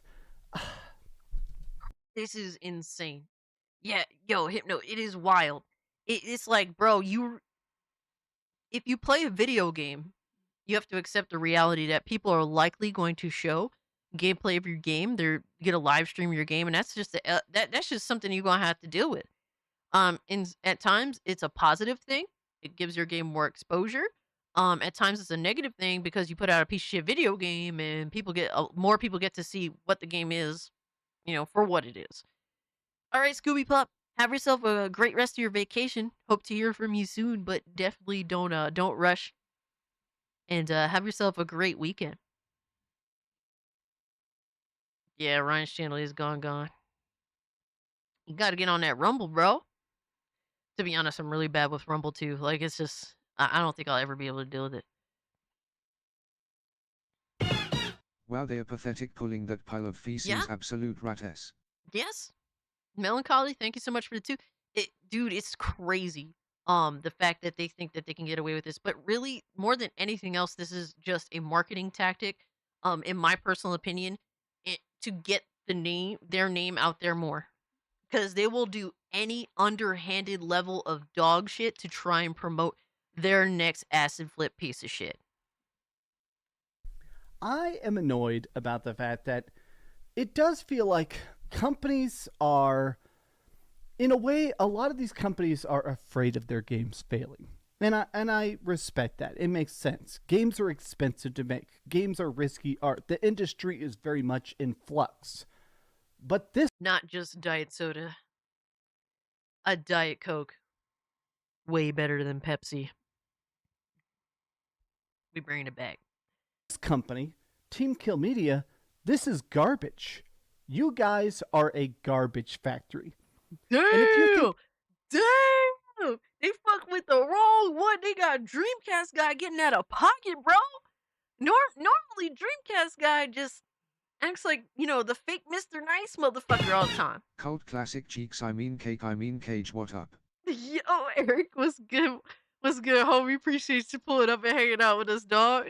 Thank you so much for the 2, but we just chilling, man. We just going through the whole week of bullshit, brother. You know how it is. Just set up my Streamlabs so I can multitask with YouTube and Rumble now. Hey, Slay. You do you, fam. Hell yeah, I support you, man. Cass got lean in that bottle. Drewski tonight. Usually Drewski be kind of chill. He definitely had a little something. He put a little something in his drink tonight. Because he has had the most insane comments I've ever fucking seen from him tonight. Shout out to Randall, who became a mainstream member. Thank you so much, dog. Be sure to join the Discord if you haven't. This is going to somehow silence me. I do truly believe that the reason they're doing this now, I put that video up just shy of 2 years ago. I think I put it up 1 year and 9 months ago. The reason they're trying to take that down now is because they know their next game is about... Damn, Drewski is lethal when he's sober then. That's crazy. About to come out. They know that this Code Violet is When is about to this game release, releasing? and they're afraid of anybody talking bad about their previous... Well, I don't want to say a bad word. We're going to say their previous... Just call it for what it is. Previous piece of shit. It is a piece of shit video game. Stop pussyfooting around, DreamcastGuy. Put your fucking foot down. Say it with your chest. It's a piece of shit. very unfinished products. I kind of want to say scam, but scam is a bit too far. Your games are clickbait garbage. They're made Slop to have cool shit. trailers Trash. and flashy visuals for a product that is literally an asset flip. And I'm annoyed about the fact that you guys are coming out here and trying to just threaten people legally. I find it fascinating that they thought this would turn out good, that if you just sit down a bunch of copyright notices that would turn out for the best. I mean, do you really think this is magically going to make more people play your garbage game? Do you think this is somehow going to get more positive headlines? They just want any free marketing they can get. That is the entire goal. Any free marketing, they don't give a fuck. They see it as a positive, for better or for worse. Screw you. I mean, legitimately, I'll be honest. I was going to buy Code Violet 100%. That's why I'm still following this account. I was going to buy it with an open mind. And if it sucked, I was going to do another negative video like I did. He's admitting to caving. He caved. Come on, DreamcastGuy, bro. Exposed. This got you scared, brother? Exposed. He's admitted he already caved. Expose. Oh my god, Yeah. bro. Oh my god. You exposed, bitch. You exposed. If you got no games, you exposed, bitch. This worked. He's admitting that he just admitted that the copyright takedown notice worked. He said he was going to buy Code Violet and review it. We all know what this dev team is capable of. It'll be no better than the last piece of shit they put out, and he was going to make a negative video as a review. And now he's not going to do it out of fear. So they won. Good job, Dreamcast guy. They won. You let them win. Crazy, bro. What a pussy. Oh, man. Yeah, he has no fucking spine, bro. I mean, I'm still on his side, but he's FSAWFT soft. What a bitch. Oh my god. Quantum error, but why isn't your game just good?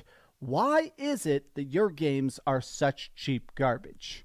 Maybe it's because you know they're cheap garbage. Maybe it's that you're actually afraid of people talking about your cheap garbage.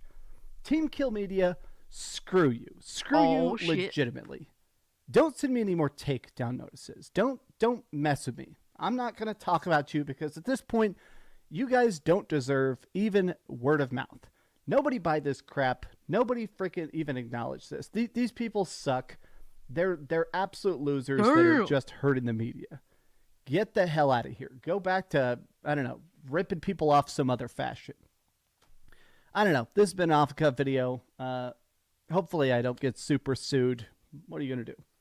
I appreciate you guys watching. I appreciate you guys supporting the channel. And I appreciate you guys tuning into this very strange circumstance. I love you very much. Please have a great day. And please keep... I mean, look, I side with Dreamcast Guy, obviously, as a creator myself. And for the integrity of fair use in America, right?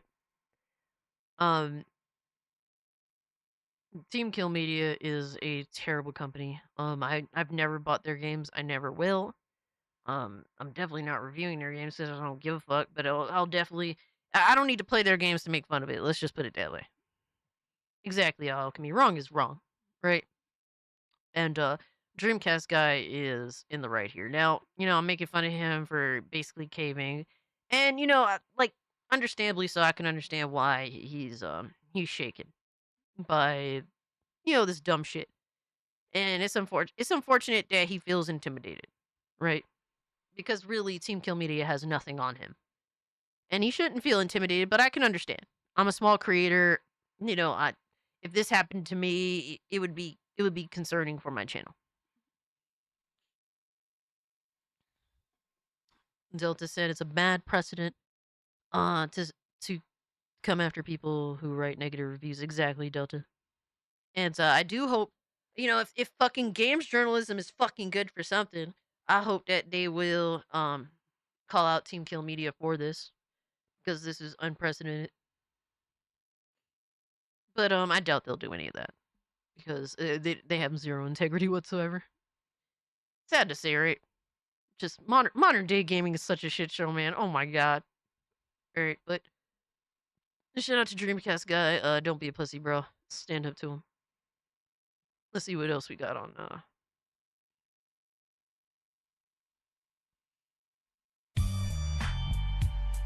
Oh shit. Hey, let's go. I refuse to give money to PooTube, but get a cup of tea on me. I appreciate that, fam. I really appreciate that. Thank you so much for the 5, bro. It's rare when people donate directly to PayPal. Holy shit, that kind of shocked me low key. Fuck it up. But I really do appreciate that. And I was asked a while ago, hey, can you please include a means of, donation that isn't directly YouTube related? And rarely people ever use it, but I do offer that because it's sometimes requested. So I appreciate that, Frag Monkey. Thank you so much, bro. And I don't blame you for not supporting YouTube. I'm very stern like that with Twitch, because I just feel like Twitch is the bigger evil. But shout out to you, dog. Thank you. But we got a lot on the shit. We got a lot to go through still, which is a great thing, man. I'm here for the long haul, baby. It's only midnight. It's only midnight, baby. Let's go. Rumble does video game streams. Yeah, you can do whatever you want to do on Rumble, Yamato. Do you get more money from PayPal cut? Technically, yeah. I get the whole shebang. If I exceed like a certain amount of money, I have to claim it on taxes, but I get the whole shebang if you donate through PayPal. I mean, hell, if you want to be so kind, the link is in the description below. You still get a shout out. But if not, it's fine too. All right, next up, here's a video from someone I haven't watched in a while. I'm interested to see what they've been up to. But this is from Mr. Maddie Plays. Borderlands 4 might be $80, and fans are angry. And alright, fuck you two, man. For real, Twitch just sucks, period. I've never liked interacting with the website or the app. Yeah, I avoid it at all costs, especially after I started streaming on Twitch like last year again.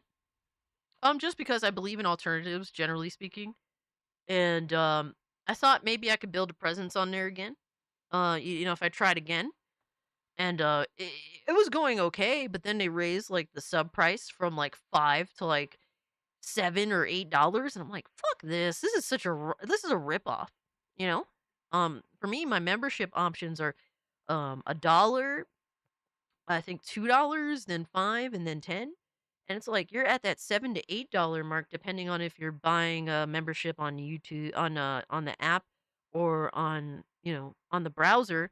And that's like, bro, that's like almost the same price to my max tier amount. And that's like, to me, I just don't fuck with that. A lot of people don't seem to care, and they just continue to be on Twitch anyway, which I don't get. But I just stopped streaming on there at that point. And now, with their blatant, deliberate support of being absolute terrorist supporters on there, it's like, yeah, I'm so glad that I didn't waste my more time trying to build a presence on that garbage, insufferable website. Propagandist terrorists pay a premium membership, though. Yeah, right. But let's check out what Mr. Maddie Plays has to say about the whole situation. This is the worst. Oh man, fuck. Salutations, everybody. It is Maddie here today. I hope you're all doing absolutely excellent. Today, we're gathering to talk about Borderlands 4 again. Now, our last Borderlands 4 upload, by the way, did way better than we ever expected, so thank you for that, but also was a lot more positively skewed, which was surprising to me, and I think many others, because I really haven't been on the Borderlands hype train since Borderlands 2. I've been excited for Borderlands games, but each have really underwhelmed me since 2012. So for me personally, going into 4, I was like, yeah, I'm indifferent to it. I'm probably not going to play it, but the state of play really turned my opinion around, as I documented in that video. Today, however, we're really testing the love of Borderlands, because we're talking about Borderlands 4 at $80. And it's been a subject we've talked a bit about. Oh my god, dude. I just can't, like, the thought of paying $80 for a Gearbox game when they haven't made a good game since 2012. Everything they've made after that has either been mediocre at best or outright sloppy shit at worst. They have not made a good game throughout that entire time period. Crazy, man. Think the thought of paying $80 for any of their games? Dude. You think Borderlands pure cancer? It started Marvel humor in video games? I don't think so. I think their humor is more like more toilet oriented, so which it could, either you find that funnier or you find that worse. So I don't mind the toilet humor. I love Borderlands 2. Now 3, that game's mid as fuck. Either like more so on the mediocre side. I hate that fucking game. Finding Duke, but today Gearbox and Randy Pitchford are doing Gearbox Randy Pitchford things. We're going to talk about the price of Borderlands 4, $80, and if you're a big enough fan to pick it up for that price tag. So ladies and gentlemen, if you're new here into what's going on in the games industry, the cope is consider crazy. Subscribing. Now, this is sort of like if Randy Pitchford is a Jedi, you have the light side of Randy, you have the dark side of Randy. And I think he gives one answer before the one we're really going to talk about today, which was light side Randy. I think it was just well-reasoned, lays it out, puts the blame in the right areas, and then there's dark side Randy, which we're talking about a lot more here today. So I want to just show the general progression here because I think it makes the video, number one, a lot more amusing because you just see that transformation. Bro, Randy Pitchford's biggest problem, more than anything else, besides just being garbage at what he does in terms of making quality content, right? Is that he has a Twitter. I think that if he just deleted his Twitter outright, most of his problems would just disappear. Yeah, exactly, Darth Gunner. I completely agree with you, bro. Over time, like that switch. Borderlands 2 is But phenomenal. also, machine. I think it's important to just see The last context great A game. versus context The B. only great, So, honestly, the only great game I think Gearbox has ever made is Borderlands 2. I think Borderlands 1 is a very good game. What the hell? Miss Bella! Cool, this is neat. Get Ziggy a treat. Will do, Laughing Miss smiley. Bella. Thank you so much for the 5. You totally didn't have to do that. I appreciate it. Thank you so much.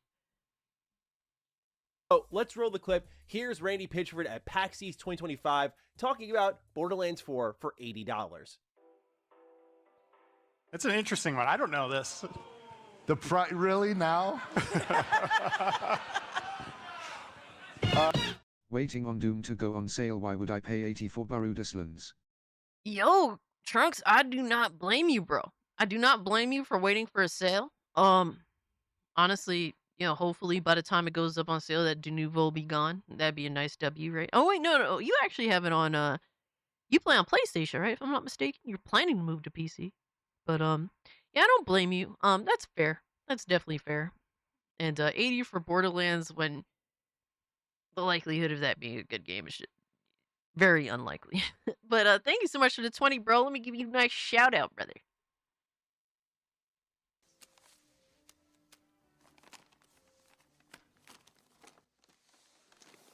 I put a cherry on top. Booyah. Fuck yeah. Booyah, baby. Hot take, Borderlands 2 is a better looter shooter than Destiny is. I said what I said, homies. Dude, that's not even... Oh, you're on PC only? Oh, shit.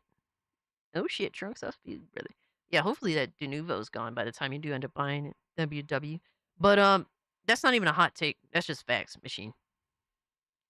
Like, Borderlands 2 inspired all these looter shooters, and guess what? They took the blueprint of Borderlands 2 and said, let's make it a live service, which by fact makes it objectively not as good of a game as Borderlands 2. That's just what it is. No, that's not a hot take, Machine XP, and I'll fight anyone in this chat that thinks otherwise. That's just facts. I'll tell you the truth. I don't know. And that is the truth. I'll hit it. I'll hit it straight on. And it's an interesting time, right? We've got the on one level, we've got a competitive marketplace where people want to, or the people that make those choices want to sell as many units as possible, and they want to be careful about people that are price sensitive. So there's some folks that don't want to see prices go up, even the ones deciding what the prices are. There's other folks accepting the reality that game budgets are increasing, and there's tariffs for the retail packaging, and like, it's getting gnarly out there, you guys. Borderlands 4 has more than twice the development budget than Borderlands 3. More than twice. And that's crazy. That's crazy. More than twice the development budget. And will that make a better game? And it's like, I don't know. Because if it was Borderlands 2, I would say absolutely not. But Borderlands 3 is a mediocre game at best, right? And to pretend that, you know, if the game is as good or slightly better than 3, then it's still bad. But likely, I think there's a good case scenario that Borderlands 4 is probably going to be worse. Because companies like Gearbox got to upstage themselves. Dude, Mr. FU, that happens more often than not. It is a mismanagement that's constantly passed down onto the customers. Absolutely, every time. Every time. And guess what? Why doesn't he go back to Epic Game Store and make Borderlands 4? Epic Game Store exclusive like he made Borderlands 3 an Epic Game exclusive for a year. Why don't he do that? Pussy. Take the, what is it, $140 million 2K took. I dare you. I double dog dare you. I triple dog dare you. Oh, they ain't gonna do that. Because they know that Epic Games, that shit is ass. Now, is it that a good thing Expedition 33 shows it could be done with less? Yeah, absolutely. The overpriced budgets are the only thing that proves is that y'all are fucking up. The developers are fucking up. I attempted to get into Borderlands. Unfortunately, my games were stolen by my old roommate. Oh my god, that sucks. So the truth is, Worth I don't playing know to what this the price day. is going I will to say, be. Drewski. I do know that we will be opening pre-orders soon, TM, and that will be when the price is set. I think that Borderlands 4, here's the philosophy we have. Whatever the price is, we're entertainers. Yes, we want to get more resources really so bad we at can that. make bigger and better games. There's a reason why Borderlands 4 is so awesome. It's because you guys showed up and supported Borderlands 3. And we had the budget, so we could more than double the budget and feel confident in that. And that's awesome. When the revenue comes in, we could spend it to make bigger games and better games. As artists, we want everybody to have it. You know, we want to make it as easy as possible for everybody to enjoy what we're creating. So it's a weird thing, but If you make it a $70 and $80 game, that's like, you're not even trying though. the fundamental philosophy is we want people to buy it so we have the resources to make more, but we want every... Yo, Nissan! Thank you for the 5, brother. This is a test of the emergency broadcasting system. Thank you so much, bro. I appreciate that. What a beast, holy shit. Everyone who buys and plays a Gearbox game to feel certain that they got the better end of the bargain. All right, this answer packs a lot in it. I think at a certain point in the comment, he was kind of belaboring it and trying to dance around it, but... He's definitely dancing. There's a whole lot of dancing. Oh my god, I was doing him dirty. With that pause, holy fuck. But yeah, it's one of those where, like, he's trying to be honest, but he also is being protective. And obviously, I understand that situation, but it doesn't really... That usually is like buttering the viewer up to hit him with the, hit him with the smoke, right? With the big price at the end of the day. No, he wants to treat gamers like mushrooms, keep you in the dark, and feed you shit all day. Damn, you ain't wrong about that, bro. You ain't wrong about that. I will say this, in person, it seems like Randy just conducts himself better than when he does on Twitter. I'm telling you, if he got rid of his Twitter, like, the mass majority of his problems would disappear overnight. He knows how to do his CEO bullshit speak, right? I think was the best thing to do. Put it on Take-Two. Hey, we're artists. We want as many people to play, but also keep in mind the shifting economy in the games industry. We've doubled the budget since Borderlands 3 because of how many people supported us. That puts pressure on Borderlands 4 to do more. You can ease that pressure by, like, jumping the price tag by $10. So I get all sides. You already know how I feel about $80 games. I'm not here for it. I can't think of a game I'd pay $80 for. But nonetheless, it's at least well-reasoned and deflective enough where there was no reaction to this, which... Well done, right? Yeah. That's how it should have been. Now, when this topic first popped up, we talked about it in Defining Duke. So Defining Duke list. Yeah, I mean, it's one of those where it's like, do I necessarily like that he's beating around the bush? No. But is this a response that makes me upset? No. So, I mean, considering the situation, that was at least a reasonable response that it didn't piss people off. Listeners, I apologize if I am reiterating myself, but for those who don't listen, well, first off, you should. What are you doing? But second of all, what I talked about in that episode was that the reason Borderlands 4 should stay at $70 has, to me, very little actually to do with the video game itself, because I feel like For the Ziggy Treat Fund. Yeah, bro. I appreciate that. Ziggy will get plenty of treats. He gets his favorite. It's like these freeze-dried minnows. They don't have like any bullshit in them. So thank you so much. I appreciate that. Yo, Trunks with the 10 gifted memberships. Holy shit, bro. Thank you so much, my guy. Let's play Trunks' fucking one of his greatest moments. Holy shit.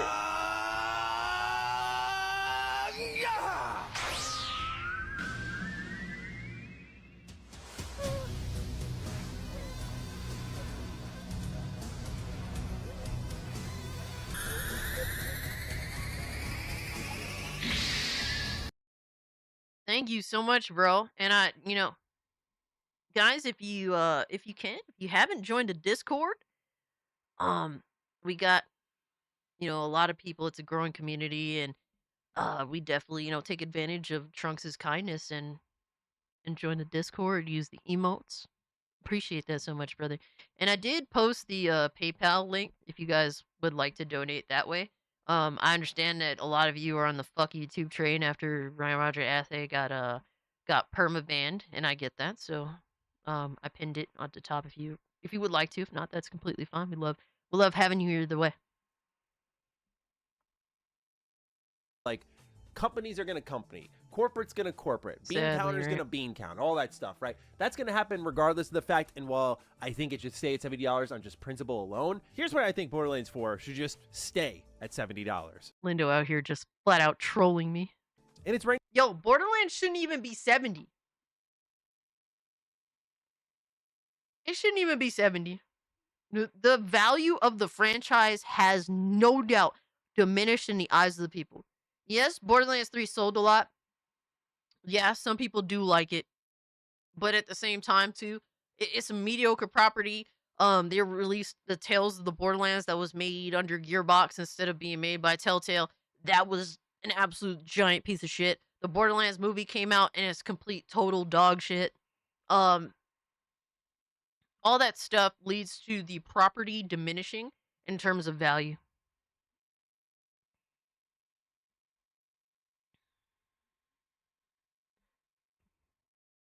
Good job, Lindo. Good fuck up, brother. Randy Pitchford. Guy can't help himself, right? We talked about the Borderlands movie and his reaction to it. He just can't help himself. So that gets into our next point here. What really brings us to the table of the $80 games conversation, again, is his interaction with a fan on Twitter. So it was confirmed that Gearbox was going to be bringing Borderlands 4 over to Nintendo Switch 2. Randy Pitchford quote tweets it. He's very excited to bring it over there. And then a fan writes in, Randy, this game better not be $80. Don't take that risk. A lot of gamers aren't going to pay $80 and feed this notion of constant increase of the price tag. You are the CEO. Not You wrong. have some say with the price when it comes to your publisher. And Randy says, A, not my call. B, if you're a real fan, you'll find a way to make it happen.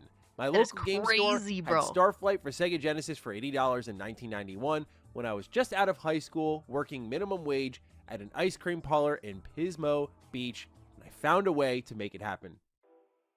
You know what? I'm so proud of God. myself. This El is Alchemy. exactly what I was talking about. I said, if I'm so insanely proud of myself. Having a channel member named Mr. Bang Your Mom. What could be better in this world? you put it at $80, what's going to happen is Randy's going to get on his heels, and he is going to choose to endlessly defend this thing. And why do we know that's going to happen? Not only because he has a history of doing this shit. A history of deliberately lying, being deliberately deceptive, deliberately fucking gaslighting. He's one of the biggest lying sacks of shit in the gaming industry. Yo, what's up, Fertanga? What's good, brother? He said Randy Pitchford looks like his clothes is 2 sizes too small. That's one of many issues with this motherfucker. Goon your mom sounds better? Oh my god. Next week we'll have somebody with that name. We got frittatas in the building, brother. Yo, I still can't get over that. I still can't get over that shit. Frittatas. he's got a reputation doing it, but literally just happened with No, the Borderlands movie. no frittatas. The Borderlands movie was abysmal. I sat through the whole damn thing. It was one of the worst. Oh, what a sucker. What a what's crazy is homie felt like he had to sit through the movie. I looked at the first trailer for like a minute, less than that. I don't remember how long. I'm like, yeah, it's gonna be a giant steaming pile of shit. Things I've ever watched, okay? And I'm not saying that because I fell I off know, the right? Borderlands hype train. It was You couldn't pay me to go sit down in the theater and watch that shit. Even if I had all the Modelos in the world, I ain't sitting through that shit. It was objectively terrible. Acting terrible, script terrible. Yo, the Dark budget Exile is there were crazy. literally slip-ups on camera. Like you see people like peeking through the little crate that everyone was looking up at. Like you could see the set man. guy in the background That's of that. crazy. The green screen effects were worse than like Phantom Menace. Like it was just a really bad, low budget movie. Meanwhile, while I'll steal the Modelos and give them to you because I know that's your bag, brother. saying that and expressing their feelings on social media, like a true Randy Puerto was Rican man. arguing with them the whole time, as we documented extensively here on the channel. Seeing that, if I am Take-Two, I genuinely think I bite the bullet, and even if $80 makes us a lot more money short term, Hispanics gotta work I go together, for my 70 and play the long game, because you don't put this guy on his heels where he totally tanks the potential performance of the game. Because number one, a lot of people aren't ready for $80, and I don't think they'll be ready for $80 for a long, long while. Yo, people are still not fucking with 70. At least, bro. If PC gaming didn't have so many options for me to go buy my games elsewhere, to where I'd have to pay $70 every fucking time for a brand new game, dude, I would just outright fucking steal. I'm willing to pay for a game, but these retarded prices? Hell no, hell the fuck no. If I had to pay full price every time for a video game, yeah, I would be a thief. Fuck it, fuck them. But thankfully, I could pre-order games at a major discount price. You got to catch it at the right time, but you can pre-order games for really reasonable prices. Yeah, absolutely, yo. 50 is where it's at, man. 50 is where I want to go out of my way to support a company. Ever. But now you have a guy who's a bona fide salesman, right? Saying, well, I'm the CEO of the game developer, and I have literally... I say stealing because I purposely want them to feel some type of way about it. No saying this. It's not my call at all. I'm like, I believe it to an extent. Like, I imagine Take-Two Oh my has God, a lot look of at sway in that fucking dork. conversation, but to act like you're just defenseless little gearbox, it's like, dude, Borderlands has sold a stupid amount of copies. Stupid amount.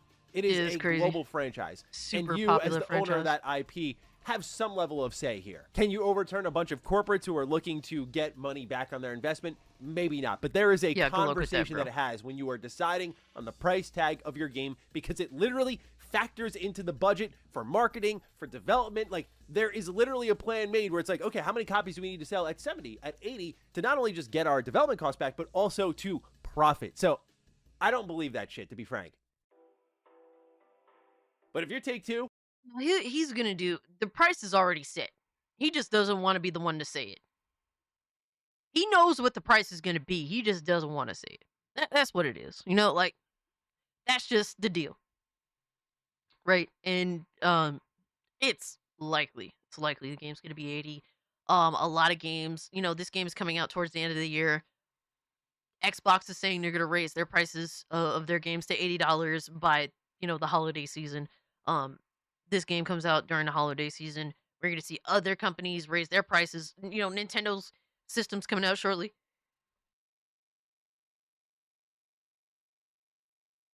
I almost sneezed. It was almost disgusting. Oh, man. But, Nintendo's system's coming out. Their games are going to be high in price. It's just going to be multiple groups doing it at the same time. And thank you, Philip. And the consumer is just going to not even know who to punch at first, right? Because they just going to creep up on you at the same time from all different directions with this bullshit. And so that's what it is. The industry is coordinating, inadvertently, I guess you could say, coordinating together in order to raise prices by yet another $10 fucking dollars. So within one singular generation, we went from $60 games to $80 games. A $20 increase. Fucking ridiculous. This is why, bro, I'm so excited for Mafia. I hope Mafia does so well. I hope it convinces some of these companies that they are really, really, they're really gonna fuck around and possibly find out.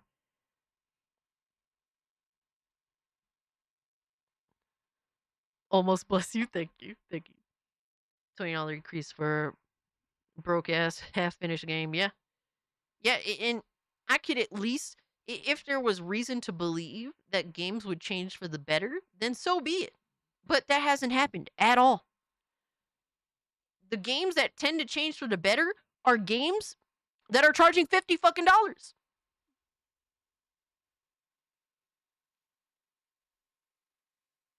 Hell yeah, Trunks. Dude, people's backlogs are crazy, right? And the sales, they be a lot of sales. You just gotta know where to look. Rabnad was good. He said, good on Square Enix for selling Bravely Default on Switch 2 for 4. I mean, yeah, that's, nice. But at the same time, too, they're putting a game that's like 11 gigs or some shit on one of those carts, those key carts. And like that's ridiculous too. So it's like, okay, that's not even a real physical game release. Thanks for nothing, assholes.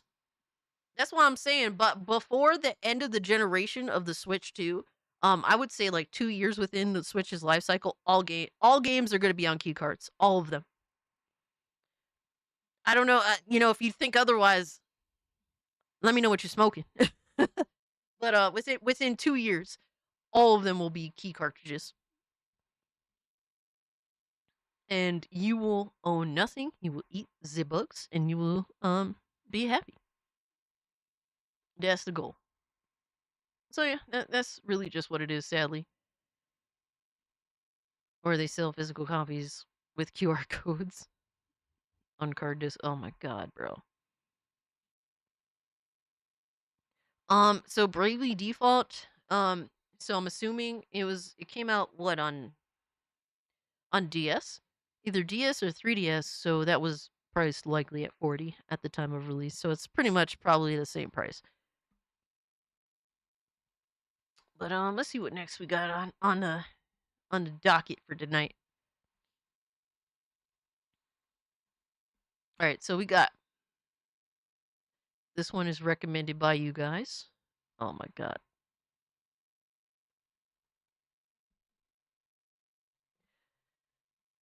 Here we go. We have Harmon Smith, daily reminder that Xbox Game Pass has failed.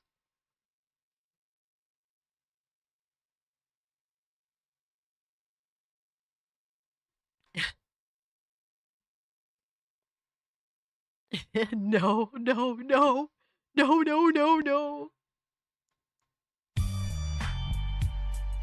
Yo! What? Anonymous I want to says, see them feet. man, fuck you, anonymous person. Alright, I already have my suspicions on who that was. From what I understand, Nintendo only offers the key cards or 64GB cartridges, which are really expensive to mass produce. Crazy work. Oh my god. If that's the case, and I don't even know all the details with that, but if that's the case, only the 64 gig cartridge or the key card, oh yeah. Yeah, all games will probably be key cards within the year. Thank you so much for the 5-chart turn. Thank you so much, Anon, for the buck and your unacceptable commentary. But yeah, let's see what Harmon Smith has to say. I'm scared. I do think this bears repeating every single time that Game Pass is brought up in any YouTube video or any news story or it's trending or whatever. This service is a complete and utter failure. It will not go anywhere. It has not succeeded. It has been just a giant money sink for Microsoft and has just been this complete implosion of a service that has just ruined entire studios. And so what he's saying first and foremost is that, well, Game Pass is a trending topic. I want them views. Let me throw out this clickbait, technically rage bait video out there and see what happens. That's what he said to begin with. And then he stated just a complete total,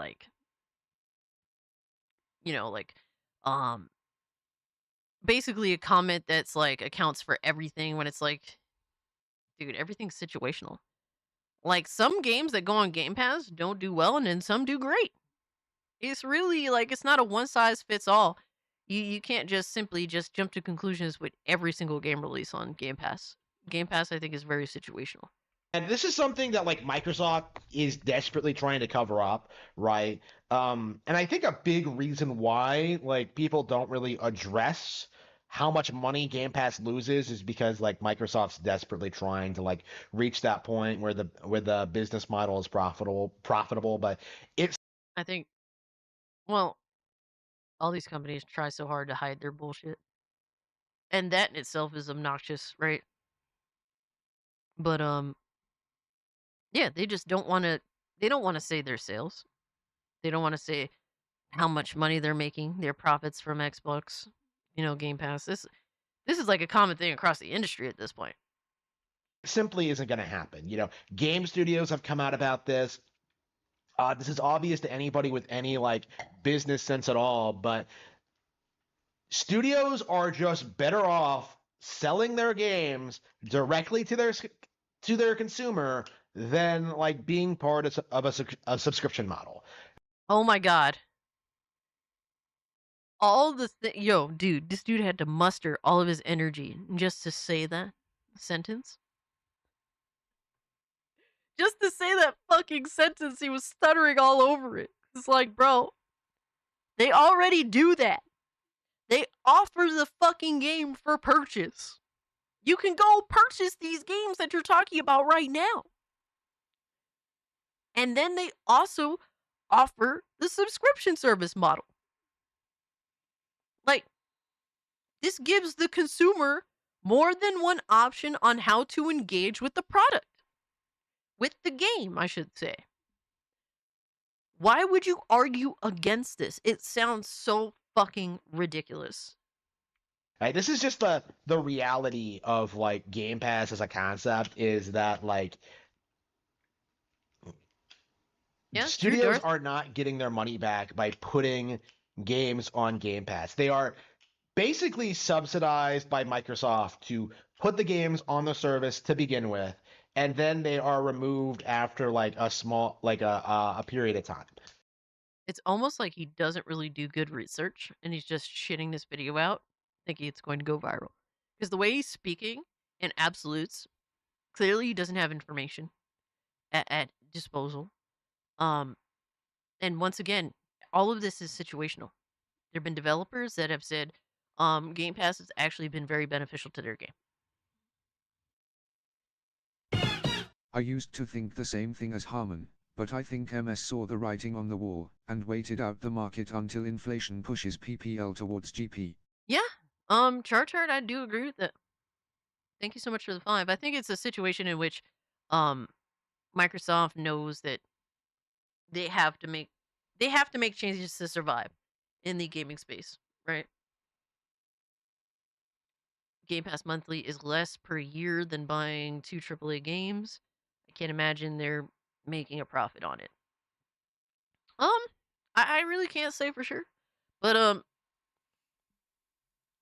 there's been an information that could be true that says that they are, and then I kind of can't really say. I'm not gonna sit here and pretend to know information like Harmon Smith is going to sit here and act like he knows information. I don't want to pretend. I don't know what is the truth. I really don't. But what is wrong with a game developer cutting a deal, like Microsoft cutting a deal with a game developer and putting their game on the service? Game developers have said, like, yo, like, putting my game on the service, I instantly made all the money that we spent on the game day one, before even day one, because they cut the deal. So they made back all their money just on the deal alone, and then they get paid more money depending on engagement with Game Pass gamers with the product. What is so wrong with that? I do not understand this ridiculous mindset.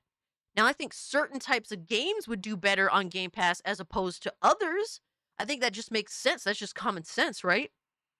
But I do not see the problem with this mindset. It's just you as a creator need to make a good decision based on how you think your game will be perceived in this given situation. That's all that is. I don't think that every game would benefit being on Game Pass, but I think that a lot of like smaller games certainly would likely benefit on Game Pass. It just depends on your situation. I think games that have already been out for a while and kind of had their hardcore, players engage. But if MS forecasted that far ahead, I fear for PC. I fear for every platform. I fear for the entire future of gaming for multiple reasons. There's so many different angles to approach gaming changing and our concerns. And yeah, I definitely feel where you're coming from with that, Chartard. Thank you so much for the two. But it really just is important to know what kind of game you're making. And I think another game that kind of benefits is a game that's been out for a while. It's had its hardcore audience already buy and play the game. And then you want to maybe, convince other people that haven't tried your game, but have been generally curious, wasn't sure about buying it. Yeah, putting that game on Game Pass and maybe finding a whole new audience for it, for the franchise of that said game, like, that's also a good idea as well. Like, everything's situational. Right. And it's very interesting kind of seeing like, some of the studios, like the narrative versus the reality, because immediately what people will say is that like, oh, we love Microsoft Game Pass, it's done so much for us. But what's actually happening is that Microsoft is giving devs like a huge chunk of change right out of the gate just to put games on the service. Right. And what's wrong with that? Please continue. Like, what you're saying is not a bad thing at all. Just to get them on there.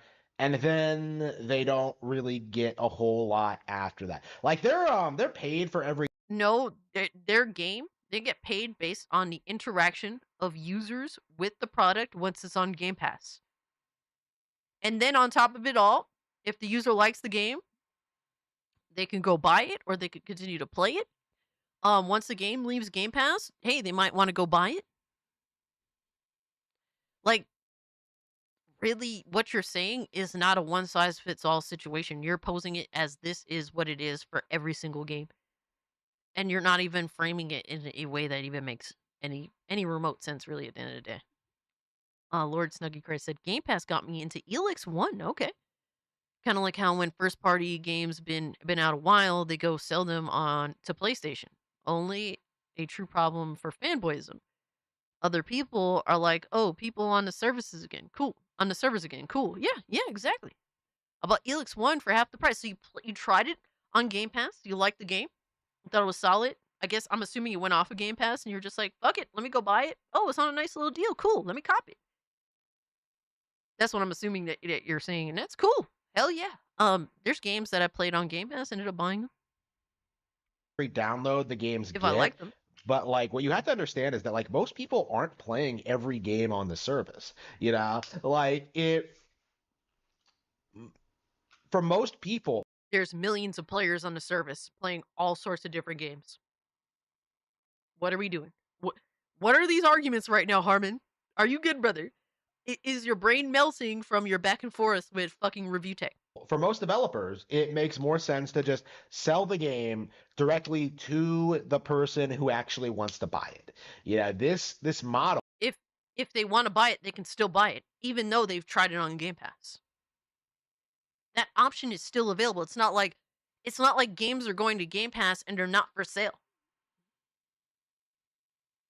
This isn't Nintendo Switch Online with their service, bro. Code Vein is another one I bought after trying it on Game Pass. Solid. Yeah, Code Vein's a pretty good game. He's just angry because not Nintendo. I mean, that's the usual go-to, right? Harmon and Rich are racing to see who is the biggest loser. Dude, as much as Harmon is a loser, Review Tech always is going to be the biggest loser in that exchange. The fact that Review Tech went so low as to attack a 2,000 sub YouTube channel of a complete total dork that makes his little videos, his little crusty ass videos from his crusty ass basement. Like, you're always gonna look like the Review Tech is always gonna look like the loser. Wait, this Harmon and Review Tech USA get into it somewhere? Yes, Review Tech is actually using Harmon Smith for content on his live streams. It's whole. I mean, the live streams are horrible, Miss Bella, because Review Tech is just a really not good streamer. There's just a lot of dead air, and every time he tries to talk about Harmon, it's just it ends up becoming a deranged Donald Trump is evil like discussion instead, because it's like the fact that you have a beef with Harmon of all people is like retarded in itself. So yeah. is just bleeding Oh yeah, they're money. both crusty Like as not fuck. only for the studios that develop the games, but for Microsoft. You know, Microsoft thinks it's like such this huge, like all-encompassing corporate entity that it can just like throw money away, that it can just keep bleeding money trying to make Game Pass popular. But like they've already been outdone by Nintendo. You know, Oh my god, there we go. There we go. There it is. As usual. Review munched. THC, yo. Thank you for the 2 chart art. Every time, dog. At some point, all becomes about how Nintendo's better. Bitch, you exposed. If you got no games, you exposed, bitch. You exposed. You exposed. Crazy, right? You exposed, bitch. You exposed. So fat he can't even open his eyes when he talks. Damn, Duckman. If you play the way, nigga, you exposed. I'm surprised it took him this long to get to Nintendo. Crazy, right? Cass, don't we watch and react to Harmon every week? Yeah, because you guys keep recommending him every week. I'm gonna react to like Harmon Smith right now. like Nintendo Switch Online is a far better service than Game Pass. It makes more sense. It has better games. Like it has this like focus on like retro titles while It has games on the service that they don't allow you to actually purchase, like just stuff like that. The service doesn't really, the money asked of the service, is not really given value to the customer or the gamer. Like, yeah, all that shit, bro. still continuing to sell the new titles, that do need to be sold at full price, like the Nintendo model of like the same thing is just far superior, but It's not really far superior. I mean, I think Nintendo makes, consistently pretty decent games overall, but you still now having to pay $70 to $80 for their games. It's not even remotely justifiable. Yeah. This is a non-comparison because these are 2 entirely different services that each have their trials and tribulations, but nonetheless, Nintendo Switch Online is probably the most useless service that is offered in the gaming space currently. Am I doing a good job of pretending to be Harmon Smith right now? No, wait, I'm too smart for that. Never mind. the Xbox, the Open Game your Pass eyes, you look like bros, Harmon. Don't really want to admit that because that would be acknowledging that Game Pass is not. Rich never recovered from the big cheese incident. Wait. Which one was the big cheese incident? Cass, what do you... What? What? I was doing my fucking best Harmon impersonation, bro.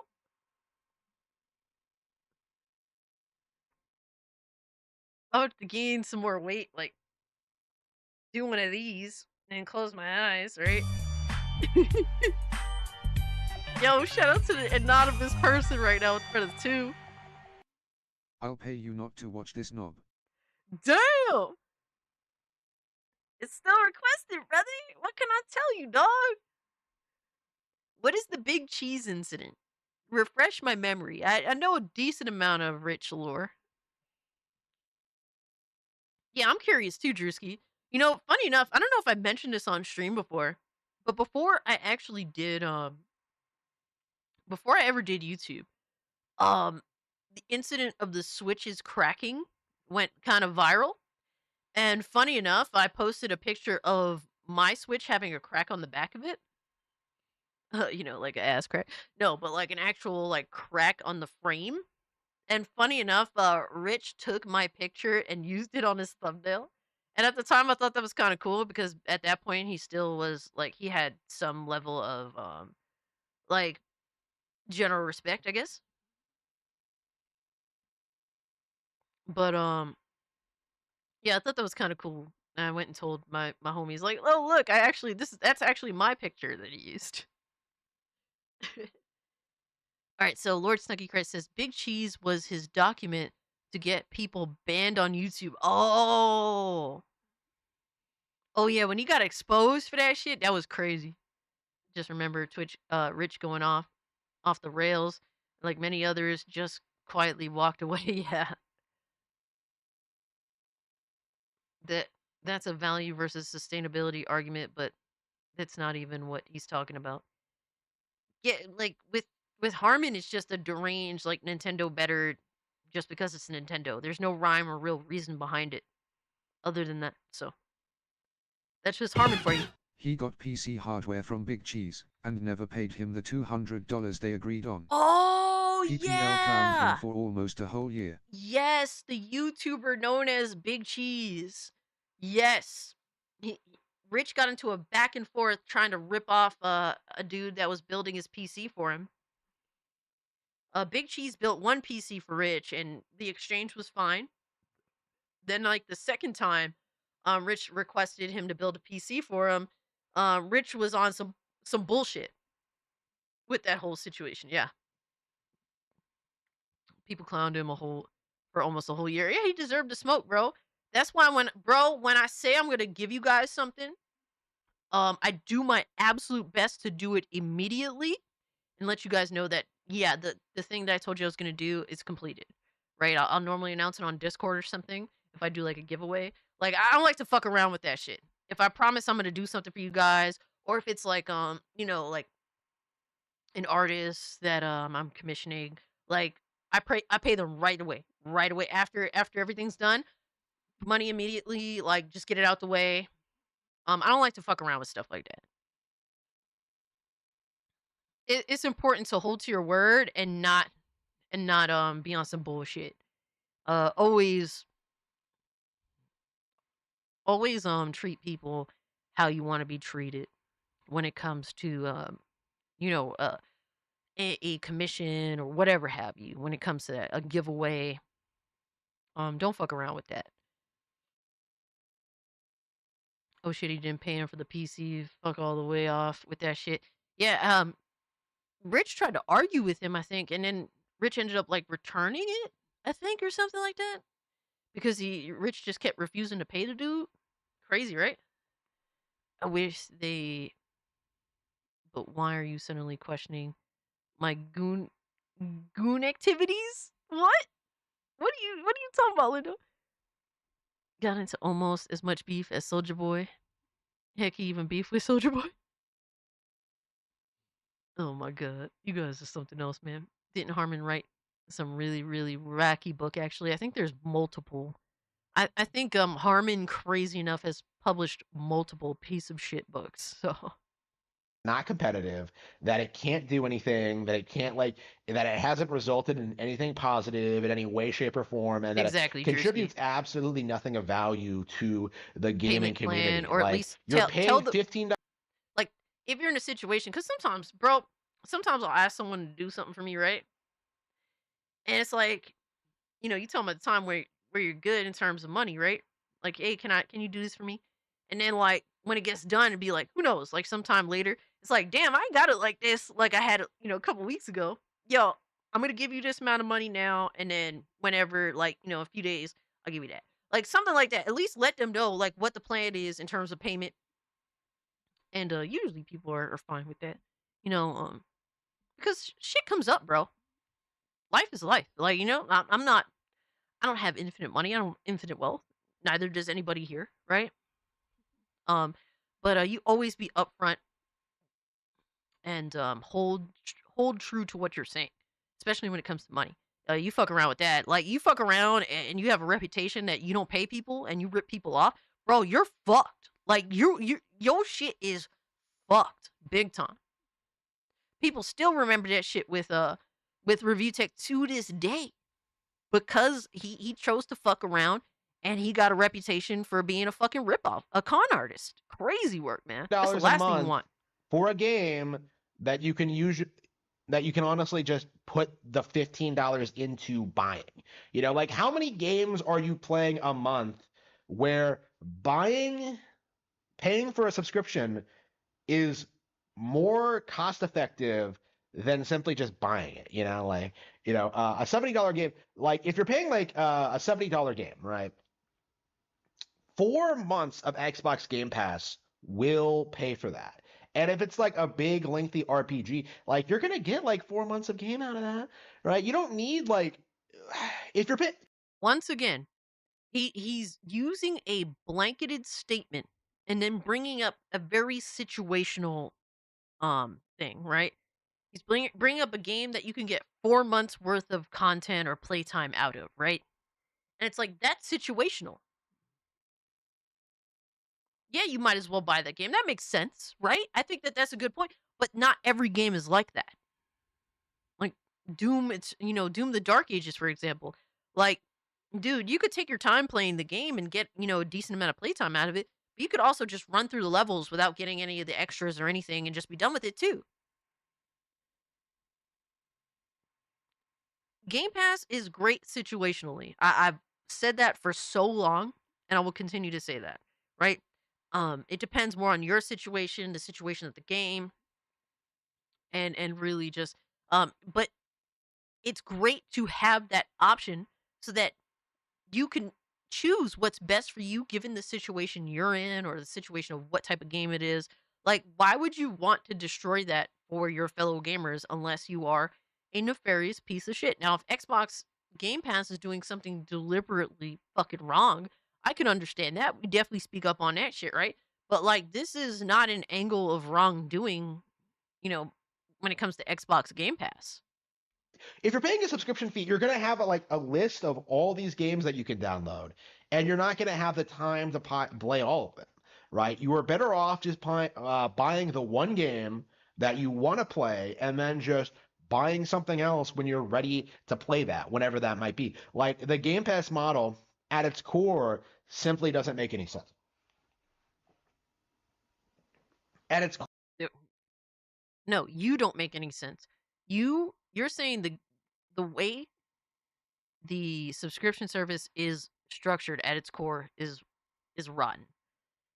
The only thing you've put up is a situational thing, which doesn't mean that the core of Game Pass is rotten. It just means that Game Pass doesn't work for this particular game because it's so long that you might as well play it because you'll be playing it for multiple months and you'll end up spending more playing on Game Pass for all those months instead of just buying the game outright.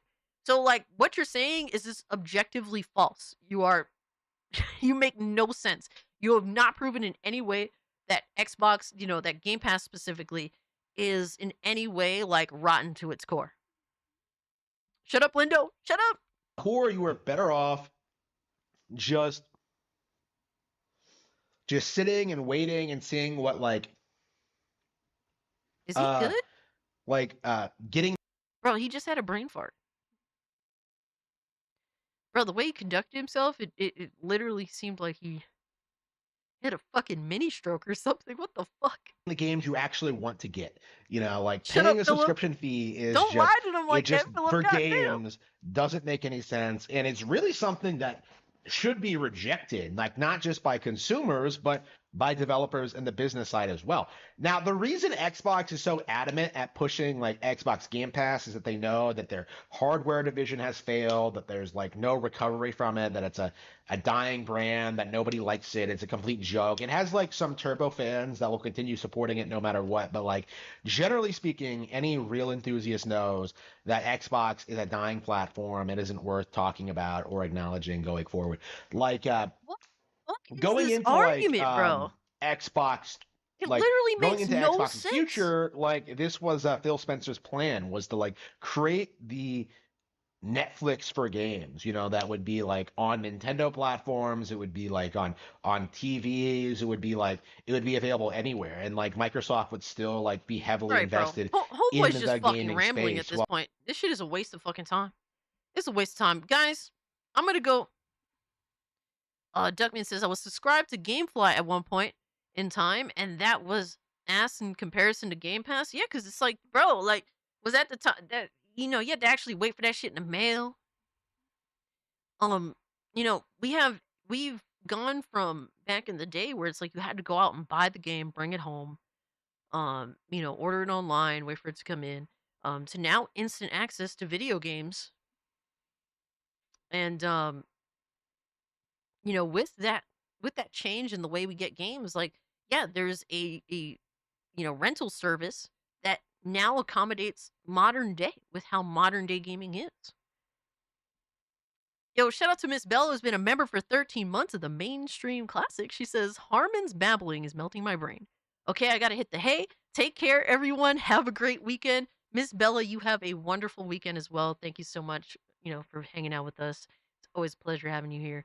And have a good night. Tell the kitties I said hi. And tell them to be on their best behavior. But real quick, guys, I'll be right back. I gotta go dehydrate, man. I had too much soda and coffee. Oh no, y'all, I'll be right back.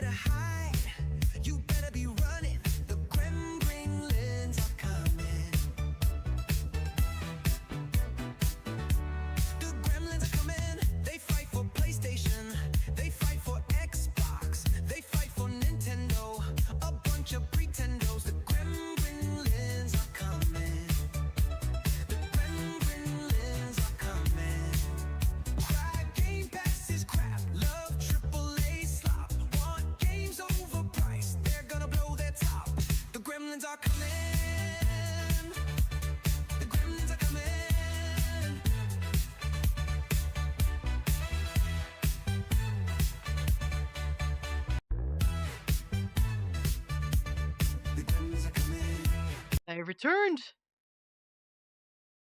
Did I scare you guys? I have some leftover vitamin water. Let's go. I like the blueberry pomegranate flavor. That shit is fire.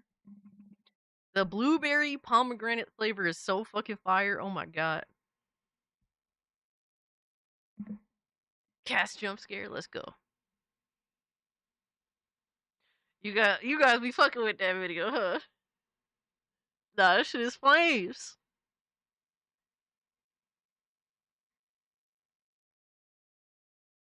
It could be Smash. Oh man, Frag, how you gonna disrespect Smash by thinking that shit is him? You know that shit is Harmon. Come on, dog. Why is DSP mid transition? Thank you, Philip. I appreciate that. All right, let's see what we got next. What do we got next up here? Let's see.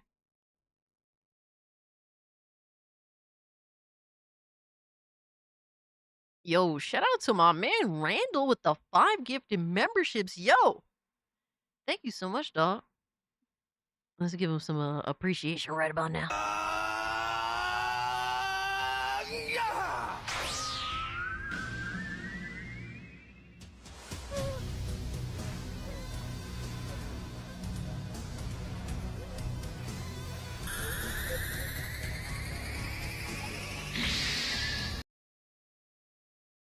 Appreciate you so much, my guy.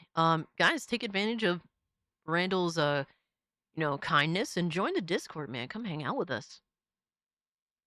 I expect to see new Discord members. All right, we have Kyle that joined tonight.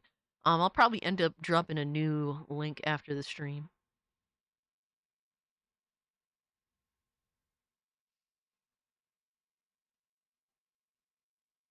But I got a good video here. Sort of a palate cleanser, I guess, right? All right.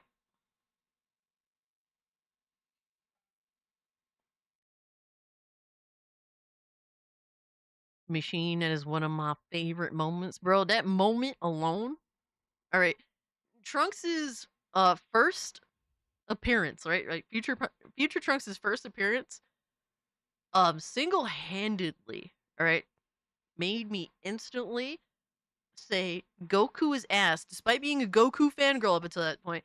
Fuck Goku. He went through all that shit to beat Frieza, just for Trunks to show up and just instantly fucking wreck Frieza's shit. That moment single-handedly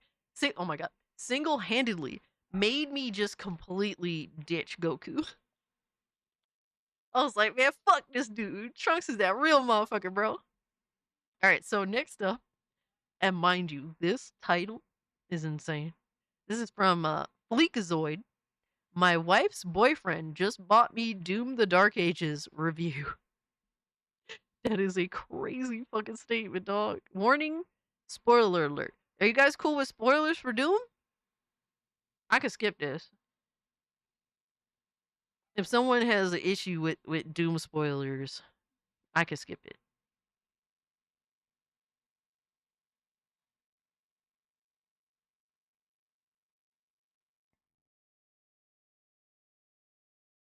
Prax's ad.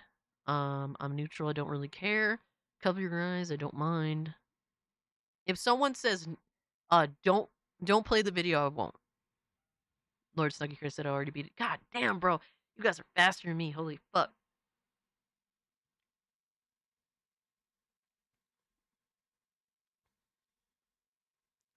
Alright, I'm not hearing anybody say oppose watching the video. Last call. I'll skip the video if anyone doesn't want spoilers. I don't mind this one. One of those games I don't mind spoilers for. Okay, fair enough, fair enough. Alright, seems like everyone's cool. They don't mind spoilers. I don't know to the extent of the spoilers. I have yet to watch the video. I wanted to have a natural reaction. But let's see what's up from Fleekazoid. Want to be spoiled? Doom the Dark Ages is taking inspiration from the original Doom games because, as we all know, Doom peaked with H-Doom on the T-83 cow. Jesus. Terrible. Peaked on the... calculator. Right off the bat, if you want to know if Doom the Dark Ages is worth buying, I'm gonna say this. A lot of people judge their buying decisions on a $1 per hour of fun basis, and if you get this game for free, it lives up to those expectations. So in my situation... Oh my god. Jesus. You seen this video? It's pretty funny. Fire. Having received this for free from my wife's boyfriend, I must say Yo, he need to stop with that shit. What the fuck? I think this game is fantastic. Doom 2016 was run and gun. Doom Eternal was smoke, crack, and shoot back. Doom the Dark Ages is parry and turn my headphones up real loud so I can't hear my wife and her boyfriend wrestling in the other room. Bro, what the hell? Cass, did you see Doom Girl? No. But, dude. Apparently so. His wife's boyfriend is very generous. Gives him a brand new game so he can go pipe out his wife. Pretty crazy. Pretty crazy stuff. Some franchises never know when to change. New Doom doesn't know when to stop changing. At this rate, Doom 4 is gonna play like Just Dance. The Doomslayer's gonna be popping that ass on the dance floor to Tay-Tay. Them removing 90% of the glory kills and replacing them with bumper cars is great because I love playing bumper cars with my wife's boyfriend. I like that they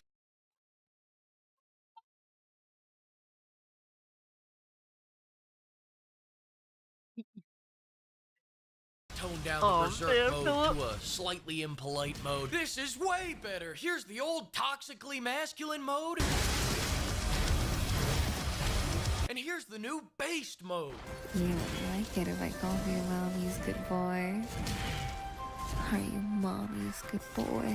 Yeah, the soundtrack's a little weird in the new game, but we'll get to that later. I'm glad they're making this game less masculine, because after playing Doom Eternal, my wife's boyfriend started getting scared of me. After all those glory kills, all those chainsaw kills, a berserk mode where you fucking punch a demon's leg off. I hope hell is wheelchair accessible, bitch. God, I'm getting choked up just thinking about it. Yo, son.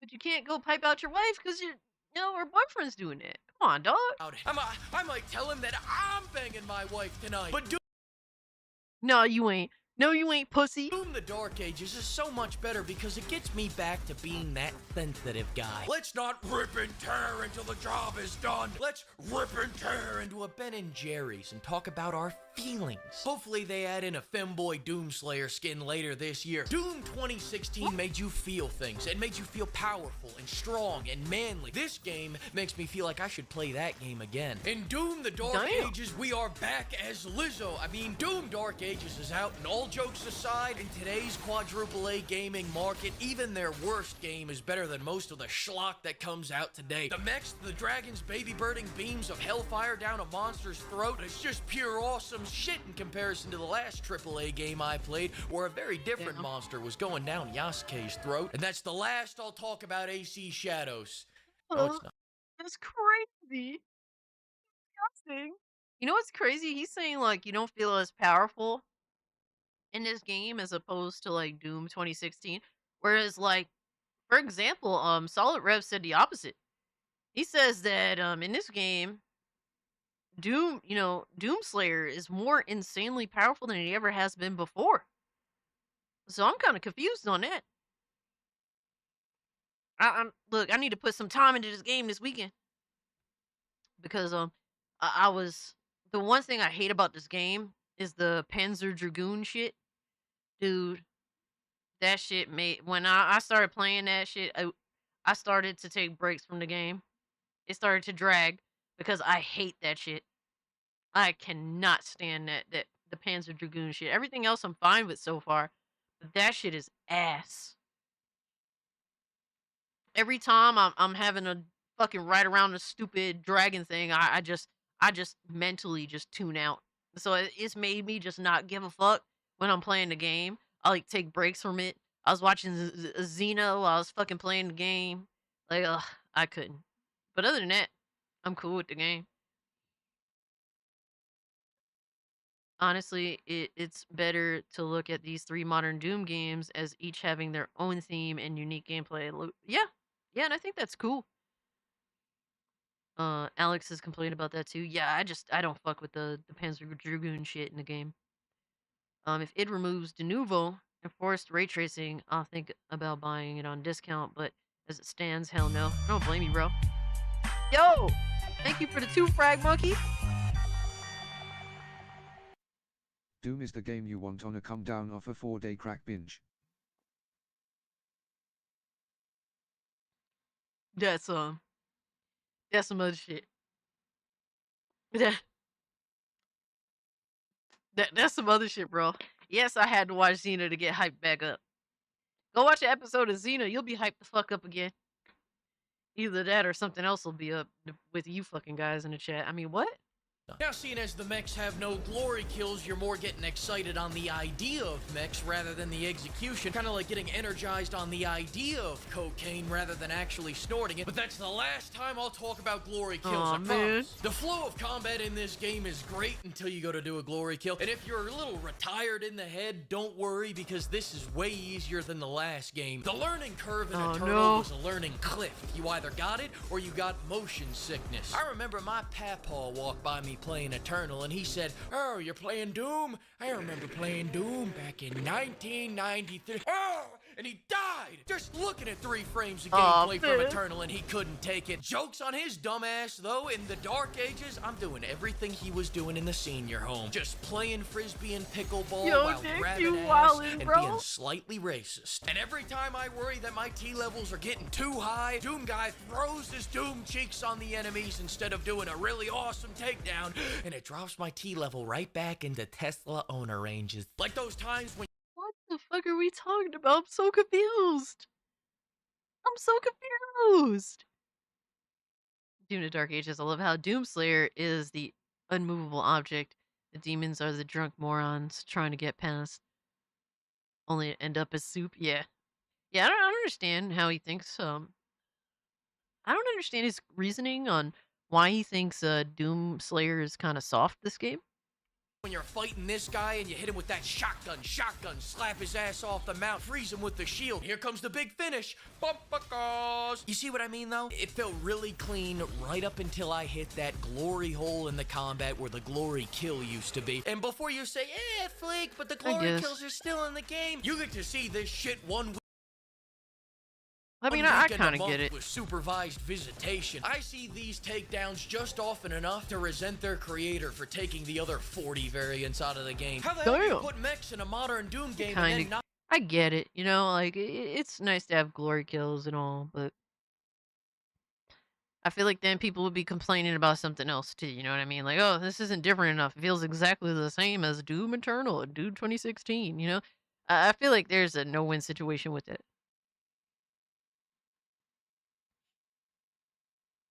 I think it's such bullshit machine XP. It fucking blows if that's the case. They removed the X factor of this game, and for what? So I could go play Ultimate Frisbee? I'm throwing my pre-Ozempic Doom cheeks on the enemies, and the only time I get a glimpse at a takedown is if I can get my Whopper slaying ass high enough off the ground to do one takedown they let me keep. Whoever decided to make the game flow better by replacing the iconic glory kills with a clunkier, slower, unsatisfying, and unresponsive alternative is a genius. This reminds me of when I took the wheels off my car to make it go faster. Now, for all the people saying this game is slow, a lot of people are going to recommend that you turn this up to 150% in the game slider settings. But I just don't think that's enough. So what I did was speed hack the game to go at 4 times the max speed, so I might finally...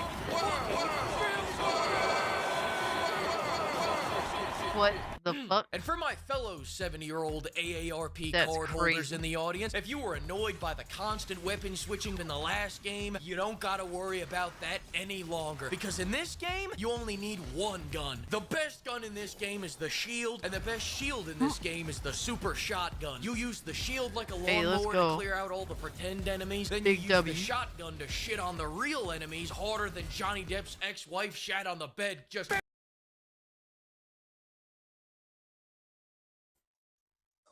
Oh, fuck!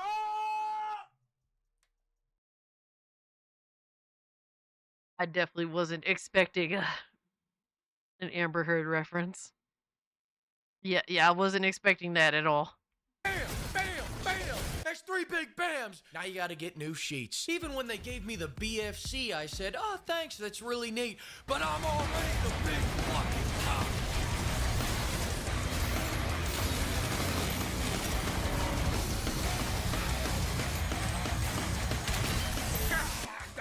gotta say, I think my T levels are getting too high. Let me watch a takedown. Motherfuckers.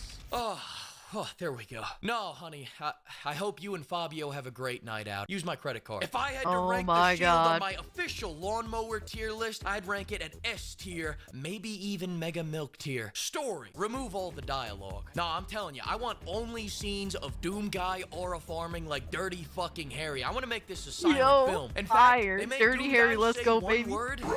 That's one word. Just recently got Dirty Harry on 4K Blu-ray. I need to check that out when I do get the chance. See how it looks. Too many. Music. All I have to say is this. Damn. Now, if I had to rate this game on a buy, wait Oh, for a man, sale, that's or rough. it's okay basis, It's I true, would though. say this Music is is the type mid of as game fuck. you get for free and go, hey, you know, for the money, it's not that bad. I had a truly incandescent time playing this game. 1 out of 10. Fuck you. You remove Damn. glory kills. God damn. Bro, I think that's a bit fucking harsh. Holy shit. That's very harsh. Wow.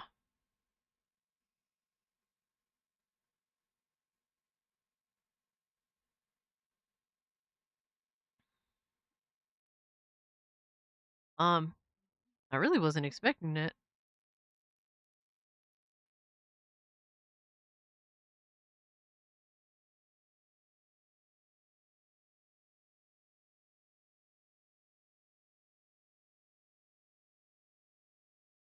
Yeah, like that seems to be his one criticism. That and the music, obviously, you know, the music is objectively a negative, sad to say.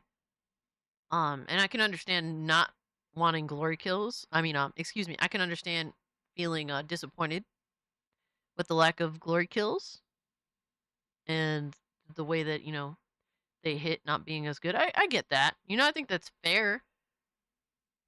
But does that warrant a 1 out of 10?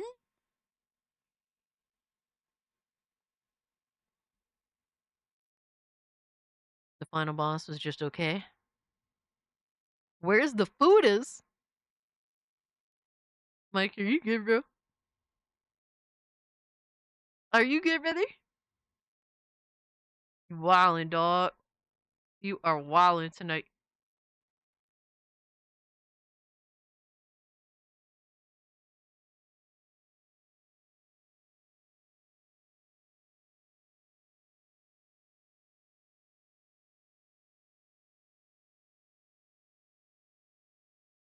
My favorite part of Doom was when Asmongold ate a roach. Terrible. Absolutely terrible. Yeah, I think that's definitely very harsh. To be fair, I also can't speak to the whole game because I haven't played the whole game yet. But that's definitely my go-to this weekend. And maybe a little bit of Oblivion.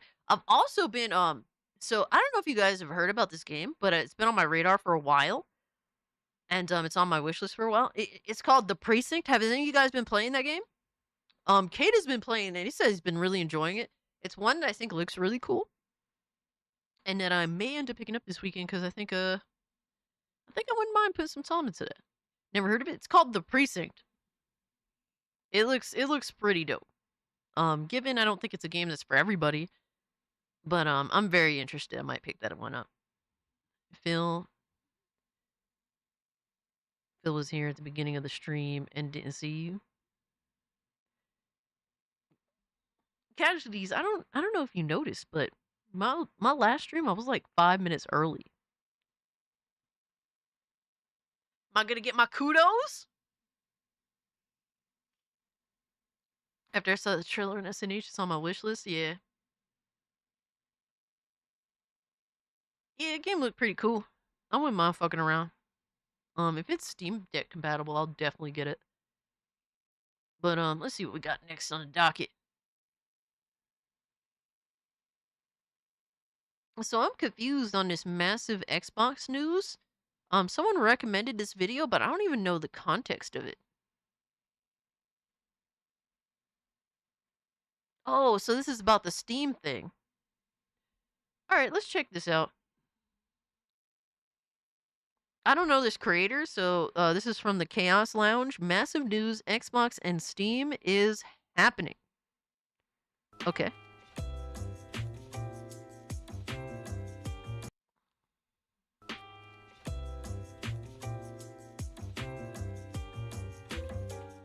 Hey everyone.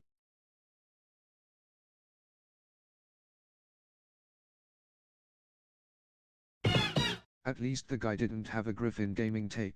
Play with the music volume muted. Yeah. Well, technically he did. Technically he did. He made the reference of turning off the music entirely and going to Spotify and playing Doom 2016's music. But I appreciate the 5, brother. Welcome back to another video. Small update from me. Yes, it's finally happening. I am moving. Now, that means my streaming schedule is going to be all over the place. Please, Potentially no. this week and next week. Spare me your personal information. I actually skipped the Tuesday and everything up for me to head out. So, bro, this is I'm stuff gonna see you if I'm save. not streaming You on Tuesday, save this then you kind can of count on me information for the streaming on end of Thursday. the video. But if I am streaming tomorrow or today, depending on when you see this, Or on YouTube Tuesday, post. then the chances of me streaming on Thursday, today is Friday or Saturday. Is he gonna? If he doesn't get to the actual topic, right now. I'm ending this. All right. So with that out the way. Okay. Thank you. Finally. Thanks so much for your continued support. I really appreciate it. And you know, let's get on with the video. I watch Griffin's videos muted. So we have this. Only way to do it. Uh-huh. Why even watch his videos to begin with? That's the way to do it. Just avoid them shits like they're a plague on your life, because they are. Appreciate the 2D casualties. Thank you so much, brother. So over here, now this is the big news of the day, and it looks like it's finally happening. Steam and Xbox are coming together in a collaboration. Microsoft is rumored to be testing Steam integration within Microsoft Store, potentially for next-gen Xbox 2. Now, that's actually really interesting that they're doing it for the store, but this just indicates that they're getting ready to do this for the next-gen Xbox. Now, this is really interesting because if the next-gen Xbox is just basically a PC, then why are they really testing? So clearly, you know, things might not be as clear-cut as we once thought. However, they are testing it apparently within the Microsoft Store, which is interesting in its own self. Great time for we've been hearing for a number of weeks that Steam is coming to Xbox, in fact, months really. All right, and bro, ever since Phil Spencer actually said that he wants Epic Game Store. I don't know who this person is. And shout out to him if you like them as a creator. I can't watch this person. I'm not gonna lie, I'd just be bored. I guess I just have, you know, I have ADHD brain or something. I don't know. Fanboys are seething over this shit. Does he talk about that? Is there? No, I'm good. I'm good. He's not for me. Not for me at all. All right, so I guess, you know, let's watch someone that is entertaining, that actually has charisma. Because the gamer 2323 made a video that I thought was kind of interesting. And I do have a lot of people that are YouTubers that are watching I the have channel. officially finished my PC build. Let's go, Arctic! Yo, shout out to Arctic right the fuck now! Shout out to Arctic, man. Shout out to you, brother. Thank you so much for the 2. Totally didn't have to do that. Shout out to you, man. Enjoy your new PC, my guy. May it serve you well. Another one. Yeah, W's in the chat, baby. Shout out to the man, Arctic. Enjoy. Dude, you was posting pics of the build as you were kind of putting it together. You put together the basics and shit. And I was like, yo, that shit looks sexy as hell. Hell yeah. No, I'm happy for you, my guy. Oh, you want the Leisure Suit Larry series? Oh man, I don't know. Bruh, I would like to see it. I have been wanting. All right, so this is from the Gamer 2323. The content creation game has gotten scary, and I think this is a good. Dude's been making content for a really long time. I haven't really watched him consistently, but I think that he covers all different sorts of topics, and I like that about him.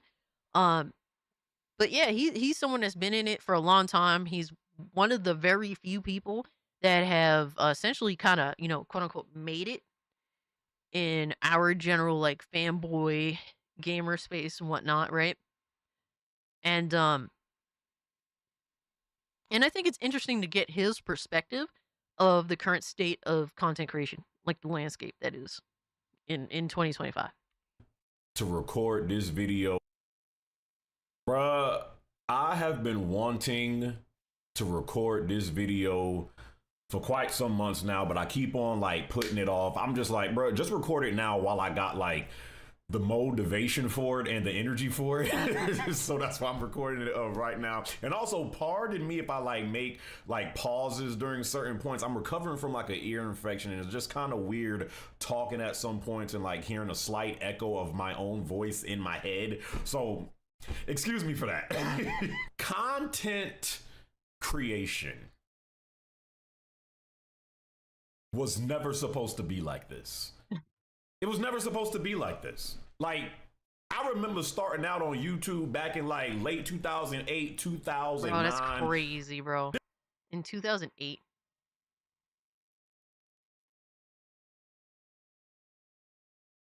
In 2008, I was 15 years old. God damn, bro. He's been at it for a long fucking time. Wild, right? Yo, ear infections suck. I've had them quite a bit. I think that's why I'm kind of a little bit deaf. A little bit. This jump was something like you did for fun. Like, it was kind of Philip, like you an are young. awkward Shut thing up. to do at that point. You're not going to And my drag me friends down with you found because out we're back both in those 93 days, babies. I was doing like YouTube and uploading vids of myself on the internet. They was like, you're it was like corny, like almost, or cringy. It used to be this like fun, awkward thing that you would do, you know, people just sitting in their house, just recording them talk about whatever their interests in games or makeup or music, whatever. Yeah, it was like back then it was like kind of rare for people to make videos and shit. Now you see motherfuckers walking around phones like vlogging, just everyone's trying to make some kind of content, if it be for TikTok, for YouTube, for Instagram, for Twitch. Like always somebody doing some shit now. Back then it's like, first off, people rarely had, like, people didn't even have the equipment to do that shit back then. You know what I mean? And so it's crazy to think that now everyone and their mother is trying to be a content creator. Now today, there is such a different vibe and culture when it comes to content creation and streaming as well, which I'm gonna get into. It's just very different with content creation today. The level of competition you feel, the level of insecurity that even comes with this junk, the level of constantly comparing yourself to others, of them doing the same stuff that you're doing, that comes with this junk. You feel like you gotta post something. Was your graduating year 2011? I believe so. I'm pretty sure it was. Yeah, Charter. Thank you so much for it too. It's crazy to think how fucking fast time has gone by. Holy shit! Now I feel extra old. Damn. But there is like a general, like, for me, generally I kind of feel like it's a little bit of a competitive space, but like healthy competition. I'm never like, you know, like people have some cancerous ass mentalities where they just care more about what other people are doing. Um, hell yeah, chart. And for me, it's like, to me, there's like healthy competition where it's like, if that guy could do that, then hell yeah, shout out to them. But I could do it too, you know. And I just gotta plan. I always be saying I'm plotting and scheming. I'm plotting and scheming because I'm always thinking of the next thing I wanted to do in regards to, you know, YouTube and live streams and just you know, always keeping up with the latest, you know, information that's out there and entertaining things that I think you guys would enjoy, like discussing as a topic with me and stuff like that. So I'm always like plotting, like I said, plotting and scheming. That's how I'll be saying, just being slick and shit. But yeah, it's like naturally there is a bit of a competition because you know, you're just trying anything to get you to like strive to keep moving, to keep doing something new, to keep you on, quote unquote, on the grind. Yeah, all this shit is cool. Like it's a non-toxic mentality that I choose to have when it comes to that shit. John Ford said I turned 43 this year. Shout out to you, man. Staying strong. Lindo, no Scooby Goon suit, damn it. No Scooby Goon suit. every day or every other day just to remain relevant. Now, you never know who genuinely rocks with you versus who's just trying to use you to get to a higher point in whatever they're trying to do. Like that's something. Yeah, everyone, you have to be concerned with everyone, and it's not what people say, it's their actions, right? And you definitely have to, kind of unfortunately, keep up with that and really just kind of assess people by their actions. That's what's sadly, and it's like I don't like to think that way about people, but unfortunately, unfortunately, people will take advantage. Oh shit. Oh shit, man. Yo.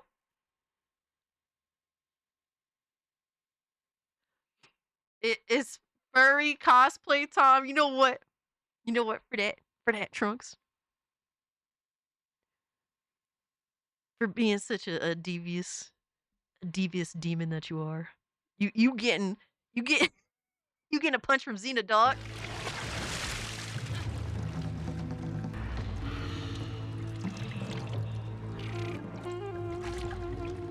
Didn't your mother ever teach you it's rude to stare? Yo, shout out to Trunks for the 50, bro. You're fucking crazy.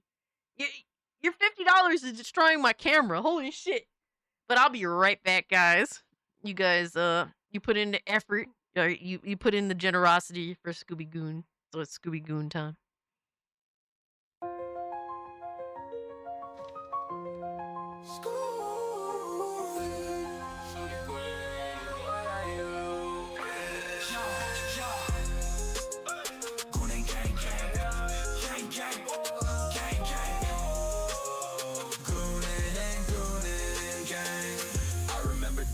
They used to chase me, mask on their face trying to erase me. Talking loud but they don't faze me. I'm strapped up, now they can't change me. Keep talking that mess, I'm just flexing. They throwing shade but they don't know the lesson.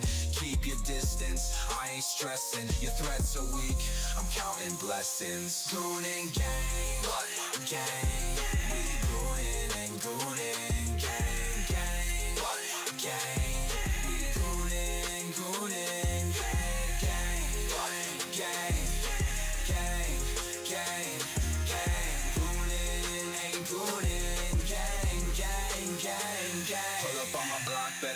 Twice. Catch us live, streaming all night. From the PM to the AM we ignite. Watch the flex, got the wrist so bright. They hating what they see, but still they bite. I'm stacking checks while they stay behind. They wanna talk, but I'm on the climb. Can't touch me, I'm one of a kind. Goonin' gang, gang. Goonin' and goonin', gang, gang, gang.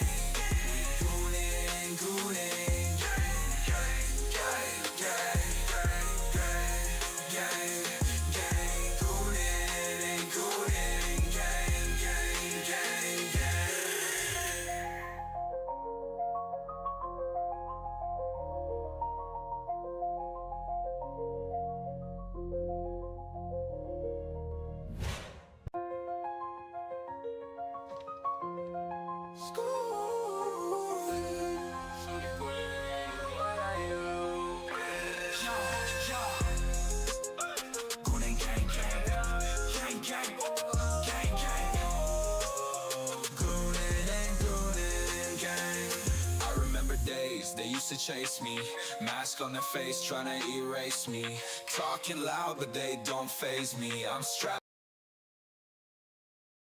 Scooby Goon reporting for duty.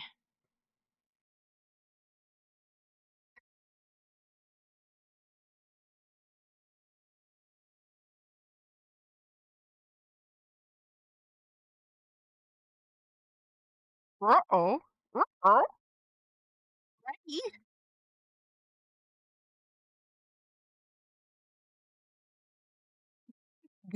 Goonie Gooby Goo, where are you? It's much appreciated. Well, you guys are much appreciated, so. the feeling is certainly mutual. Zoinks! Yes. Yes, you guys better give me some Goonie snacks, damn it. Every word starts with an R because she's a dog is crazy. Bitch! I mean, what? Monkey, are you good, bro? Are you good, bro? You wild. I wanted to talk about streaming in particular because streaming is something that I have been contemplating. Yo, how much longer can I do this junk?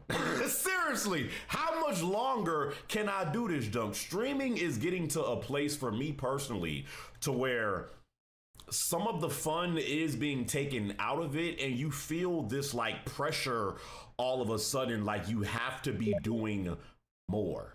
And I don't want to get this misconstrued with, you know, people not wanting to improve their streams or like competition is bad. Competition is a great thing.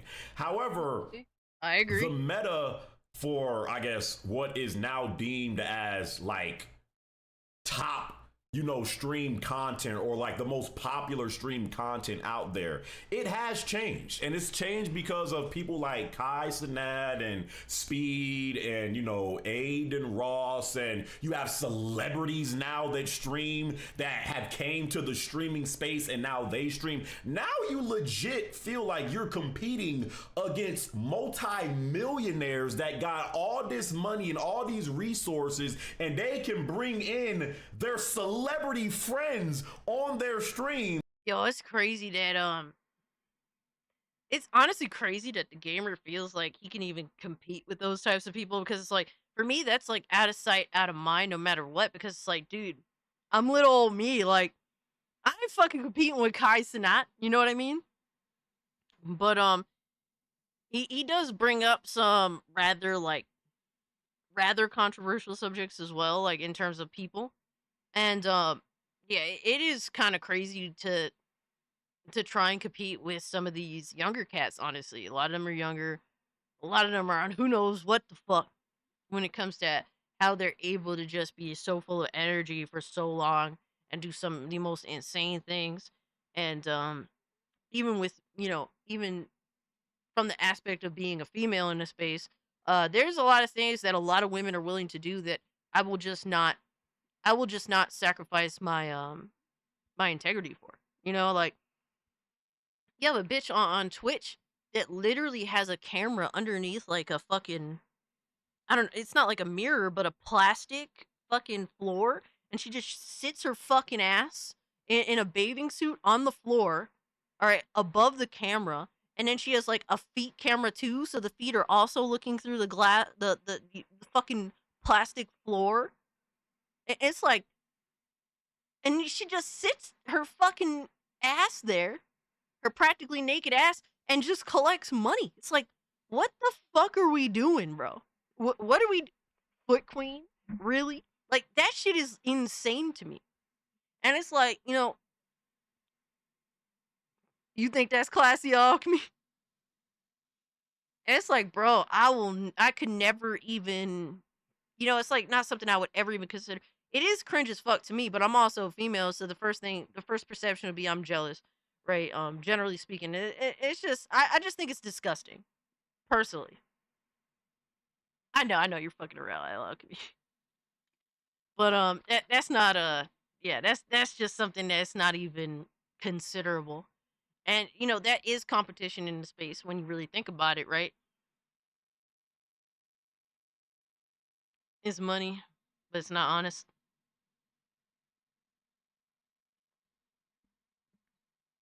But for me, it's like, I like streaming because it's fun, and I think that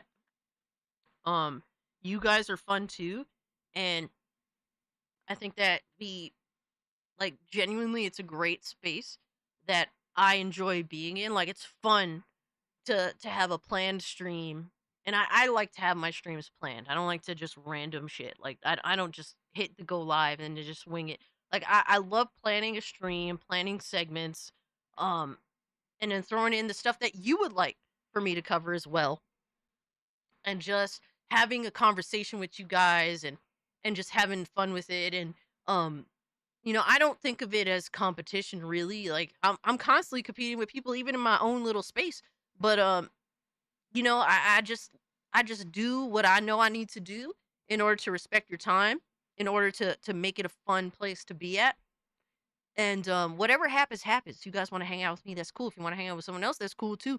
But I just make sure I do what I need to do to feel like because like it's one of those things where what I do here, it's like it's a representation of my integrity, of the type of person that I am, and it matters to me. It's important, right? Whether you guys are like my content or what I do or not, and that's your opinion, and whatever however you feel is how you feel. I'm not going to take that away from you, but that's just how I feel personally. And here you are in your crusty, dusty ass room saying, all right, guys, we about to boot up some, we're about to boot up Fortnite or freaking Valorant or whatever. And you kind of are like fighting this mental battle of like, this is what we're supposed to be doing on Twitch, right? Just sitting down and talking to chat and playing games. I've seen recently, Motherfuckers, Kaisenot has entire sets built in order to, do something crazy new, right? And you just have to come to the reality that you're never gonna be able to compete with that. But you don't have to. And I guess there is a pressure to feel like you need to, but you shouldn't have to. Like, it's just a rarity. But at the same time, too, he brings up a good point. But guess what? Who's one of the top streamers on Twitch, if not the top streamer on Twitch? Asmongold. That's the crustiest, dustiest, nastiest motherfucker, period. All right? He is the epitome of, like, the gamer nerd fucking, like, like, negative assumption about gamers, right? Except, minus, being fat, because he's not fat. That's probably the only thing he has working in his favor. But, and even despite that, he's still one of the biggest Twitch streamers. Y'all fucks with the Roach King. The Roach King is my guy. When it comes to gaming content, I love watching his gaming takes. But, all this, it goes to show that it doesn't matter, if you're just a regular guy, because Asmongold is a regular guy, minus the fact that he doesn't shower enough. And he doesn't really go out there extra in order to impress anybody. He really doesn't. He doesn't even wash his ass. So shout out to my boy Asmongold. It sounds like I'm throwing shade at him, but I'm not. Roach King talks too much about politics for me these days. Yeah, I personally don't watch his political videos. And I agree with you there. I'm not really too much into the politics besides, watching Hassan Piker cope, seethe, and mauled over over getting beat out by Asmongold for top streamer. But Nick says you have your own little niche cast, and we like it this way. And yeah, it's all connected with other folks here, and that really unites us in a nice way. And yes, your integrity is what makes you stay. What makes me stay. Hey, I appreciate that, Nick. Thank you so much, bro. And yeah, I love the idea that we cultivated this amazing community, man. Sounds a douche. Yeah, he's a fucking asshole. Roach King does both things, though honestly his takes are pretty even keeled. His gaming is fun as well. Yeah, I like his gaming discussions, man. I really dig them. We are a community of true diversity and gooning. With the Kai's a whole streamer university thing that he did recently, to where he's I heard about that. He's bringing in all these different streamers. He got like professors that are gonna I guess teach them, and then like other people he brought in. I have seen streamers crash the F out over not making Kai's streamer university list. Bro, I've heard about that. That is fucking insane. Dude, people are hoping and praying that streaming will save them.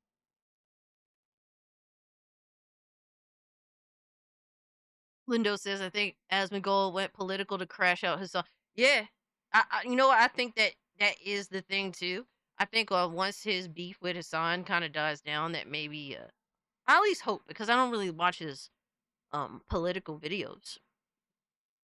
But I think he's doing that just to fuck with Hassan, because Asmongold is a very dedicated fan base. They'll pretty much watch whatever he does. But there's a lot of YouTubers now and Twitch streamers, Twitch, Twitch, YouTube, whatever have you, that they're just hoping and praying that they could just fucking stream for the rest of their life and fucking quit their job. And it's like, I mean, it sounds nice in theory, but you're going to fucking, like, it's sad to say this, but you're just not going to make it, bro. This is not, I would never want to ever have to, like, be in a position where I do this as a job. I don't, like, now if I get laid off, it's like, it is what it is, but I would be avidly looking for another job. But I would not feel comfortable with, doing YouTube or content creation as, like, my only source of income. Like, it just, ugh. I would hate to be in that position. I've seen streamers crash out. I've seen streamers literally cry on camera about this junk. And I'm like, yo, over something that was probably prefabricated already. Like, dude, if Kaisenot did that shit and he picked out these YouTubers or streamers, whatever have you, that shit was probably already pre-picked out.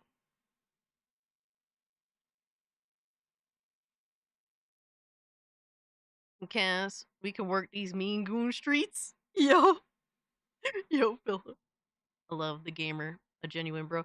Yeah, I like his takes, man. I like his random discussions about different stuff, and he definitely is genuine. He comes off as genuine. This junk has gotten real.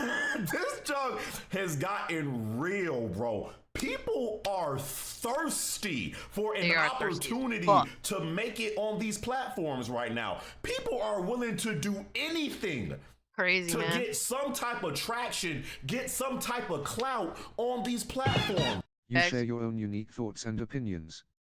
And being genuine and authentic is highly valued, especially nowadays. Cough cough DCG. Machine XP, I appreciate that, bro. And it's one of those things where I'm glad that you see it that way, but unfortunately, I don't think the mass majority of the people see it that way. Thank you so much for 5. And let me explain, right?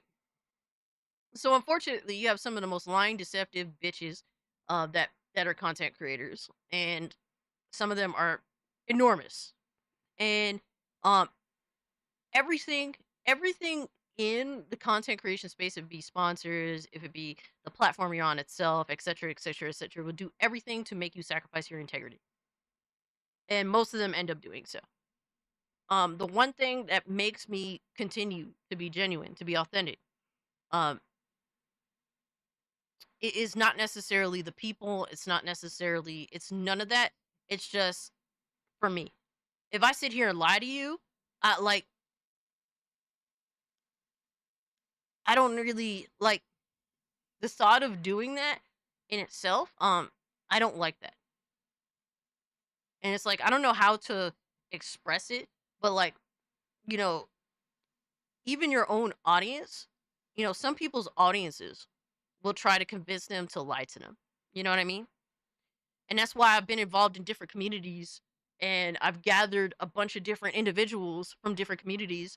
I think a lot of it is because of my authenticity and the fact that I think that I'm my own unique person with my own unique perspective and my own kind of comedy, I guess you could say, and whatnot. But the main thing that makes me stay genuine, that makes me stay authentic, it's really just me, first and foremost, over everything else. And it's out of self-respect, first and foremost. Obviously, it's in respect to you guys, too. But if I sit here and fucking lie to you, that's me disrespecting myself and my genuine, my genuine thoughts, first and foremost. And that shit bothers the fuck out of me. That would absolutely 100% bother the fuck out of me. I get what you're saying. Yeah, like that's if I have to sit here and say something I don't actually believe in, then I'm disrespecting myself first and foremost. And the thought of that, like, I I can't. I like, nah. You're real one, Cass. Keep doing what you're doing. Hell yeah, Drewski. Conscious. That's the key that makes the difference between a grifter and a true passionate real human. Hell yeah. Yeah, but there will be. I know that there will be so much temptation, and I don't need to fall to that. I don't need to fall to that. The main reason being that YouTube is my hobby. I benefit from it in multiple ways, from being able to have conversations with you guys, to be able to be social, and to really just and more than anything, it's just a challenge. Like, first and foremost, I just see doing like YouTube as like a challenge. Like, can I do this? Can I fucking, like, it's like a game. That's how I see YouTube. It's like a game where if I work hard and do it with my style, right? I'll be styling on it my way.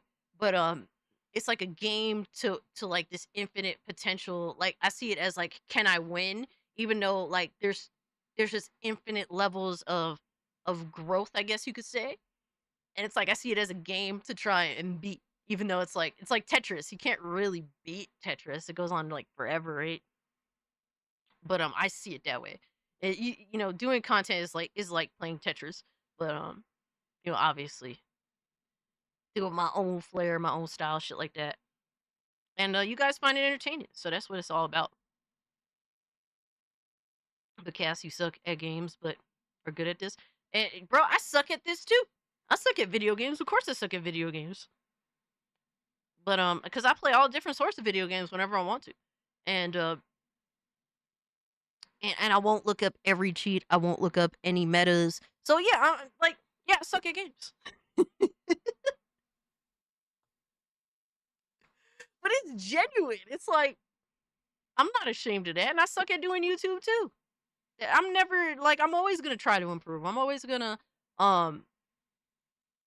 you know, try over time to make things better, or think of the next thing that I want to pursue, or think of something cool to do next. I suck at games doesn't make us less of a gamer. Exactly, Philip. I'm just screwing with you, Cass. I know, but I do genuinely suck at games. I'm not here, dude. I'm not competing for first place in anything. I'm not like overly competitive. I just play games and I fuck around, and games is like a social hobby for me. It's just a challenge hobby in general, like a self-challenge hobby. And you know, I've grown up with games all my life, and it's the greatest escape. Cass, Iman has a question. I got you, bro. What do you think about the streamer university? I don't know anything about it. Other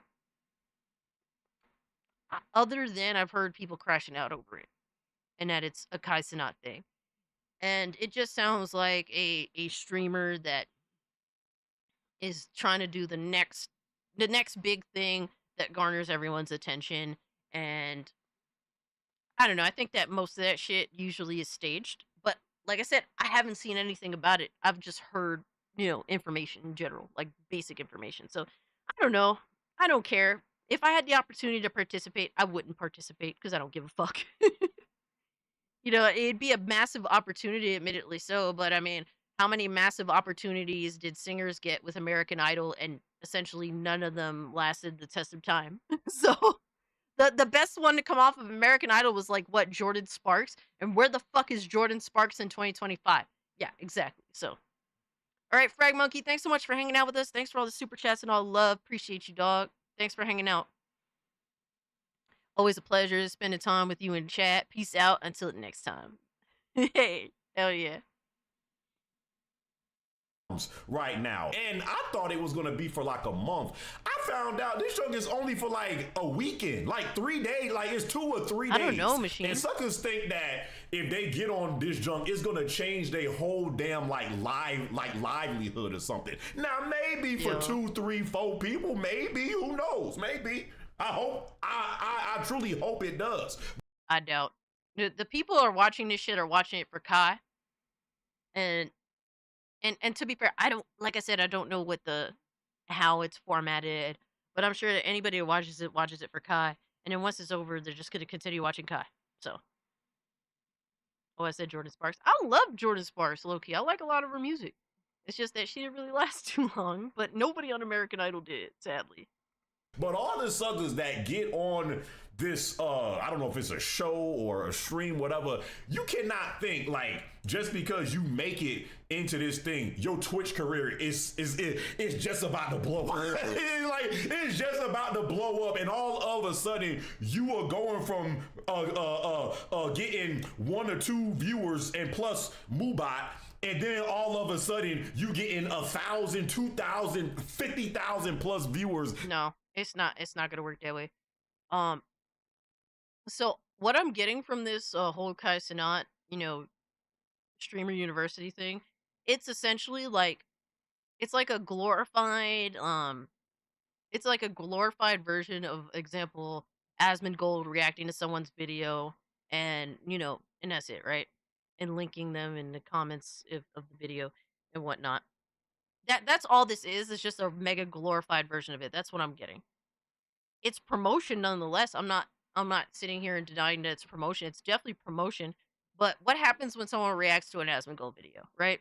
People go over and love it because they love Asmongold if it's a good take, right? And it's free clout. But guess what? The mass majority, like 99% of those people, are just going to go back to watching Asmongold, and they're going to forget that you existed, right? It's nice to get the clout.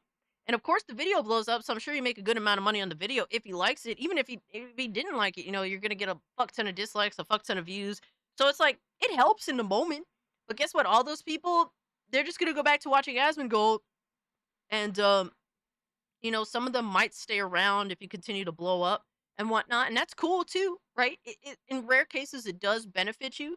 And Kai Cenat's like streamer university just sounds like a glorified version of Asmongold reacting to to someone a rando's video. It's like, yeah, you're gonna blow up for that moment, but most of those people are just going to go back to watching Kai Cenat, and they're gonna forget that you existed. I'm sorry, that's just how it is usually. That's just how it is, and how viewers are. They just want to watch the personality that they like, and sometimes they'll fuck around with someone else, but that's not really necessarily always the case.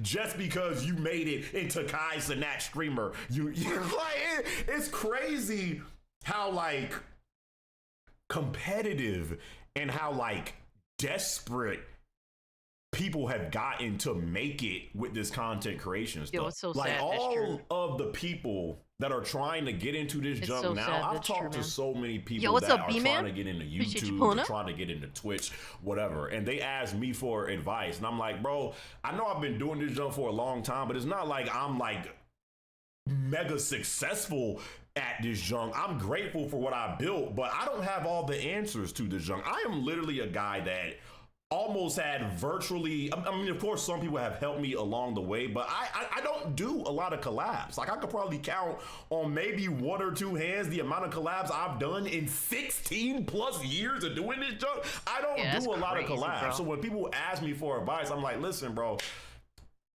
I'm not, sometimes I feel like I'm not qualified to even, I mean, I know stuff, but sometimes I feel like I'm not qualified to give advice because He's probably like given, and dude, don't take anything away from the gamer 2323. All right, he's a Twitch streamer, so he has a bunch of people that watch and support him on Twitch, and he has a YouTube channel with over 126,000 fucking subs.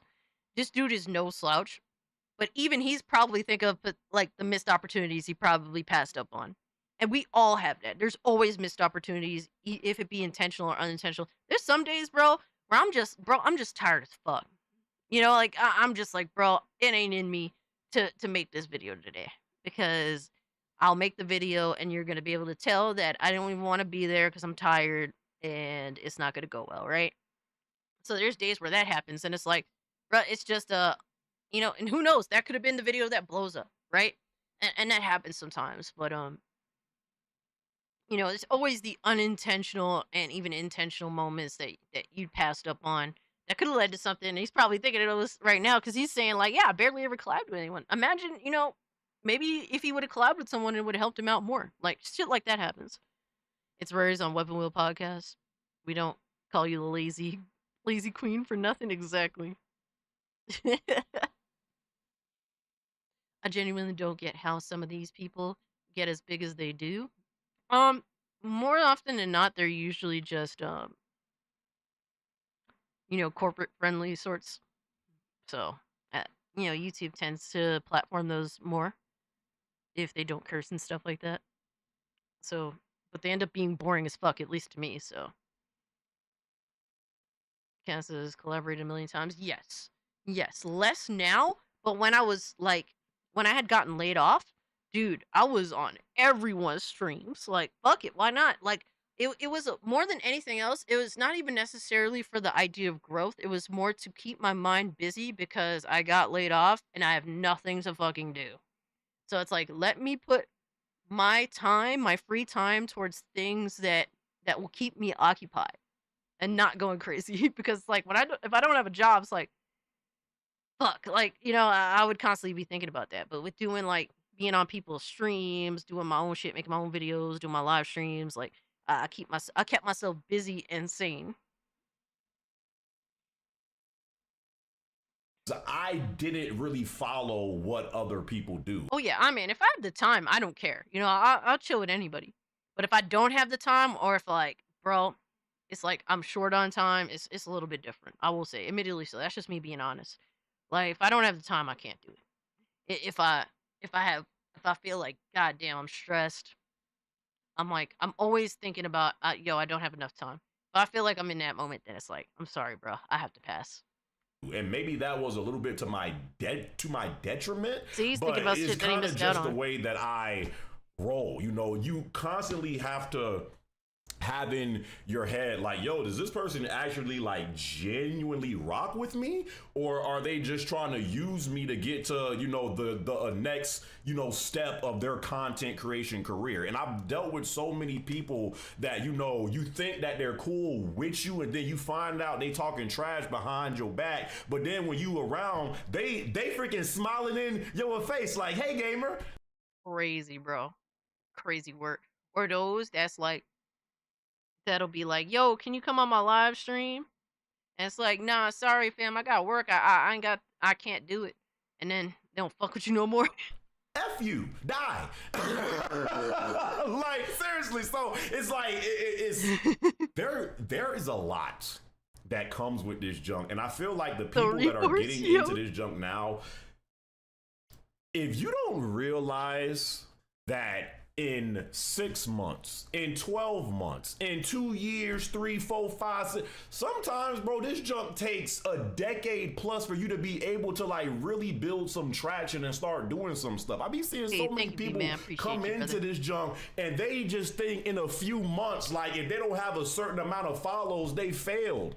Bro, you competing with literally the whole world now. Yes. Everybody got a damn phone now, making content from their car, just eating, you know, in their freaking cars or ranting, crying about something. You literally competing with the whole world now. So if you think you about to get on YouTube or Twitch, TikTok, Twitter, whatever, and you just about to make something pop in a few months, a year, 2, 3 years even. He's not lying, bro.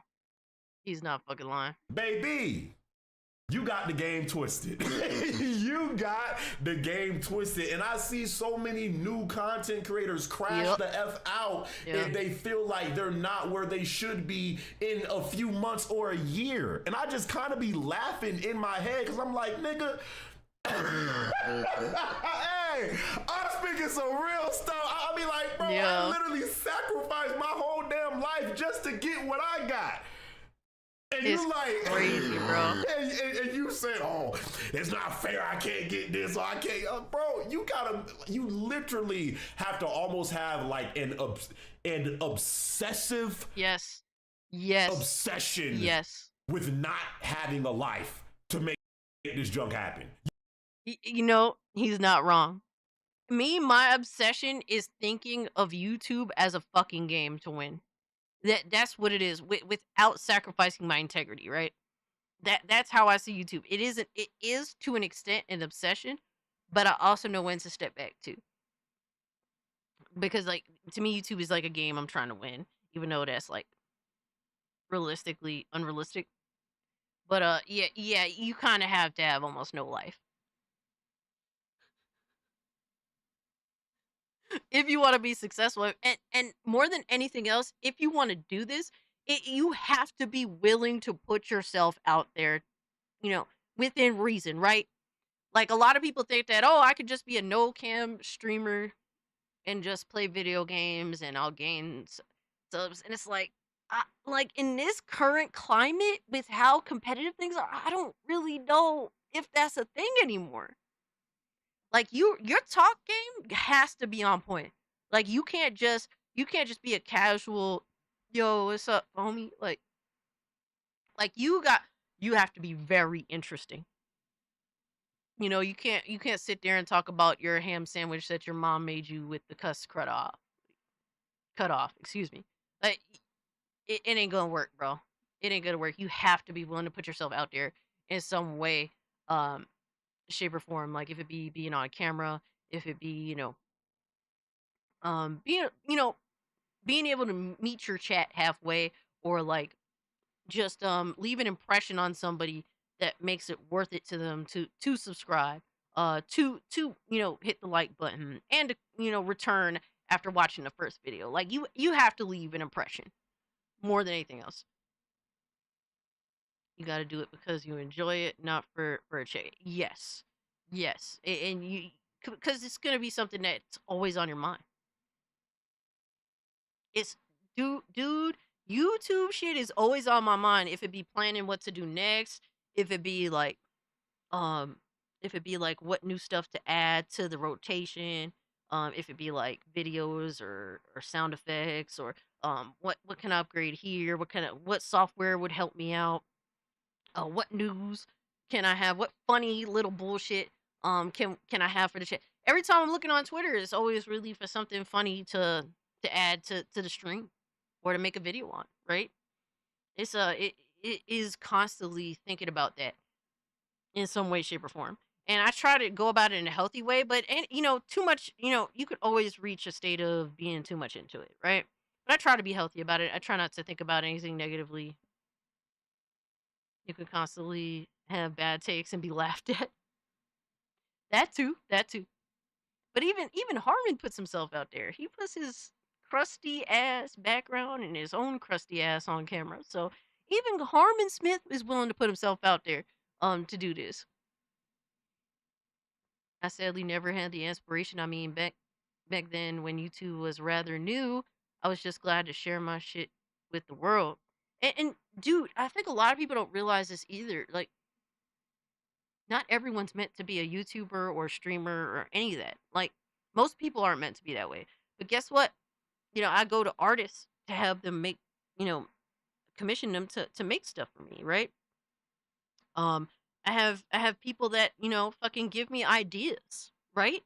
I have mods.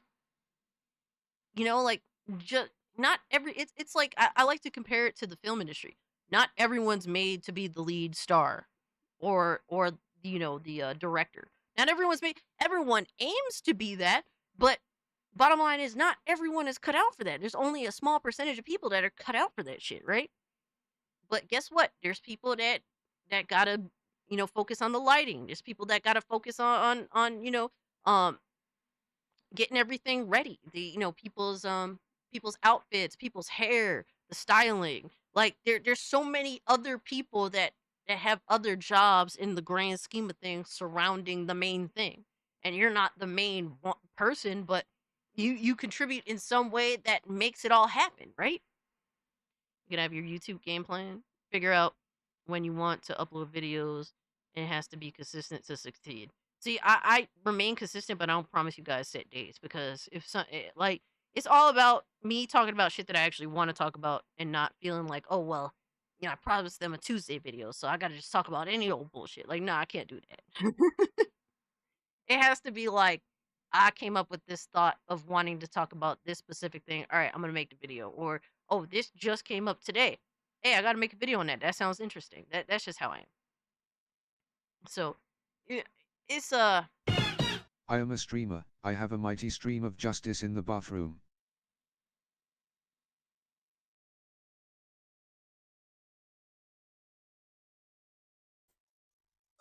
Oh, fuck! Thank you so much, GDR, for the 5. I appreciate you, dog. Hope you're doing well, fam. We should cross stream sometime. Hell yeah, I would love to, Lois.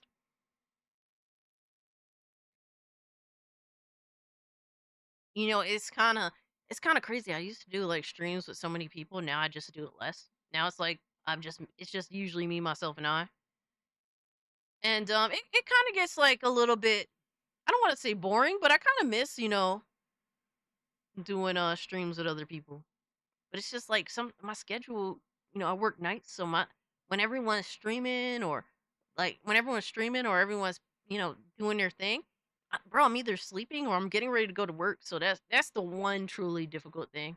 It's like making time when I'm just lazy as fuck and just always busy is kind of crazy. Yo, shout out to GDR for the 5 gifted memberships. I appreciate you, dog. Thank you so much, brother.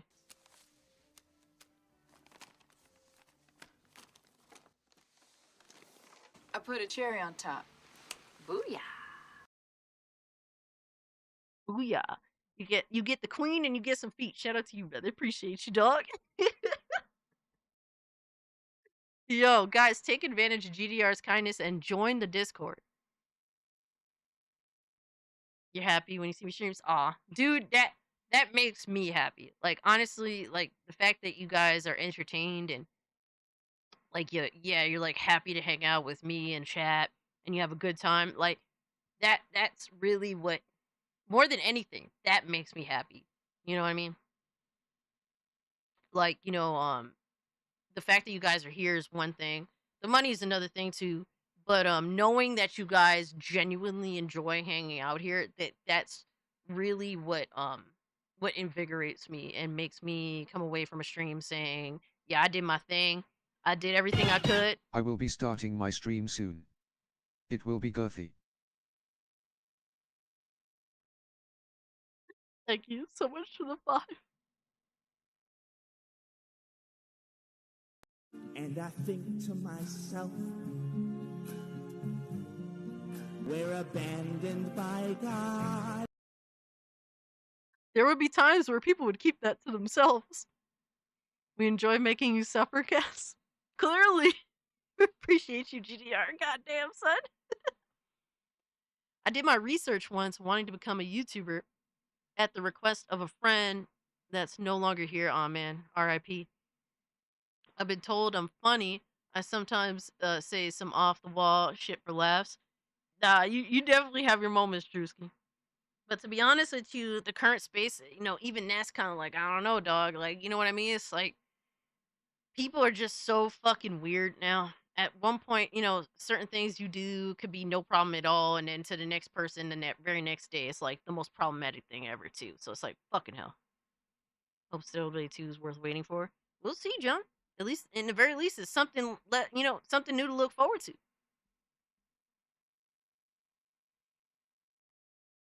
Being normal is edgy now. I know, right? Because everyone else is so fucking batshit crazy. All right, let me check memes. Let me check the memes. This is what lowest expectations apparently meant by crossing streams.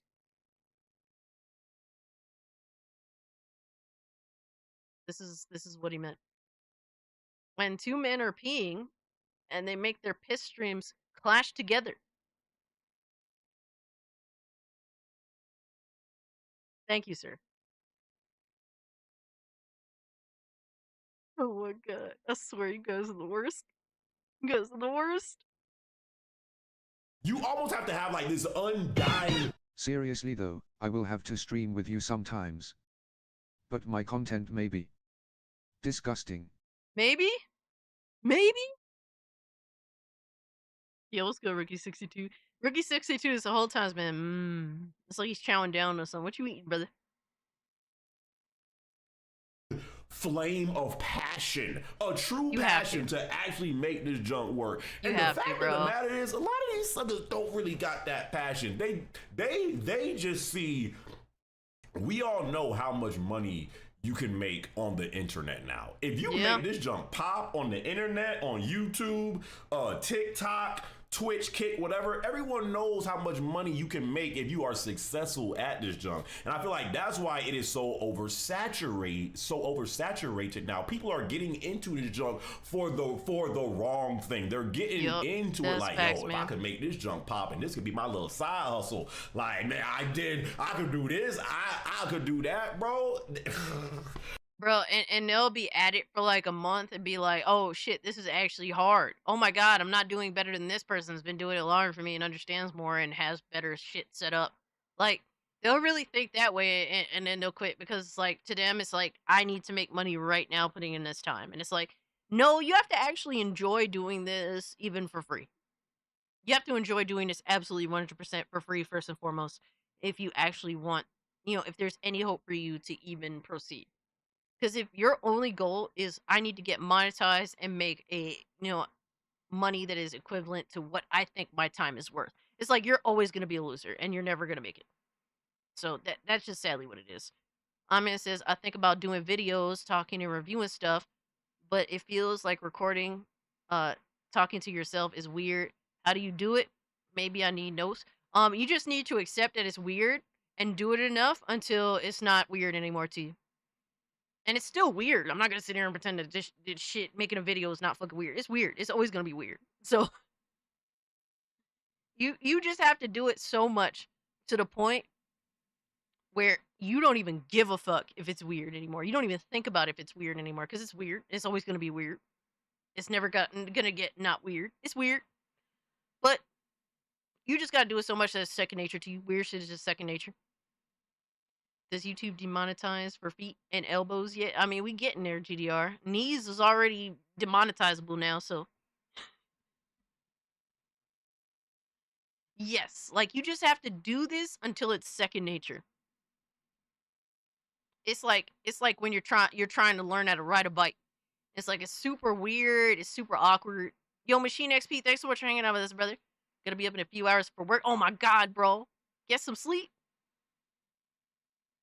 And provide some halfway decent therapy for some college kids. Yeah, don't let them know that you're sleepy. Yo, what's good, Epic Treasure? Appreciate you pulling up and hanging out with us. Yeah, like, it's like learning how to ride a bike. It's like, or driving a car, right? To the point where if you stop doing it, and then years later you go back to doing it again, it's like, you just right back at it. Something that never leaves you, like you could stop making videos for like a week. And then when you get back to it, it's like, just the usual shit, no problem. Yeah, you can't think about it. Just stop thinking and just do. Right? Even if it's shit. Like, a lot of my videos are honestly not very good. But they're uniquely me. It's just me. Right? And you guys like that, even if I don't understand why sometimes. Sometimes I don't understand why y'all like me. But y'all keep showing up, so who am I to say otherwise? It's like, don't even think about it. Just fucking do it. That's it. Period. If you are getting into this junk for the money, even if after now, of course, I don't need money. I need to share the word of goddamn right. GDR for President 2028. Hey. Yeah, you're goddamn right. Or what other people say your name is, Goon Daddy Rich. Goon Daddy Rich for President 2028. Let's go, baby. Thank you so much for the 5 GDR. Would you like to make money doing this junk? Of course, I'm not saying that you should not, want to make money or you should not want to get views. I'm not saying, of course, that is like something that you would hope would happen, but in the very least, like, at some point with doing this for so long, you want your time to be properly accommodated, right? Because, I could get a second job theoretically, right? But I don't, because I don't have the time, because I work my first job and now I make YouTube videos and I do streams, right? And I is this a job in terms of making sure that I provide the content that you guys want? In terms of my obligation, that's the only thing I see as quote unquote a job, because I have channel members, With channel memberships, that means I am obligated to make sure that you guys are entertained. Period. But in terms of like me doing what I do what I want, and it's all like about what I'm just feeling like doing, and that's the freedom in it. But there's a general obligation because I have channel members, because I have people that are always expecting of me, that there's a general obligation. But yeah, like everyone wants to feel like their time is accommodated for financially, because time is money. That's just the reality of it, right? But for a while I did this without earning a fucking time, and I would do it all over again. I don't give a fuck. Even with lesser results, because I enjoy doing this for what it is. But if that is But the you can't just do it for money. motivation, if that is your driving factor Quit. of why Quit. you even started Quit. doing this, Quit. you might as well pack up your bags, Yep. take your crusty behind back to your 9-to-5 job, and just like Just quit. Because if your only incentive is money, and you don't actually like, there's no passion for this other than the potential of seeing the green, like, you're always gonna be a loser. You're always gonna be a loser. And I've always set low ass goals, because more than anything else, it's not necessarily about what I'm aiming for. It's just doing it, being driven to do it. And that's the biggest like hurdle for me, is my laziness. So the fact that I've been able to kind of conquer that for the most part consistently, it is that in itself, that's my hurdle that I've been beating, thankfully. Yeah, without the passion and the fun factor, it is just a job. Like, this isn't a job, bro. You guys have me sitting here sweating in this Scooby Goon suit, and I don't care, because I fucking enjoy being here and hanging out with y'all. You are not going to last doing this junk long if that's why you got into it. Because honestly, and this is a tough pill to swallow, not everybody is going to be successful at content creation. That too. That's just a fact. Everybody can't be mega successful at doing this junk. Hell, I agree. Everybody can't be successful, period, doing this junk. If everybody was successful at doing the same thing in the world, then there wouldn't be all these different jobs. Yep. Everybody cannot get on camera and make people like them. Period. That don't mean that there's something wrong with you, though. It's just for some people, they're able to connect with people more easier than others, and they're able to make their content more entertaining than others. But it doesn't necessarily mean that something is wrong with your content. For some reason, you're just not connecting with people like other people. And I feel like a lot of No, I agree with that completely. There's some people that are genuinely good people, but they can't manage to get a following. And then there's some dog shit ass piece of shit motherfuckers that have enormous followings. Like, it's the weirdest thing ever. You would think that the nicest people would succeed the most in this space with communicating with people, right? But that's not really the case, right? Sometimes it is some of the nicest people. Sometimes it's the most fucking batshit insane people. Sometimes it's the most toxic piece of shit on planet Earth. Bro, there's no rhyme or reason or understanding for it. It just happens, you know? people just cannot accept that sometimes, and it is a tough pill to swallow, because sometimes you can truly feel like you're doing everything right. You like your content is actually good, or your streams are actually good, but for some reason you ain't growing like your peers are, and then you start thinking, damn, I'm better than these suckers. I'm better than this person, or I'm better than that person, and then it kind of makes you envious, because it's like, nah, bro, no. That's one thing I don't. That's a mindset that people cannot have, because you will be nothing but bitter. And then when you're bitter, and then you pull up to a stream to do a stream, and you're not seeing the results that you want, you're gonna be mad, and then you're gonna crash out. If it be on stream or off stream, like fucking DSP, for example. Like, I don't. I will dress as Shaggy while we stream together. Woof, Hey, woof. yo. We can solve that mystery. Wink, wink. Yo, GDR, thank you for the fire, brother. Your streams tend to be on the toilet, from what I heard, so that's gonna be a little rough, dog. Oh my god. Jinkies. Zoinks. Yo, appreciate you, homie. But, yeah, like, it's one of those things where to look at other people's success and be like, I deserve to be better than this person, or I deserve to be at this level. It like when you have that mindset, like, bro, it's just a toxic ass fucking mindset to have. For me, it's like I look at someone that succeeded, right? And we came from the same place, right? And they're doing better than me. It's like, bro, the fact that they're doing it means that yes, it is possible. I could do it too. I just got to work harder. But I don't spend time being envious of them. No, it's like, okay, they could do it. That means there's an avenue for it. Let me fucking work harder at what I do. That's how I see that shit. Because I want the people around me to succeed, because that means there's no fucking ceiling there. You could break through that ceiling. You know, that's just how I feel.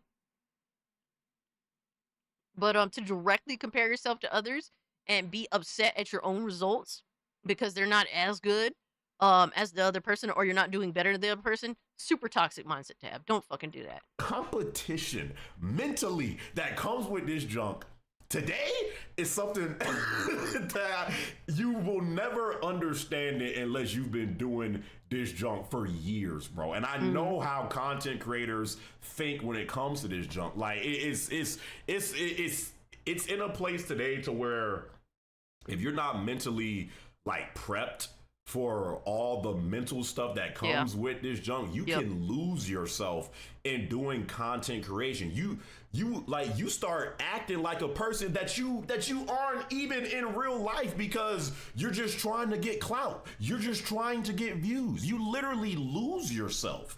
Yeah, like people really let shit bother them, or they really get lost in a sauce. And that shit is like,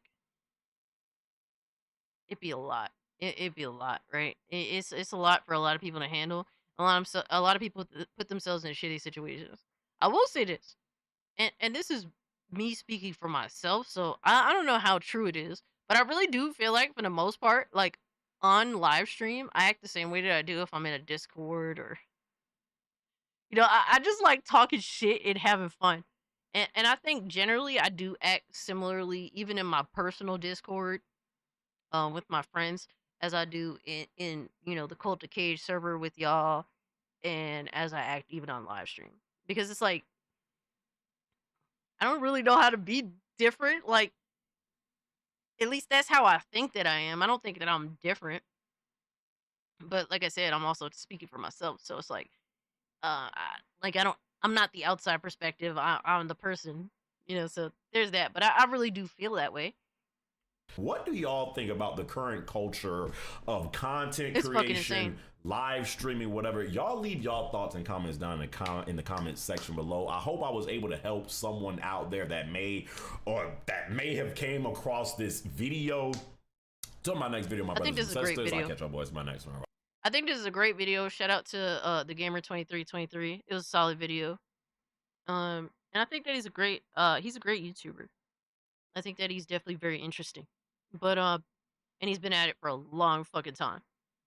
But one aspect that he didn't talk about that I think is genuinely true is that I think that these companies, especially YouTube, because I'm more familiar with YouTube, but I think YouTube has changed over time in order to deliberately make you a slave to how their system works. And that's the main reason why I will never quit my job. I like doing content. I really like streaming. Even if at times there's some days where I do really well streaming in terms of finances, and some days it's like, whatever. Like, I still feel the same way either way. But I will never quit my day job. Well, technically my night job, my real job, right? Because like YouTube purposely tries to make you a slave to their system, to their algorithm and all that. You could be doing well, out of nowhere they just fucking on drop of a dime they flip the algorithm, and then you fucked up in the game. Out of nowhere, you could wake up like Ryan did yesterday, and your channel's fucking gone. No warning, no like, hey, can you blah, blah, blah. None of that shit. Out of nowhere, your shit is just gone. Out of nowhere, you can wake up, your shit is demonetized. And it's like, you know, and to be fair, also, like, with a job, you could walk in, oh, you're fired, go home. Or you could be getting ready for work, they give you a call. Yeah, don't bother coming in. It's over. Like, you know what I mean? Like that shit happens too, but at least, like, you know, there's always like a fallback one way or another. Like, I have a job, I lose my job. Hey, I can concentrate on doing YouTube for a while until I find something else. Or like, you know, unfortunately, if I get demonetized on YouTube, right? I still got my job. I still do YouTube for fun. Hopefully, I get remonetized again after a certain period of time, right? Like shit like that. But to depend on one source of income is always scary, because you never know what could happen, unless, like, you know, there's certain stipulations where you don't have to worry so much. But you never know. You never know. Here today, gone tomorrow. Like everyone and everything else. At least he has Rumble. What happened to Reality Base was ridiculous.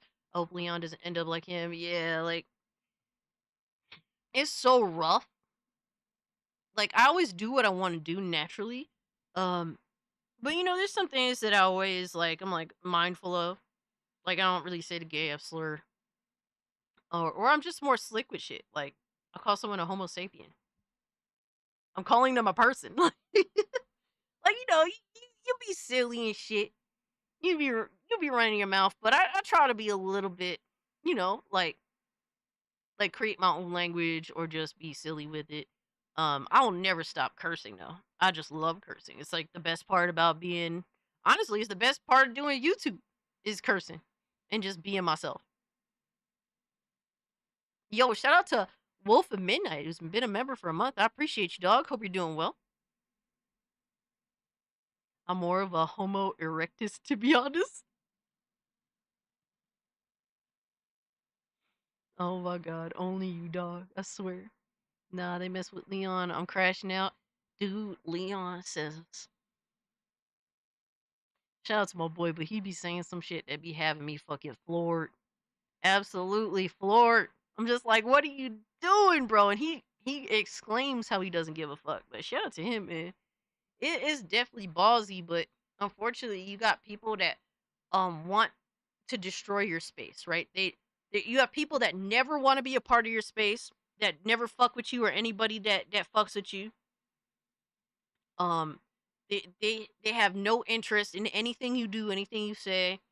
But they hate you so much just because you differentiate from them, if it be social politically or generally politically, that they will go out of their way to dedicating their fucking loser ass, bitch ass, fucking loser shit life to trying to ruin the community or the space that you have created with you know, about all the hard work you and your mods and your viewers and your community have put in, all the work that everyone has put in to creating this thing that you've managed to assemble together. There's people that dedicate their loser ass fucking lives to trying to destroy that shit. Fucking pathetic, right? Unfortunately, you have those types of motherfuckers. Those types of motherfuckers that they know they will never make anything important of themselves in their fucking lives, and they dedicate themselves to trying to destroy what you fucking got, because you got something that whether it's valuable or not, right? It doesn't matter what it is. Whether it's truly valuable or not, it's something that you value. And what you value could be it could be a fucking rock on the floor, right? It could be, you know, this little thing that your grandmother gave you that it has no value at all, but it has value to you because your grandmother gave it to you, right? It doesn't matter what it is, but if you value it, if it's something that you cherish, these sick, stupid, twisted, cock-sucking motherfuckers want to go out of their way to fucking destroy it just to spite you and spite the people that fuck with you. And these are some evil, heinous, stupid, loser-ass fucking motherfuckers, and fuck them.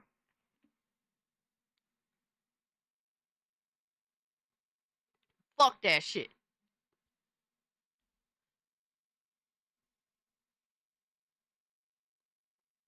And it's like, bro, as much shit as I talk, I never have interest in destroying what other people have. I just like talking shit to them. I've been dealing with work BS. They took me off the schedule until next month. Aw, man. Been very stressed out. Dude. Couldn't put out any content this week. Dude, what are you doing?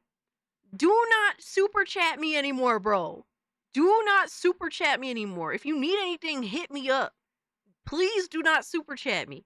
The last thing I want is your money, bro, especially in that situation, man. But if anything, hit me up. But I hope they put you back on schedule and shit. That sucks, but please do not do anymore. That's the most you could do for me. Please do not donate. But yo, I'm wishing you the best, bro. I hope everything works out. But yo, if you don't feel like making content, don't make content. I only make content because I feel like doing it. Or it's like sometimes I don't feel like doing content, but sometimes like the topic has me so like passionate for some reason. If it's something I like or something that I'm really upset about, that's another thing too. But if you don't feel like doing content, don't fucking force yourself, man. Just fucking chill. What can you do? Play some games, man. I'm mad, envy, and I don't want to work harder. But yo, bro, Wolf, thank you so much. But please don't super chat anymore. I genuinely feel bad now. But I hope that you chill with us in the chat and you have some fun.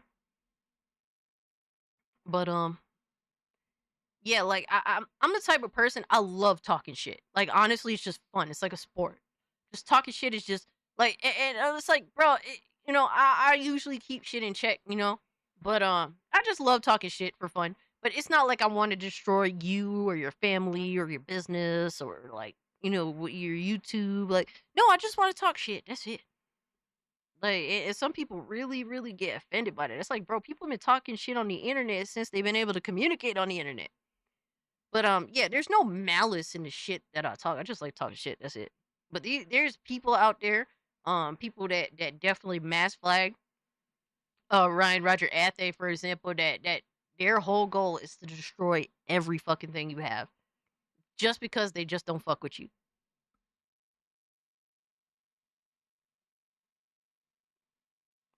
He did it for the karma.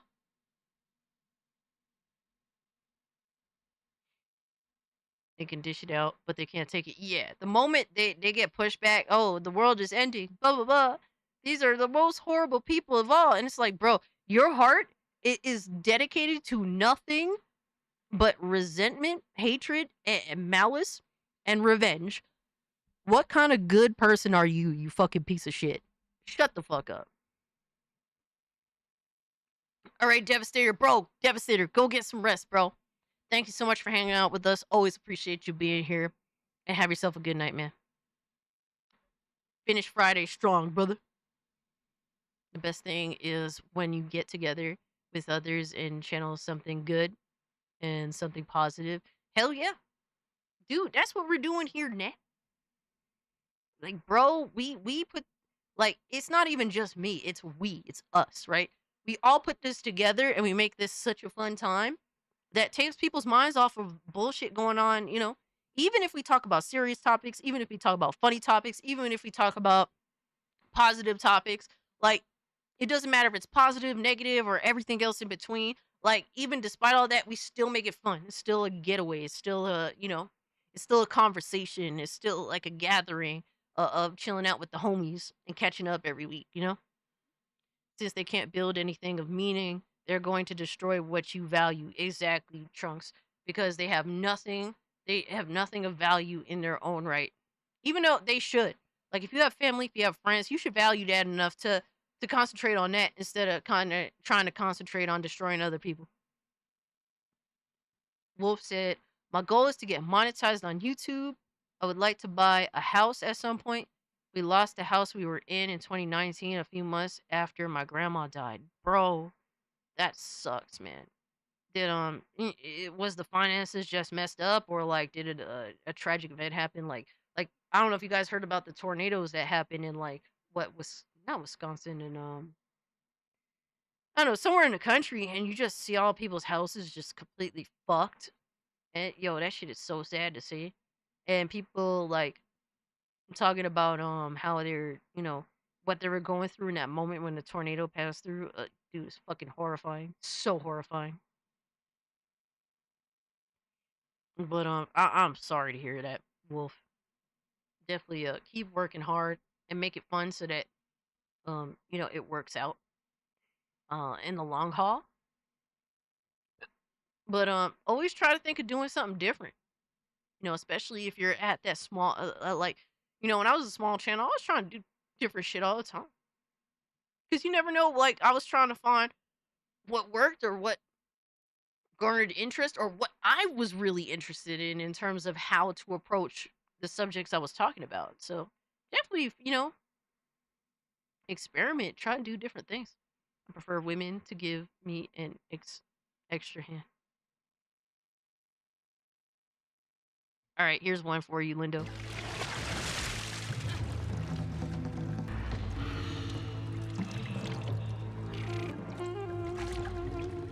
Didn't your mother ever teach you it's rude to stare?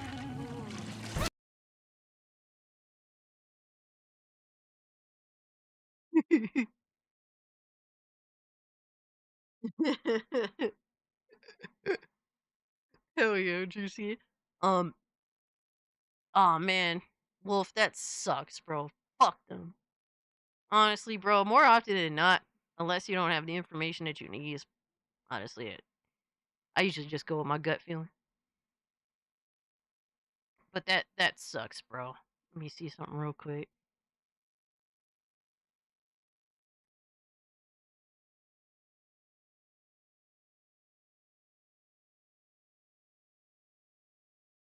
All right, cool. But yeah, man, I'm sorry about that, bro. Just keep working hard. And always keep chasing something new. If shit, don't. I will say this: don't be afraid to chase something new if shit ain't working out. A lot of people get scared and complacent, but it's like if you're scared but you're complacent, then something's not right, But never be afraid to try something new, man. If it be trying to find a new job or whatever have you. So there's a shitty stipulation. There's a really shitty stipulation with getting permabanned on YouTube. So when you're permabanned on YouTube, you go on someone else's stream, you could actually fuck over that person whose stream that you're on. Because then at that point it's considered ban evasion. So YouTube could potentially, basically if Ryan truly did get mass flagged by a bunch of retards that wanted to ruin his livelihood, right? Because that's really how these cocksuckers think. If they wanted to do that, right? And they see that Ryan got permabanned and then he went on another person's, YouTube channel, right? And be featured there, basically those same people can mass report the friend who's he's featured on their channel and say, oh, this is considered ban evasion, and they're basically they're platforming someone that's been banned off of YouTube. So doing that is yeah, it's like one of those things where unfortunately Ryan is not going to be an SNH anymore. That's what sucks. Because that's just sadly how that is. And that really blows, man. I really I don't always agree on Ryan with Ryan on shit, but I will say he has good takes, he has bad takes. And I feel bad for the homie, man. I do feel bad for the homie. That shit is fucked.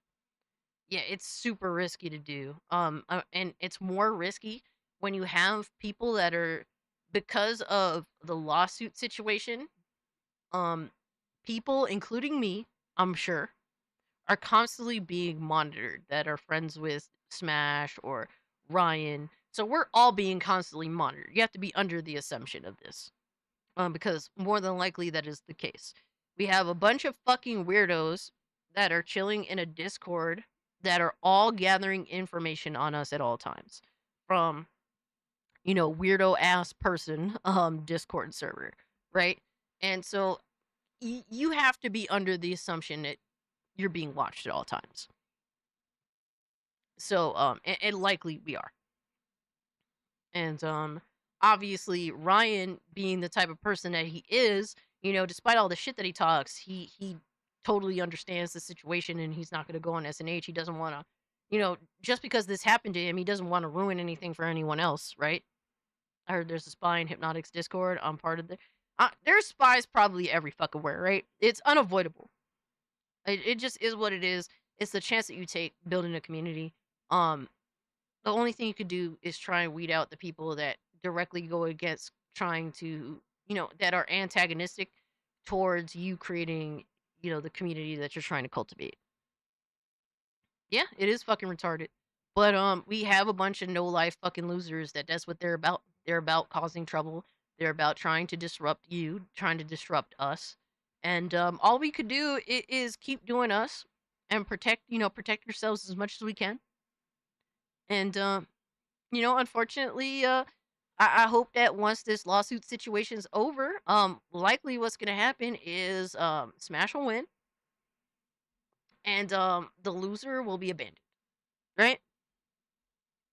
Because they're no longer valued in the social space that they're in, and that's all they care about is social value. They're a bunch of fucking weirdos. So, whatever, man. It is what it is. Unfortunately, this is an L, but you know, we're still riding high.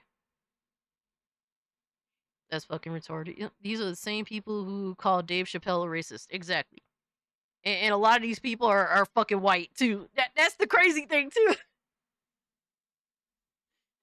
And it's like, don't get me wrong, I think anybody and everybody can be potentially racist, but it's just pretty funny coming from some of the most racist, hateful motherfuckers that exist, being a bunch of fucking white, fucking leftists.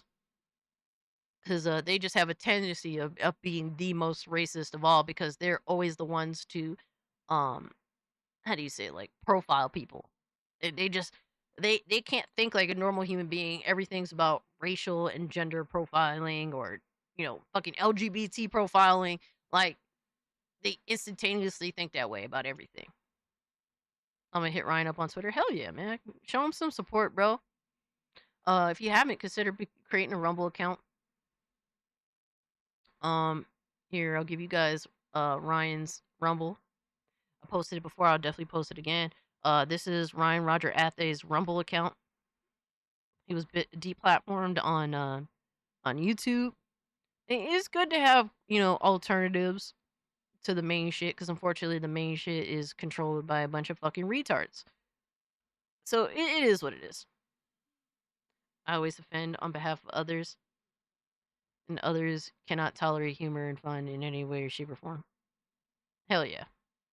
Funniest thing to me is that they literally have lists, just like a certain group back in pretty much, Lord Shadow. You're not wrong, brother. And it's crazy because in our spaces, like, bro, we talk shit for fun, but like, we're not out here like fucking creating lists or fucking, you know, plotting and scheming, like, you know, revenge or whatnot. Like, like, any plotting and scheming is self-defense purposes, right? To fucking, you know, prepare for potentially the next attack on our community. That's the unfortunate reality. Like, that's the only plotting and scheming that really goes on when it comes to that kind of shit. But yeah, man, it does suck, bro. I wish that Rumble had a TV app. Yeah, like, it'd be cool if they expanded, but also there's a fight constantly against Rumble too, so that's kind of a little bit of a struggle. But yeah, let's not harp on that anymore. Shit, I got like 2 more videos. What is this? Oh yeah, we can get rid of that. I don't know how much we'll watch of this, but we'll check it out. This is from Legendary Drops. Indie games are the enemy now. And with how good they've been doing, it's like, yeah, it's not surprising, right? You need to stop what you're doing right now. I see what you're doing. You need to stop what you're doing right now. I see what you're doing. I saw what you said. You are not, you should not What I do? Stop celebrating the success of these 30-person studios that are doing more with 30 people than most video game studios can do with 600. No, instead, you need to panic. 6,000. We all need to panic because the deprofessionalization of the games industry is on the horizon. At least that's what they're calling it. And that means that there are fewer roles in marketing, cultural consulting. Brace yourselves for this one. Less roles in middle management. Oh, God, the horror. Oh, the horror. So scary. It's the scariest. So today we're going to be talking about how apparently it's a bad thing that more people are making games on their own because that means less opportunities for the real professionals.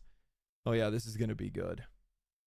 Once success starts happening outside of the system, all of a sudden it's not about whether or not these games are good. No, it's about who's not getting paid to make them. Accountability is a rare thing in the games industry. I've noticed that more times than not. And many people want to shift the blame onto somebody else. They want to create an enemy out of thin air, or they want to appeal to empathy for job security. Hell, they want to make the very people they're trying to sell their games to the fucking enemy when shit doesn't work out. And then they wonder why shit don't work out. This is modern day gaming. Crazy, right? All right, L Alchemy, thanks so much for hanging out with us, brother. Have a good one. And now we need to be careful with how much we enjoy these indie games because it could hurt AAA. You need to put down that Expedition 33. You might poke somebody's eye out with that thing. But before that, a word from today's sponsor. If game publishers are willing to charge $80 for digital games that you don't actually own, track your behavior, and lock content behind online-only DRM, what do you think they are doing with your data? Yeah. That's why I use NordVPN, and you probably should too. The games industry is now having the same crisis as the mainstream media and mainstream news. With its Threat they Protection get Pro, competition and it helps you that is stay better. private, Yeah, no matter real where talk. you are or what you're doing online. Real it's fucking fast, talk. reliable, and it All doesn't right, Lord log any Shadow, of it's your awesome activity, hanging out with you, bro. which is more than I can say for Definitely a lot get of your other rest. companies on the internet these Have a great, days. safe It weekend. also Much lets you love to you, access fam. region-locked content from anywhere in the world, whether that's a documentary that's only available overseas, a site that's blocked I only on your play network, Twitter or when I'm you're at just work, trying bro. to avoid price discrimination. NordVPN All right, gives not you the always, freedom but I to mostly browse only without play Twitter borders when I'm or at work. restrictions. Whether you're sick of If I'm gonna targeted play ads, Twitter, censorship, or you just it's want to gonna be take when back I'm control also of your making digital money. life, NordVPN gives you the tools to do it. Go to nordvpn.com/LDrops or click the link in the description or pin comment below L-Drops. to get a major discount on a 2-year plan plus 4 extra months for free. And if you find out that it's not for you, well, there is a 30-day money-back guarantee.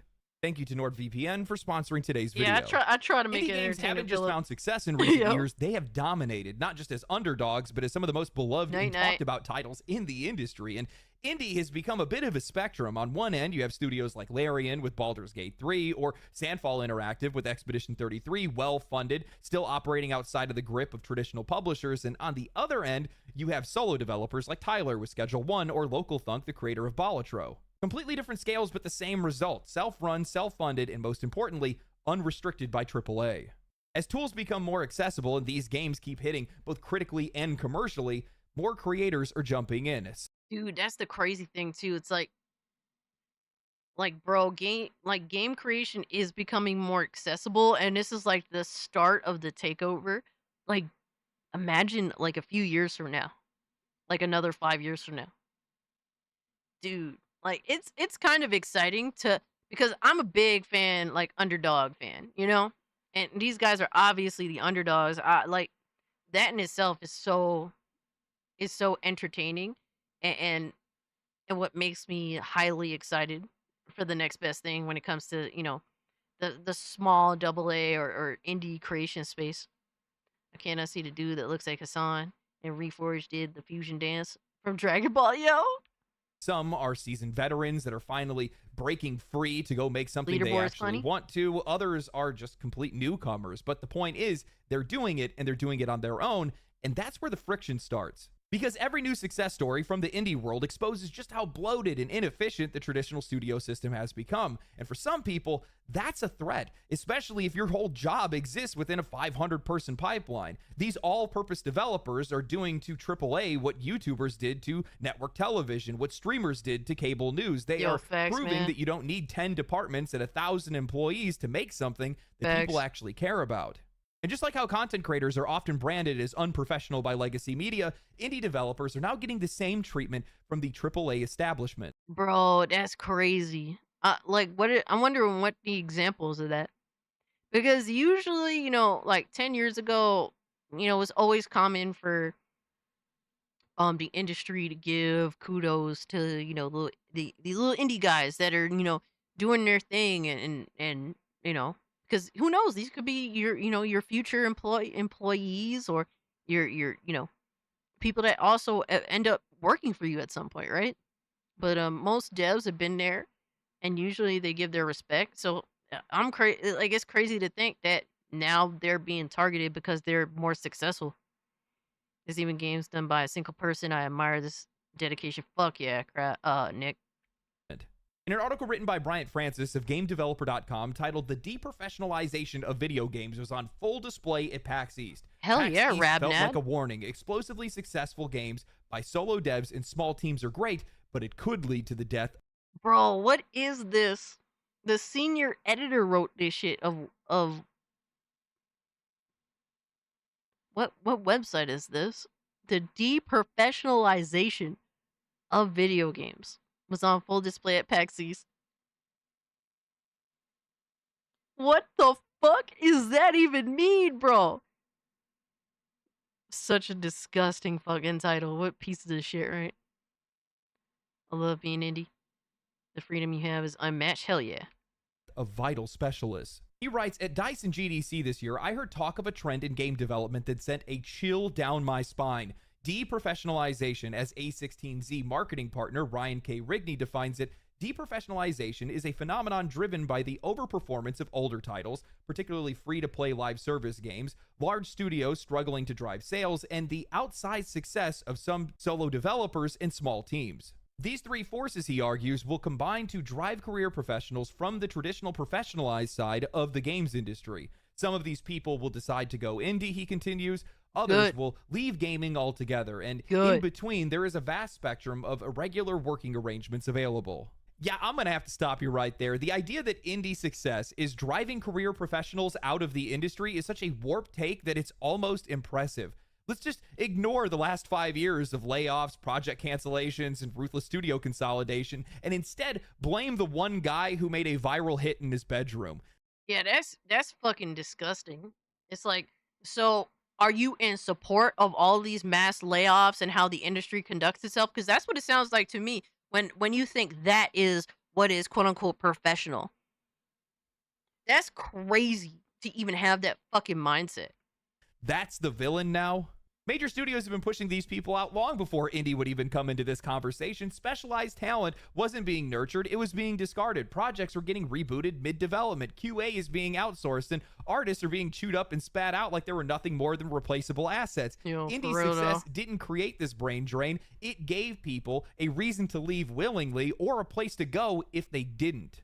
So if those same professionals now look at indie devs and think, yeah, I'd rather take the risk and make something real, that's not deprofessionalization, that is liberation. And honestly, that's a good thing. And this industry needs more of it.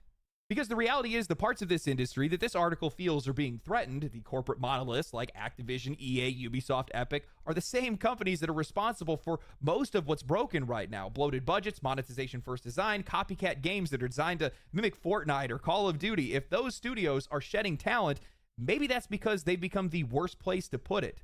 And if those same professionals that are being kicked out of the industry go on to build the next Larian, the next Supergiant, or the next... It's almost like the very people that make this kind of bullshit ass fucking articles are the people that don't actually care about all the shit that they claim to care about, right? Like diversity, DEI, like care about developers having jobs. Maybe they don't actually care about that. Maybe all they care about is supporting a system that is falling apart.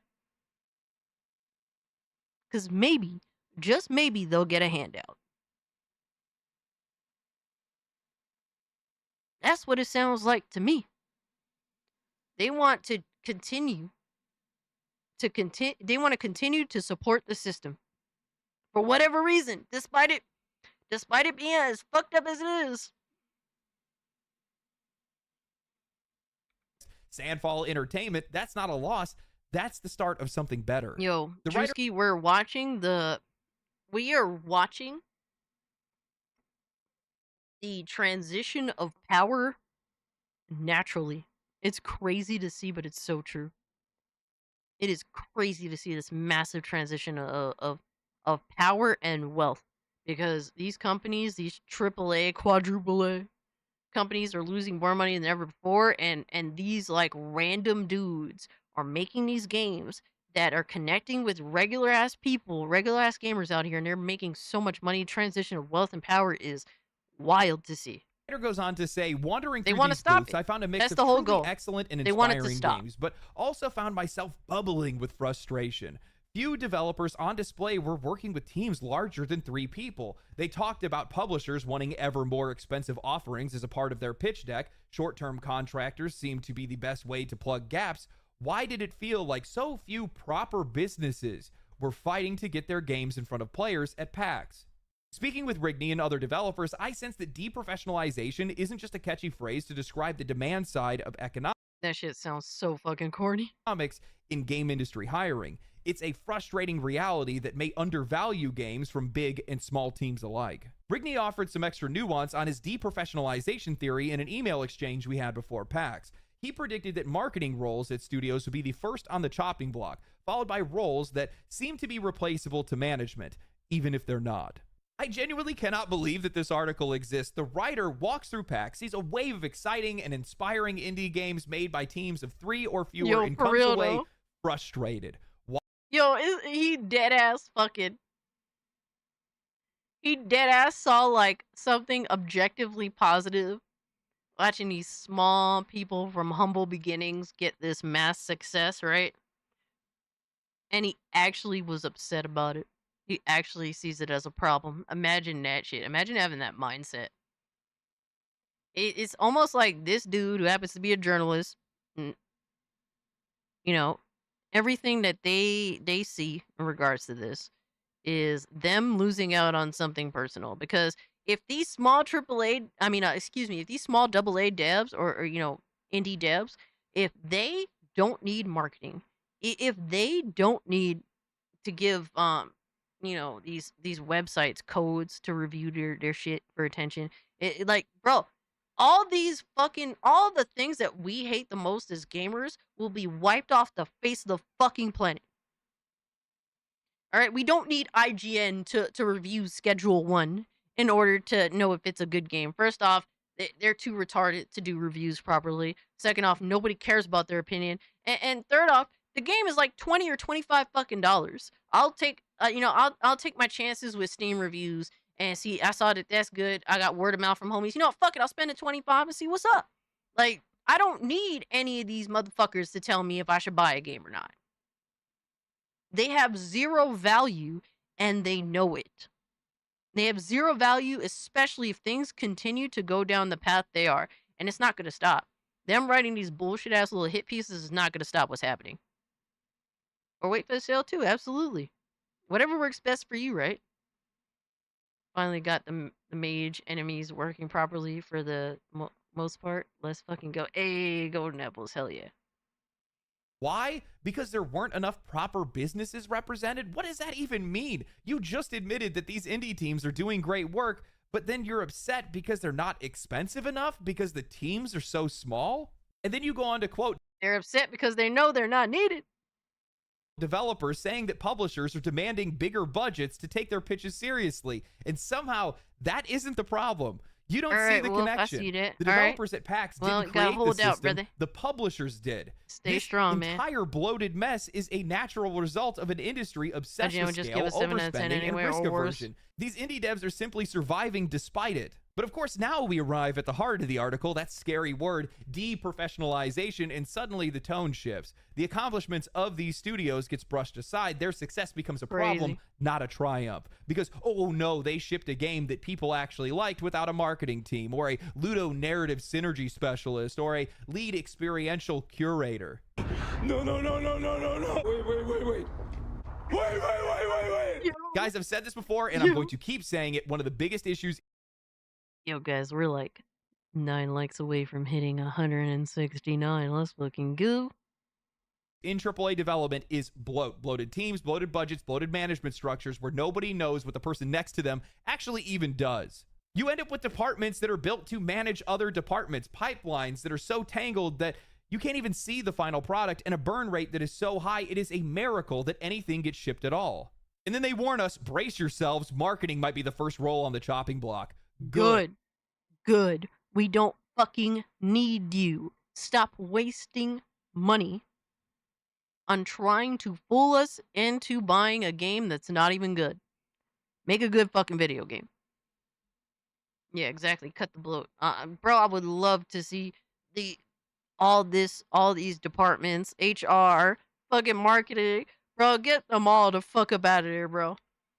Most marketing departments in this industry are completely useless. It has never been easier to get your game in front of players if your game is actually good. You can't fake that kind of traction anymore. You can spend millions of dollars plastering Avowed on trains and buses, put an ad in Times Square, but it won't matter if the game doesn't deliver. Meanwhile, Expedition 33 has people screaming about the soundtrack, the story, the characters, the combat, because the game itself is worth talking about. You don't need a 30-person marketing team if your game hits. You need a game that deserves to. That shift is happening right now. That's what's going on. And it's not deprofessionalization, it's rebalancing. This industry has been top-heavy for too long, and that weight is finally starting to shift towards the people who actually build the damn thing. The article then pivots to acknowledge a different kind of success story, the creative renegades, the ones that are making weird, original, impossible to greenlight games that traditional publishers would have laughed out of the room. Rigney praises them, calling them out as this is the only creative industry on the planet where one person can make $100 million making something by themselves, which, yes, true, but the tone here still drips with discomfort, like it's a cool fluke and not something to build around. Now, to the author's credit, they go on to clarify that small teams aren't obligated to hire anyone. They are doing what they can with what they have, and better tools have made that possible. No shit.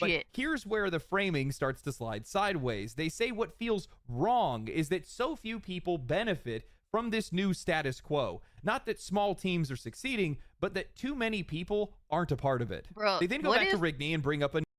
What if we look back at this time and it ends up being like a Renaissance period where like, you know how when like new Hollywood started in like the, you know, the 70s, and you know you had your brand new on the block directors that made some fucking dope ass shit, like Coppola, like you know, Romero, like Carpenter, like George Lucas, like all those like those, you know, young up and coming, like dope ass, interesting, new fresh meat.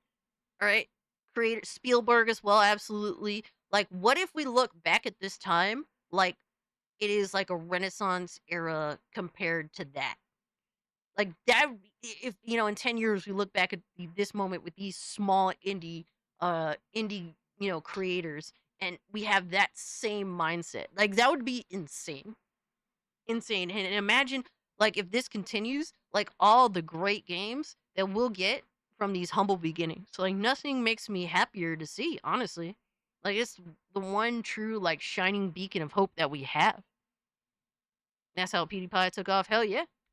A new example, Aaron Rutledge, former lead designer of League of Legends, Black Ops 4, and Apex Legends, now running a consultant firm called Area Denial. Roadkill, what's good, homie? A hired gun. The writer admits that his career sounds romantic, but then calls this model a structure that celebrates the few over the many, one that elevates roles like design and programming while leaving out non-essential positions. What is this? How do you go from saying that this is the only creative industry on the planet where one person can make $100 million by themselves to immediately following that with what feels wrong about this is how so few people seem to benefit from this status quo? Do you hear yourself? This is... It goes to show that the industry is bloated, and most of the people here, they have fake jobs. That's really all that says. And maybe perhaps the person that wrote this article feels as though their job is also inessential. That's what it sounds like to me more than anything else. is the benefit. That is the shift. We are no longer living in an era where you need to get a green light from a publisher, sit in a cubicle farm for 6 years, and then get your name buried in credits under 5 layers of management. We are witnessing one of the most democratizing eras in video game development history, and somehow your takeaway is, but not everybody gets to enjoy the ride? Of course they don't, but that's always been the case. But now, of course they don't, Kami. I mean, what? The door is actually open. Look at Path of Exile and Grinding Gear Games, a tiny studio in New Zealand that grew to a 200-person powerhouse that's working on 2 full-scale games. Look at Expedition 33, built by ex-Ubisoft developers, a composer that they found on SoundCloud, and Jennifer Svedberg-Yen, a former private equity investor who just wrote what might be this year's Game of the Year. Dude, that's cool. Type of people that they brought. Bro, it's like the biggest misfits being gathered together to make like a beautiful fucking piece of art. Like it's so crazy when you think about like how the fuck Expedition 13 came to be.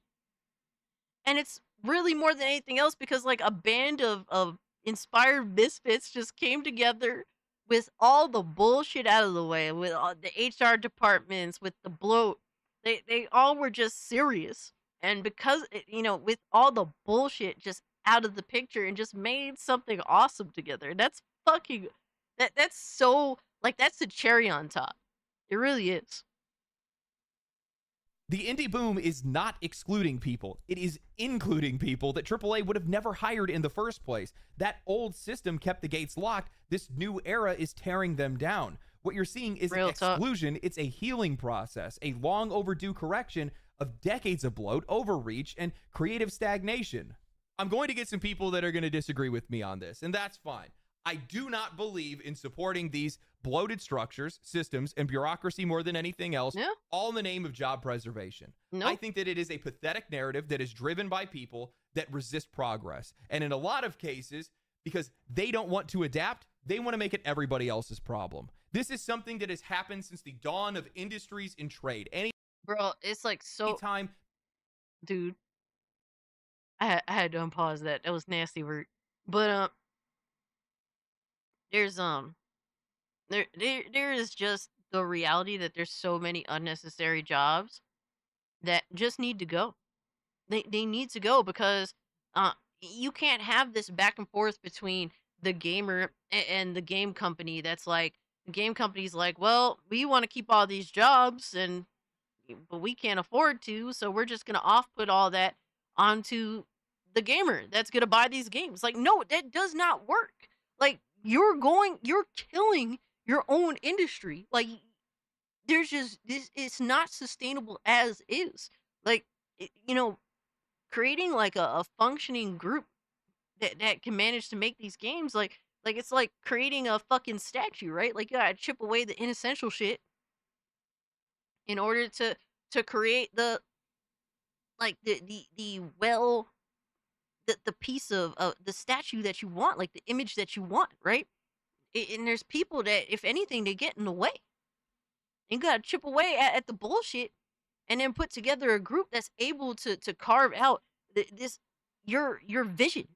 And that's what the industry needs, because right now you just have like Ubisoft has like a fucking 1,000 people team, and their games come out like like shit, like just unproperly managed dog shit. Like, if anything, you would think that 5 people made their game as opposed to like, some 5 people games that come out nowadays. You would think that 33 people made Assassin's Creed Shadows and 1,000 people made fucking, Expedition 33. But no, that's not how that works. Like, when you look at what people could do with the tools given to them and just all the inessential shit just out of sight, out of mind, they're able to make some crazy shit just when, in small numbers. And we're just wowed by it because this isn't something that's been widely accepted or normalized. There are changes in the market. Anytime new technology is introduced, old jobs go out, new jobs come in, some jobs get displaced, and in some cases, like the video game industry, well, the industry gets decentralized. That's why we see a private equity investor starting to write for video. 1,000 people pulled to get, managed to get Skull and Bones out the door, bleeding, crawling and bleeding to death. Like, crazy, right? Holy games. shit. Media's gone through the exact same thing. Otherwise, you wouldn't have a guy that worked 8 years in construction that has no journalistic background whatsoever that's writing reviews for video games and writing video essays on YouTube. I think the real problem for these people, and what really scares them, is that average everyday people are getting involved in these industries and in some cases getting rich because of it, and they don't like that. Freedom is scary. On top of that, these people do not have the credentials that they want. Yeah, all these people just want to control. Like, more than anything, the people that claim to care the most, the people that claim that they want to see people do the best and blah, blah, blah, distribution, equal distribution of wealth, blah, blah, all these types of people, more often than not, they tend to be the ones that want to see, yes, they believe in the elitism. They want to control the level of success that you have. Like, the fact that they think that some asshole that's sitting in their kitchen making a video and that video gets like 2 million views, like, the thought of that kills them inside. Like, they hate that shit. Get it, dude that did, the most minimal in their eyes, what they deem as the minimal, and seeing all the fruits, like, they hate that shit. Honestly, these motherfuckers, more than anything else, they're just a bunch of loser ass haters. More than anything else. I posted something crazy in meme channel. All right. It can't be progress if value has been told they need people to operate, or X. It's just shit companies mismanage. Yeah. Absolutely. But there's weirdos that believe that's okay. Because as long as the system still stays in control and the right people they deem as right stay in control, fuckers, and they get something directly out of it. A motherfucker can't be happy for a game just because it was good and just because the people accepted it. No, if they can't directly benefit from that, then no, it's bad. It's evil. It's gonna ruin gaming. It's gonna ruin the industry. Like, fuck you.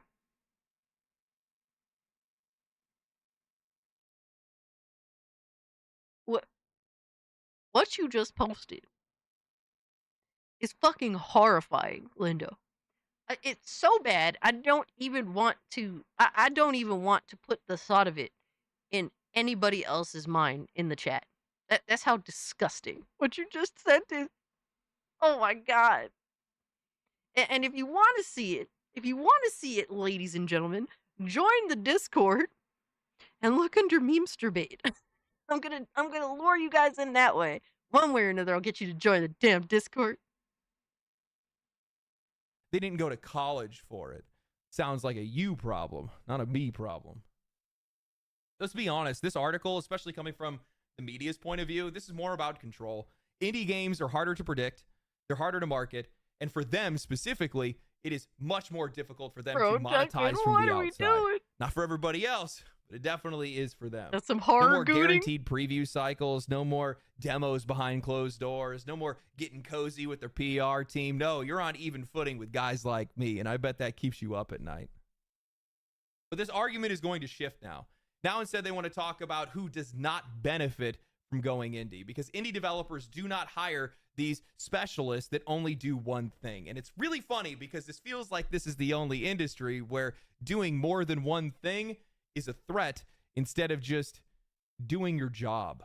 The writer then goes on to say, my PAX trip validated my fear that 3 professions are especially vulnerable in this deprofessionalized world. Artists, writers, and those working in game audio or music.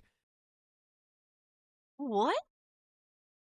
Dude, AAA is eliminating artists' jobs by using AI. And stealing artists' work, as we saw with Bungie. The writing is more god awful than ever before, it feels like. All right, writing for games in the AAA space is fucking disgusting. And obviously, people that work in audio and music, if they be voice actors, I mean, once again, all this AI, AAA is eliminating their jobs by, actually hiring, not hiring, instead going with AI. So I don't know what we're talking about. I don't know what we're talking about. Now, at least if it's like a indie company, like, I can understand them having to go down that route because, like, obviously limited funds, right? But AAA companies, they have zero excuse. They don't do anything to secure anyone's jobs. They'll soon as fuck get rid of you, you know, before they give you work, right? And when it's the things that matter to us the most, like, we care about good music, we care about good voice acting, we care about good writing, we care about good artists. Like, we care about that stuff, but they're expendable even in AAA space, you know, if they deem fit. So I don't understand how all of a sudden the deprofessionalization of gaming somehow makes their situations worse somehow. These roles seemed vulnerable because on these small teams, they were roles that developers mentioned doing in some sort of shared or joint fashion. All three risk compartmentalization as asset creators, their work treated as products you can purchase off of a store shelf. The writer then expands on this fear by pointing to broader industry shifts. He argues that in-house art positions are disappearing as studios are increasingly outsourcing asset creation overseas to cut costs. This move, he suggests, is being reinforced by the rising use of AI-generated art, something he openly criticizes for its poor quality, but sees it gaining momentum anyway. In his view, the value of artists is being eroded not because their work is bad, but because it's now seen as something that can be cheaply replicated or bought off of a shelf. Even art directors, he noted. Yo, facts, Lewis. Bro, localizers are so bad. Like, we all keep screaming for AI to take over because it can't get any worse than the bullshit that they've been pulling. Are surviving not on creative output, but on their ability to delegate. When it comes to narrative, the critique gets a little bit more personal. The writer cites industry layoffs, pointing out that writers made up the highest percentage of reported job losses in the last year. He attributes this to two diverging trends: the success of games that minimize storytelling altogether, and the increase in tendency for story-driven titles to be written by a select few, usually the creative director or maybe one or two trusted collaborators, leaving fewer roles for dedicated narrative teams. He also then reflects on long-standing frustrations that writers face in game development, many of them brought in late, treated as an afterthought, or positioned in conflict with the broader design goals. Some studios have tried to bridge this gap by rebranding writers as narrative designers, combining Funny how this writer for this website thinks the most the job that is the most at risk is a writer's job. With implementation, but the implication, he argues, is clear. Being just a writer is no longer enough. As for music and sound design, his concerns are much more structural. Audio work, he says, is increasingly handled through asset libraries, with implementation often falling on the other team members. While some composers prefer the freedom to work across multiple projects, he sees this shift as another sign that audio professionals Xavier, like thanks artists for and hanging out with writers us, brother. are being Have a good night. treated more like support staff than essential contributors. And there it is, the famous self-insert, the emotional reveal, and honestly, probably the real source of this article's frustration. It's kind of hilarious that they still can't see the correlation. Small teams prioritizing design and programming, and those are the games that are succeeding. I hate to be the one to say it, but artistic roles are less essential, at least at the start. If a game isn't fun, if it doesn't play well, it doesn't matter how pretty the lighting or how cinematic the game feels. Indie is thriving right now because it's the exact opposite of AAA. It's gameplay and performance first. Yeah, I mean, Schedule 1, I mean, admittedly, you know, the art direction looks like shit. Like, you know, like, not to be disrespectful, right? But it looks like something me, you know, you or I could have made, right? And you know, whereas other AAA games, like, they look like stuff that I could never make in my life in terms of art. But people still want to play Schedule 1 because the game actually plays really well. Like, the design and all that shit, like, the fundamentals of that game play really well, and they're really fun. It's a really unique, silly-ass game.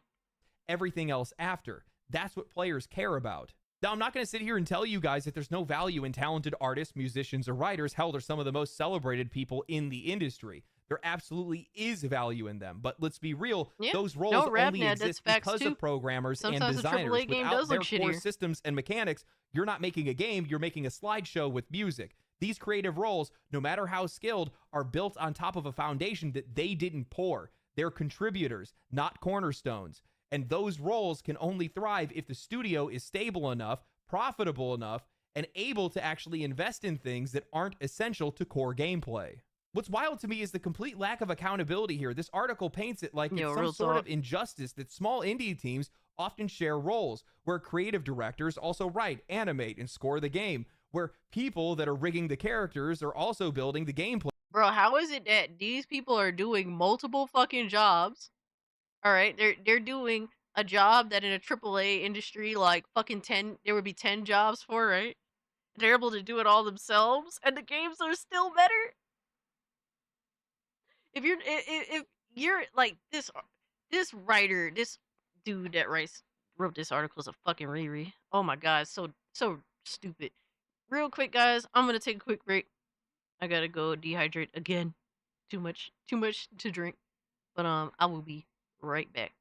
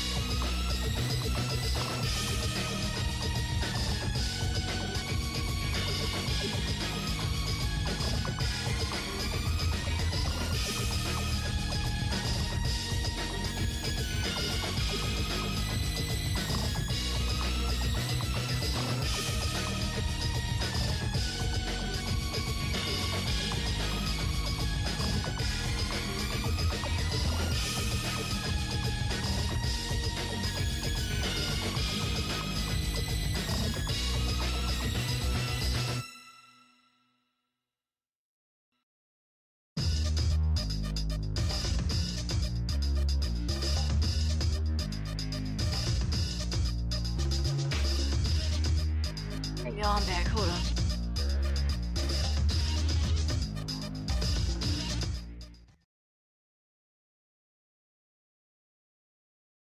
I'm returned. What? Yo, put Lindo in the fucking goon log, bro. I got some good old fashioned water now. Thank you, Philip. Thank you, Nick.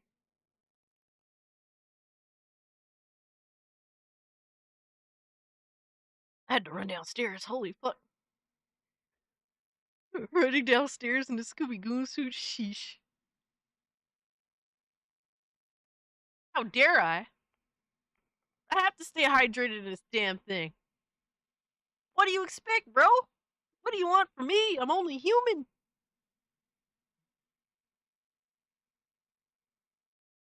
I'm not like one of these console gremlins that fucking spend 3 whole days pissing in a bottle. Pissing in a bottle to play fucking... to play The Last of Us Part 2 for the 50th time because they got nothing else to play. Fucking losers. I mean, what? I mean, what? I said what I said. I said what I said. You were not on something. Oh my god. Yo. Oh man. So I got another video here. And I'm scared. I'm scared, but it was recommended by one of you sick motherfuckers. And but shout out to Legendary Drops. That was a good video. He did his thing.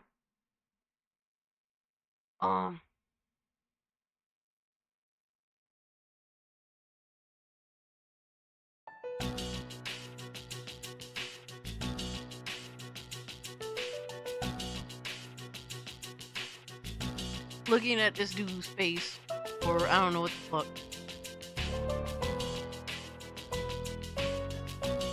Just that alone is like, oh god.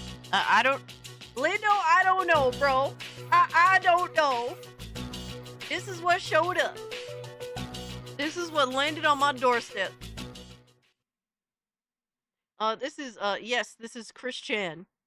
Apparently, you know, I covered Chris Chan in the past, like, generally, like, a little bit, right? Because, when he got out of the pen or whatever, like, you know, charges dropped, we was like, what the fuck, after what he, you know, allegedly did? But this is from Smokey MCC. Chris Chan wants you to acknowledge his maturity. This could be a bust. Pause that shit. Pause the fuck out of that, alright? I don't know if this is a good video, I don't know if this is a bad video, this is a video that was recommended. Yo, Cruiser, it never ends over here, brother. Alright, Thursdays into Friday is Cage Day. You're gonna have to start wearing some low, oh my god. This is punishment? I mean, I don't know, bro, this is like a 30-something minute video. What the fuck? So I've been seeing Chris Chan's name popping back up again, and honestly, anytime it... So I've been seeing... So does anyone want to recommend a DSP video instead? Chris Chan's name popping back up again, and honestly, anytime it does, you know it's not for good reason, and today's no different. We gotta start by talking about him copyright striking Geno Samuel down, but then we gotta get to last night, where Chris posted a video basically saying, enough is enough, the trolling needs to stop. And listen, I'm gonna cut the bullshit with y'all right now. I have no idea how I'm gonna present this video to you guys. When I was watching it earlier to record this, I was like, dude, I am 10 minutes in and I still have no idea what he's talking about. Someone please save me. Someone please you can see save it on screen me. right now that he is one angry Chris Chan. But basically around the end of it, maybe around the 19-minute mark, I understood what the gist of it was. Stop being mean to me, because I don't even like live streaming anymore. Cruiser. He basically gives people one of those classic Chris Chan ultimatums. You either need to stop the trolling or the streams will cease. There'll be no more if the people can't get their acts together in Chris's live stream chat. Like, do you not understand you're in the... Wait, Chris Chan live streams? I didn't even know. I thought he just made videos. Hold on. Oh my god, my eyes. The following program is meant... What happened?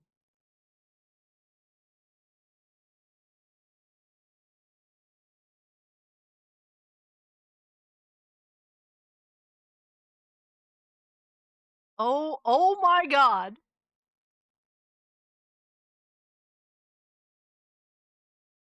Oh my god, bro. There are 2 Warhammer games that are free right now. I shared them in the Discord. Oh, hell yeah, I'm about to claim those. Hey man, I would rather watch DSP than watch this shit. Like DSP crash outs are funny. Or just what happens. Bro, he really does stream. Bro, how does this dude get 10K views?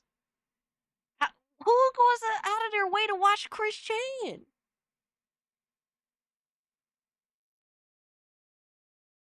Look at his drawings. This dude thinks he's a fucking savant. He thinks he's a fucking... Phil is a saint compared to Chris. Yo, real talk though. Real fucking talk though. People like to watch weird shit. Yo, Cruiser said, no, he's not a low cow, he's a horror cow. Yo, you ain't fucking lying about that. Bro, what is this recommendation, dog? Hold on, let me get rid of these. What is this recommendation? Why are we here? In the presence of God, act like it, trolls. Act like it. And another thing that Chris brings up in this video we'll watch later is that he now regrets posting anything online. Hold on. He should have never looked up his name in 2007 when Hold he on, got I'm about a to Wii. roast somebody He should real have quick. never posted anything online. So, let's just forget it ever happened, right? Let's put the cat... You know who recommended this video? Lobo did. Lobo recommended it. Of course it's... Oh, bro, I swear it's always Lobo, bro. It's always Lobo. It never fails. Ban him? Yo, that's about to be next in a minute. And then guess what? He recommended this crazy ass 33-minute video that's about some retarded ass shit. And guess what? He ain't here. Take his rank away. I'm about to take his rank away. Lobo is an agent of chaos. Yo, fuck Lobo, man. Fuck Lobo. Hold on. I'm about to find something on the fly. I'm about to find some shit on the fly, bro.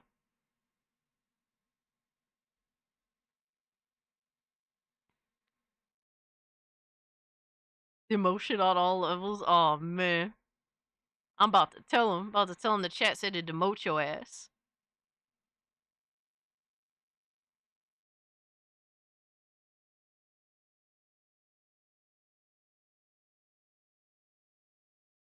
Oh, here's a funny one that I think might be interesting. I like this dude. I'm subscribed to him. Hold on.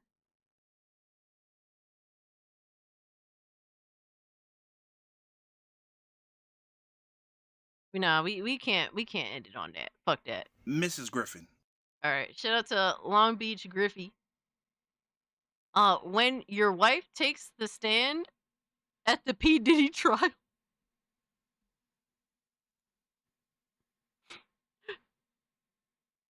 Real quick, let's get a predetermined reaction. Oh, fuck!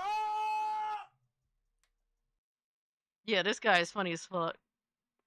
Mrs. Griffin, what sort of things went on at a Diddy party? What didn't go on at a Diddy party is the question. Oh, man. Yo. At the Super Duper Freak Off Premium Platinum parties... Excuse me, did you say Super Duper Freak Off Premium Platinum? Yes. Diddy's parties were like a Disneyland membership. There were different levels to the freak offs. I was known as a Diddy hors d'oeuvre. Oh.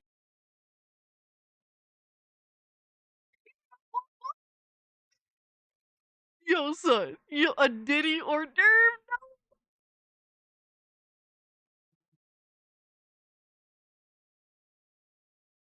That's insane. Okay. Multiple men would have their way with me. 20, 30, sometimes 90 men a night. While Diddy sang covers of old Taylor Swift songs in the background. Wow. Peak Taylor. He would get girls pregnant and do the abortions himself. Yo, son, that's crazy, bro. That's insane. He called it the Diddy Body Diddy Choice segment of the party. Yo. Wow. He was actually very good at the procedures. It was quite surprising, actually. And what else was in your statement? He would also make Mexican immigrants come into Lego modes. He would freeze the illegal sperm, then have us assemble a Mexican out of cum just to have it deported.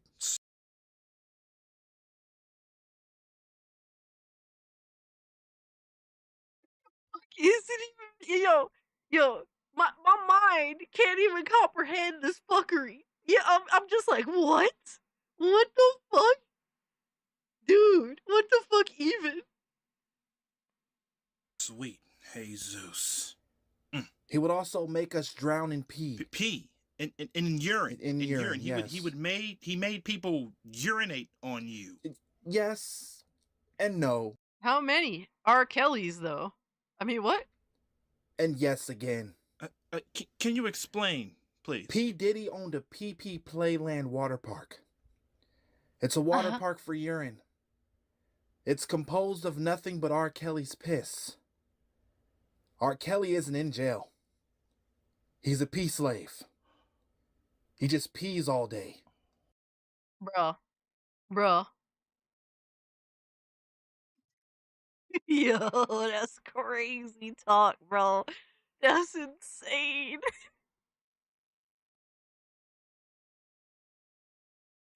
Yo, he was wildin'. Yo, this shit is fucking hilarious, Mr. M. Yeah, this dude is funny as fuck. Real talk. He is fucking hilarious. I'm surprised you don't post more of his videos in React Requests because he really is funny. Every day. In the PP Diddy dungeon. Vile in stuff. The PP Diddy dungeon? We would drown in 9-foot pools of R. Kelly's piss. Is there anything else? P. Diddy would also dig up dead celebrities who he played a part in offing and make everybody at the party watch him make Diddy love to the corpse. Diddy?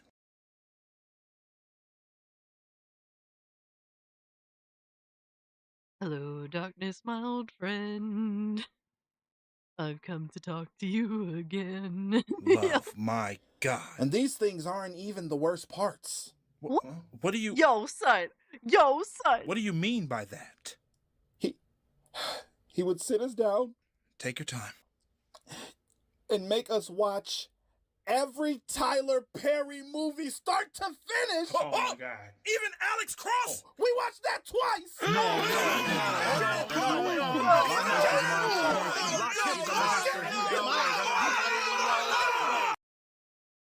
That was the straw that broke the camel's back. What a fucking monster. He's a monster. Yeah.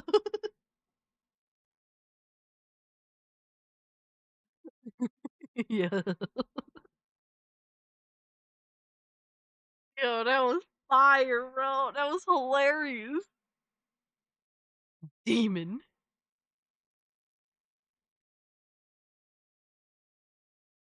Oh, man. Well. Not Alex Cross twice. That's torture. I'm so glad I don't even know which one it is. I've only watched like one Tyler Perry movie. It was the one that had what the fuck is her name?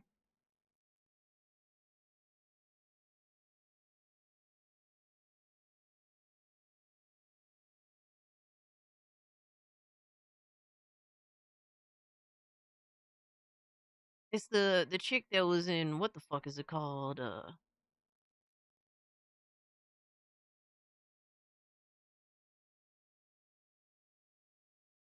Oh my god, bro. I'm really blanking on her.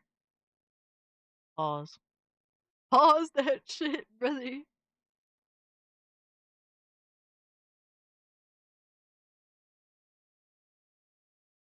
Damn, I really can't remember that shit, bro.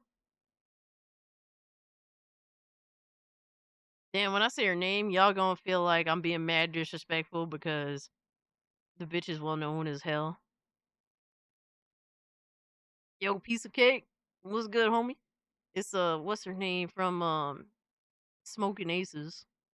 Oh, Taraji P. Henson. Oh my god, bro. I cannot believe that I had to go out of my way to look her up. See, it's gonna come off mad disrespectful because it's like I know her. I just fucking forgot her name. Yeah, whatever Tyler Perry movie that had Taraji P. Henson in it. I forget. I was in high school. I had a lot of black friends in high school, so I ended up going to see a lot of stuff that kind of catered to what they was into. A lot of female black friends in high school. Oh man. Because if it was me, bro, I ended up watching some bullshit. Bro, my friends were so evil in terms of their taste. Ended up going to watch a Tyler Perry movie, the one and only time I watched a Tyler Perry movie. I ended up going to watch one of the Twilight movies. I ended up going to watch Scream 4. And I know a lot of y'all like Scream. I can't stand Scream. So the fact that I had to sit through that shit, bro. Ugh. Fucking horrible.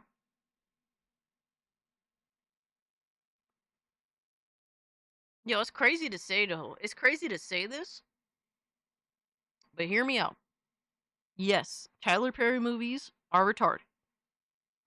But at some point we have to accept that everything is so retarded that unfortunately Tyler Perry movies are probably just considered normal now when you look amongst the pack of common movies that come out nowadays. That has, bro. It is what it is, right? But guys, hey man, shit, yo, film is so ass now. There is no hope. There is no hope. But guys, I think that's about it for tonight. I mean, I still got energy, but we pretty much went through all there is to go through. Not gonna lie. Go longer sound crazy. Go to sleep. Nah, low key, I feel like playing Enzoy again. It's been a little minute since I booted up Enzoy, but I definitely want to play Enzoy again. I was thinking about that earlier. I'm like, yo, low key, I feel like playing Enzoy, man. I might put like a couple hours into that. Before I go to bed, I go to sleep.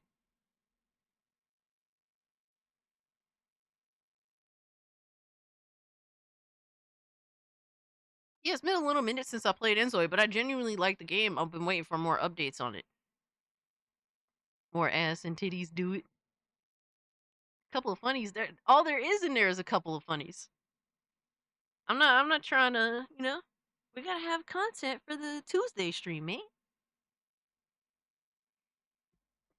Ziggy, what are you doing, bro? Ziggy's hype. Ziggy's acting up. He's starting to act up. And so he's basically saying enough is enough. All right, let me go full screen real quick.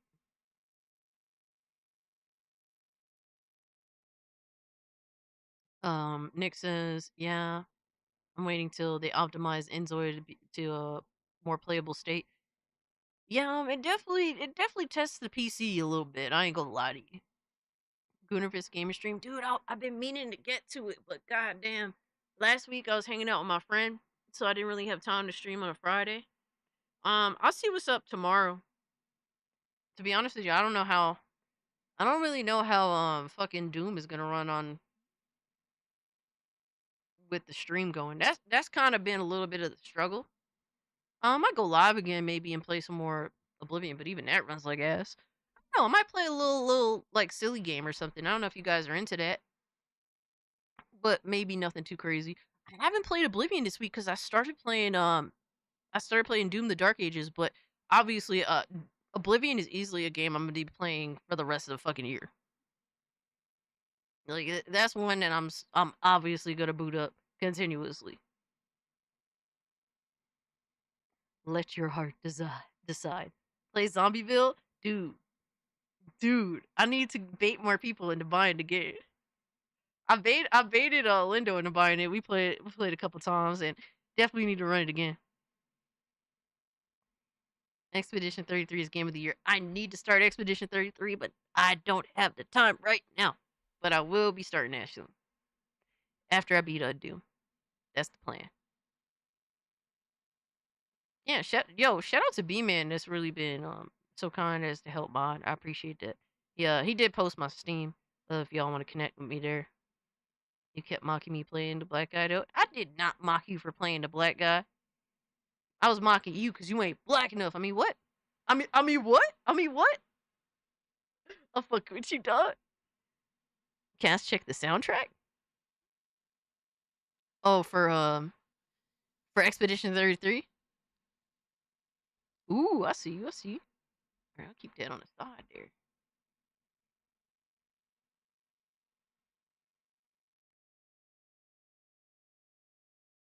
I'll see. I gotta boot it up. I gotta load it up. I'll start listening to it in a little bit. Zombieville's on my wish list. Alright, we'll see what I can do, brother. Yeah, I've heard really good things about the soundtrack. I've purposely been like staying away. I like most games. It's got to be legit ass for me to not like it. You know what? I'm open to a lot of games. I have certain, game types that don't really pique my interest very much, but for the most part I'm willing to at least try things. How dare you ethnically check me like this? Well, you know what, Lindo? You tried to clap at me, so I had to clap back. It's a decent game. So Zombieville USA 3D is originally the franchise I think started as like a phone game, but it's like a co-op game where you are in like a I don't know, like a suburban like town, and you're just trying to fight off zombies and upgrade your weapons, and it's like a co-op, a little fun experience. But you could also play by yourself too. But it's really hard. It's really hard to play the game by yourself. Only game this year that hits you in the heart. Damn. Nah, that's fire though. I'm so glad. It seems like everyone has something to play, which is kind of a rarity. Like, that's good.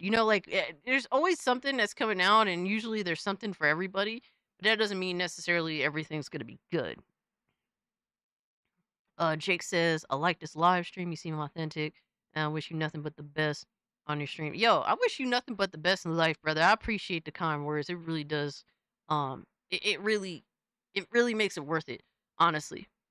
It's hard for Cass to play with.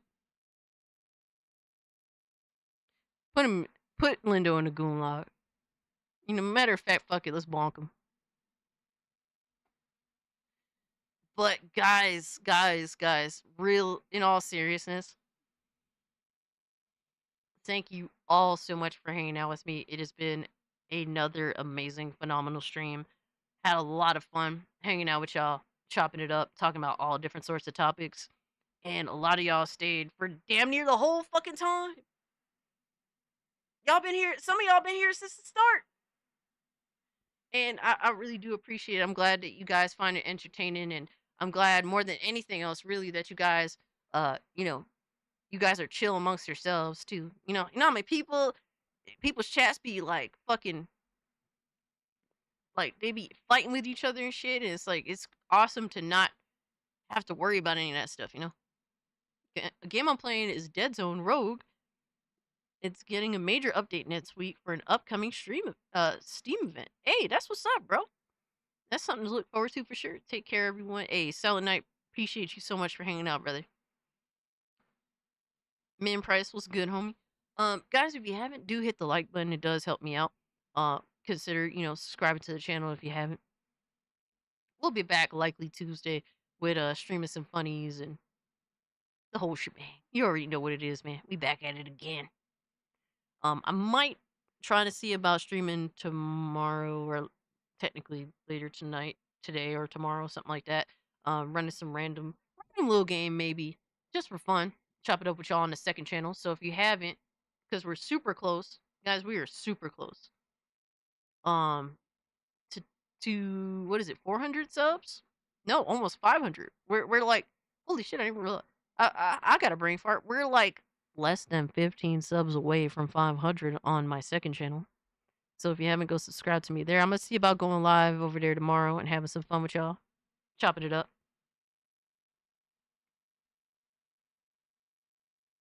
All goon shit and more trolling cast. Absolutely, you already know what it is. Yo, Duckman spurging out. Yo, shout out to Hypnose Cat. Has been a member for 23 months. Holy shit, of the mainstream. Almost 2 years. Are you going to play Hogwarts Legacy 2? You know, I'm not a big Harry Potter fan. Like, I think Hogwarts Legacy is a good game for what it is, but it's not particularly my cup of tea. If the game looks pretty epic and it looks like a genuine upgrade, I mean, I might try it out. But I've never been a Harry Potter fan. Matter of fact, I've kind of hated it. So, and that's just because more than anything else, it was like the super most popular thing of our generation. And then people would look at me being like, I don't care about Harry Potter. I want to watch Dragon Ball Z. And at that time, it was kind of like nerdy to be into, you know, like anime and stuff. So that was the type of person I was. I resented Harry Potter because that was like the acceptable thing to like. Holy shit. I didn't even know that, bro. I didn't even know that was a thing. What the fuck?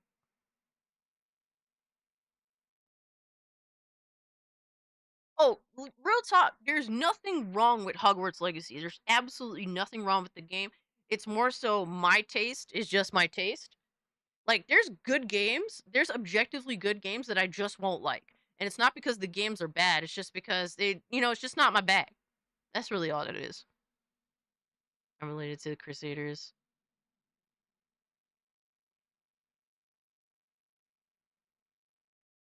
I'm kind of confused on that, man.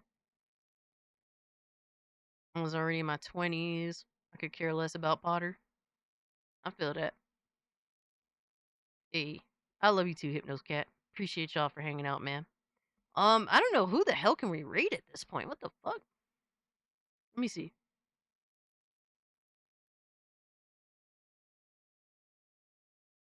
But I really want to thank you guys for hanging out with me, for hitting the like button, for being a subscriber, for just being here, man.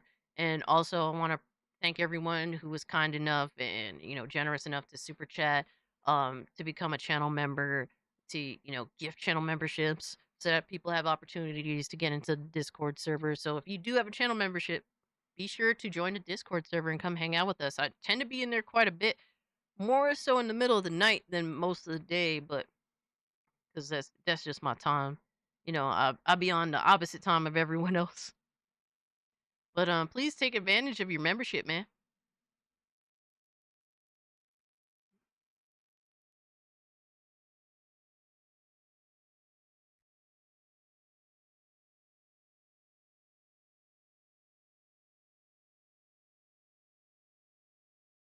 Who's live right now?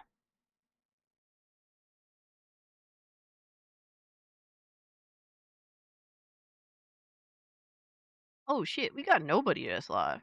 Yo, let's go raid nobody. Homie's been under the knife lately. Holy shit, with this whole lawsuit shit. But I want to show nobody some love, man. But guys, have a great, safe weekend. Appreciate everybody that came out to hang out. B-Man, Philip, Lindo, thank you guys so much for being kind enough to mod. I appreciate it. Radio Chimp, Silent Night, Randall, thank you guys so much. I-Man, Omega, Lowest Expectations, appreciate you guys. Drewski, Nick, Bucknars, Trunks, you guys are phenomenal. Thank you all so much. Duckman, thank you so much for the games, by the way, brother. Totally didn't have to do that. Thank you also for anybody else that gifted games. Like, totally didn't have to do that, but you guys are so kind as to do so, so thank you so much. Who else we got up in here still? Hey. Absolutely. The chat is always looking out and they're always amazing. Cult meeting over. Yeah. Over and out. Peace out, homies. Have a good one. Have a great, safe weekend. Much love to y'all. Peace.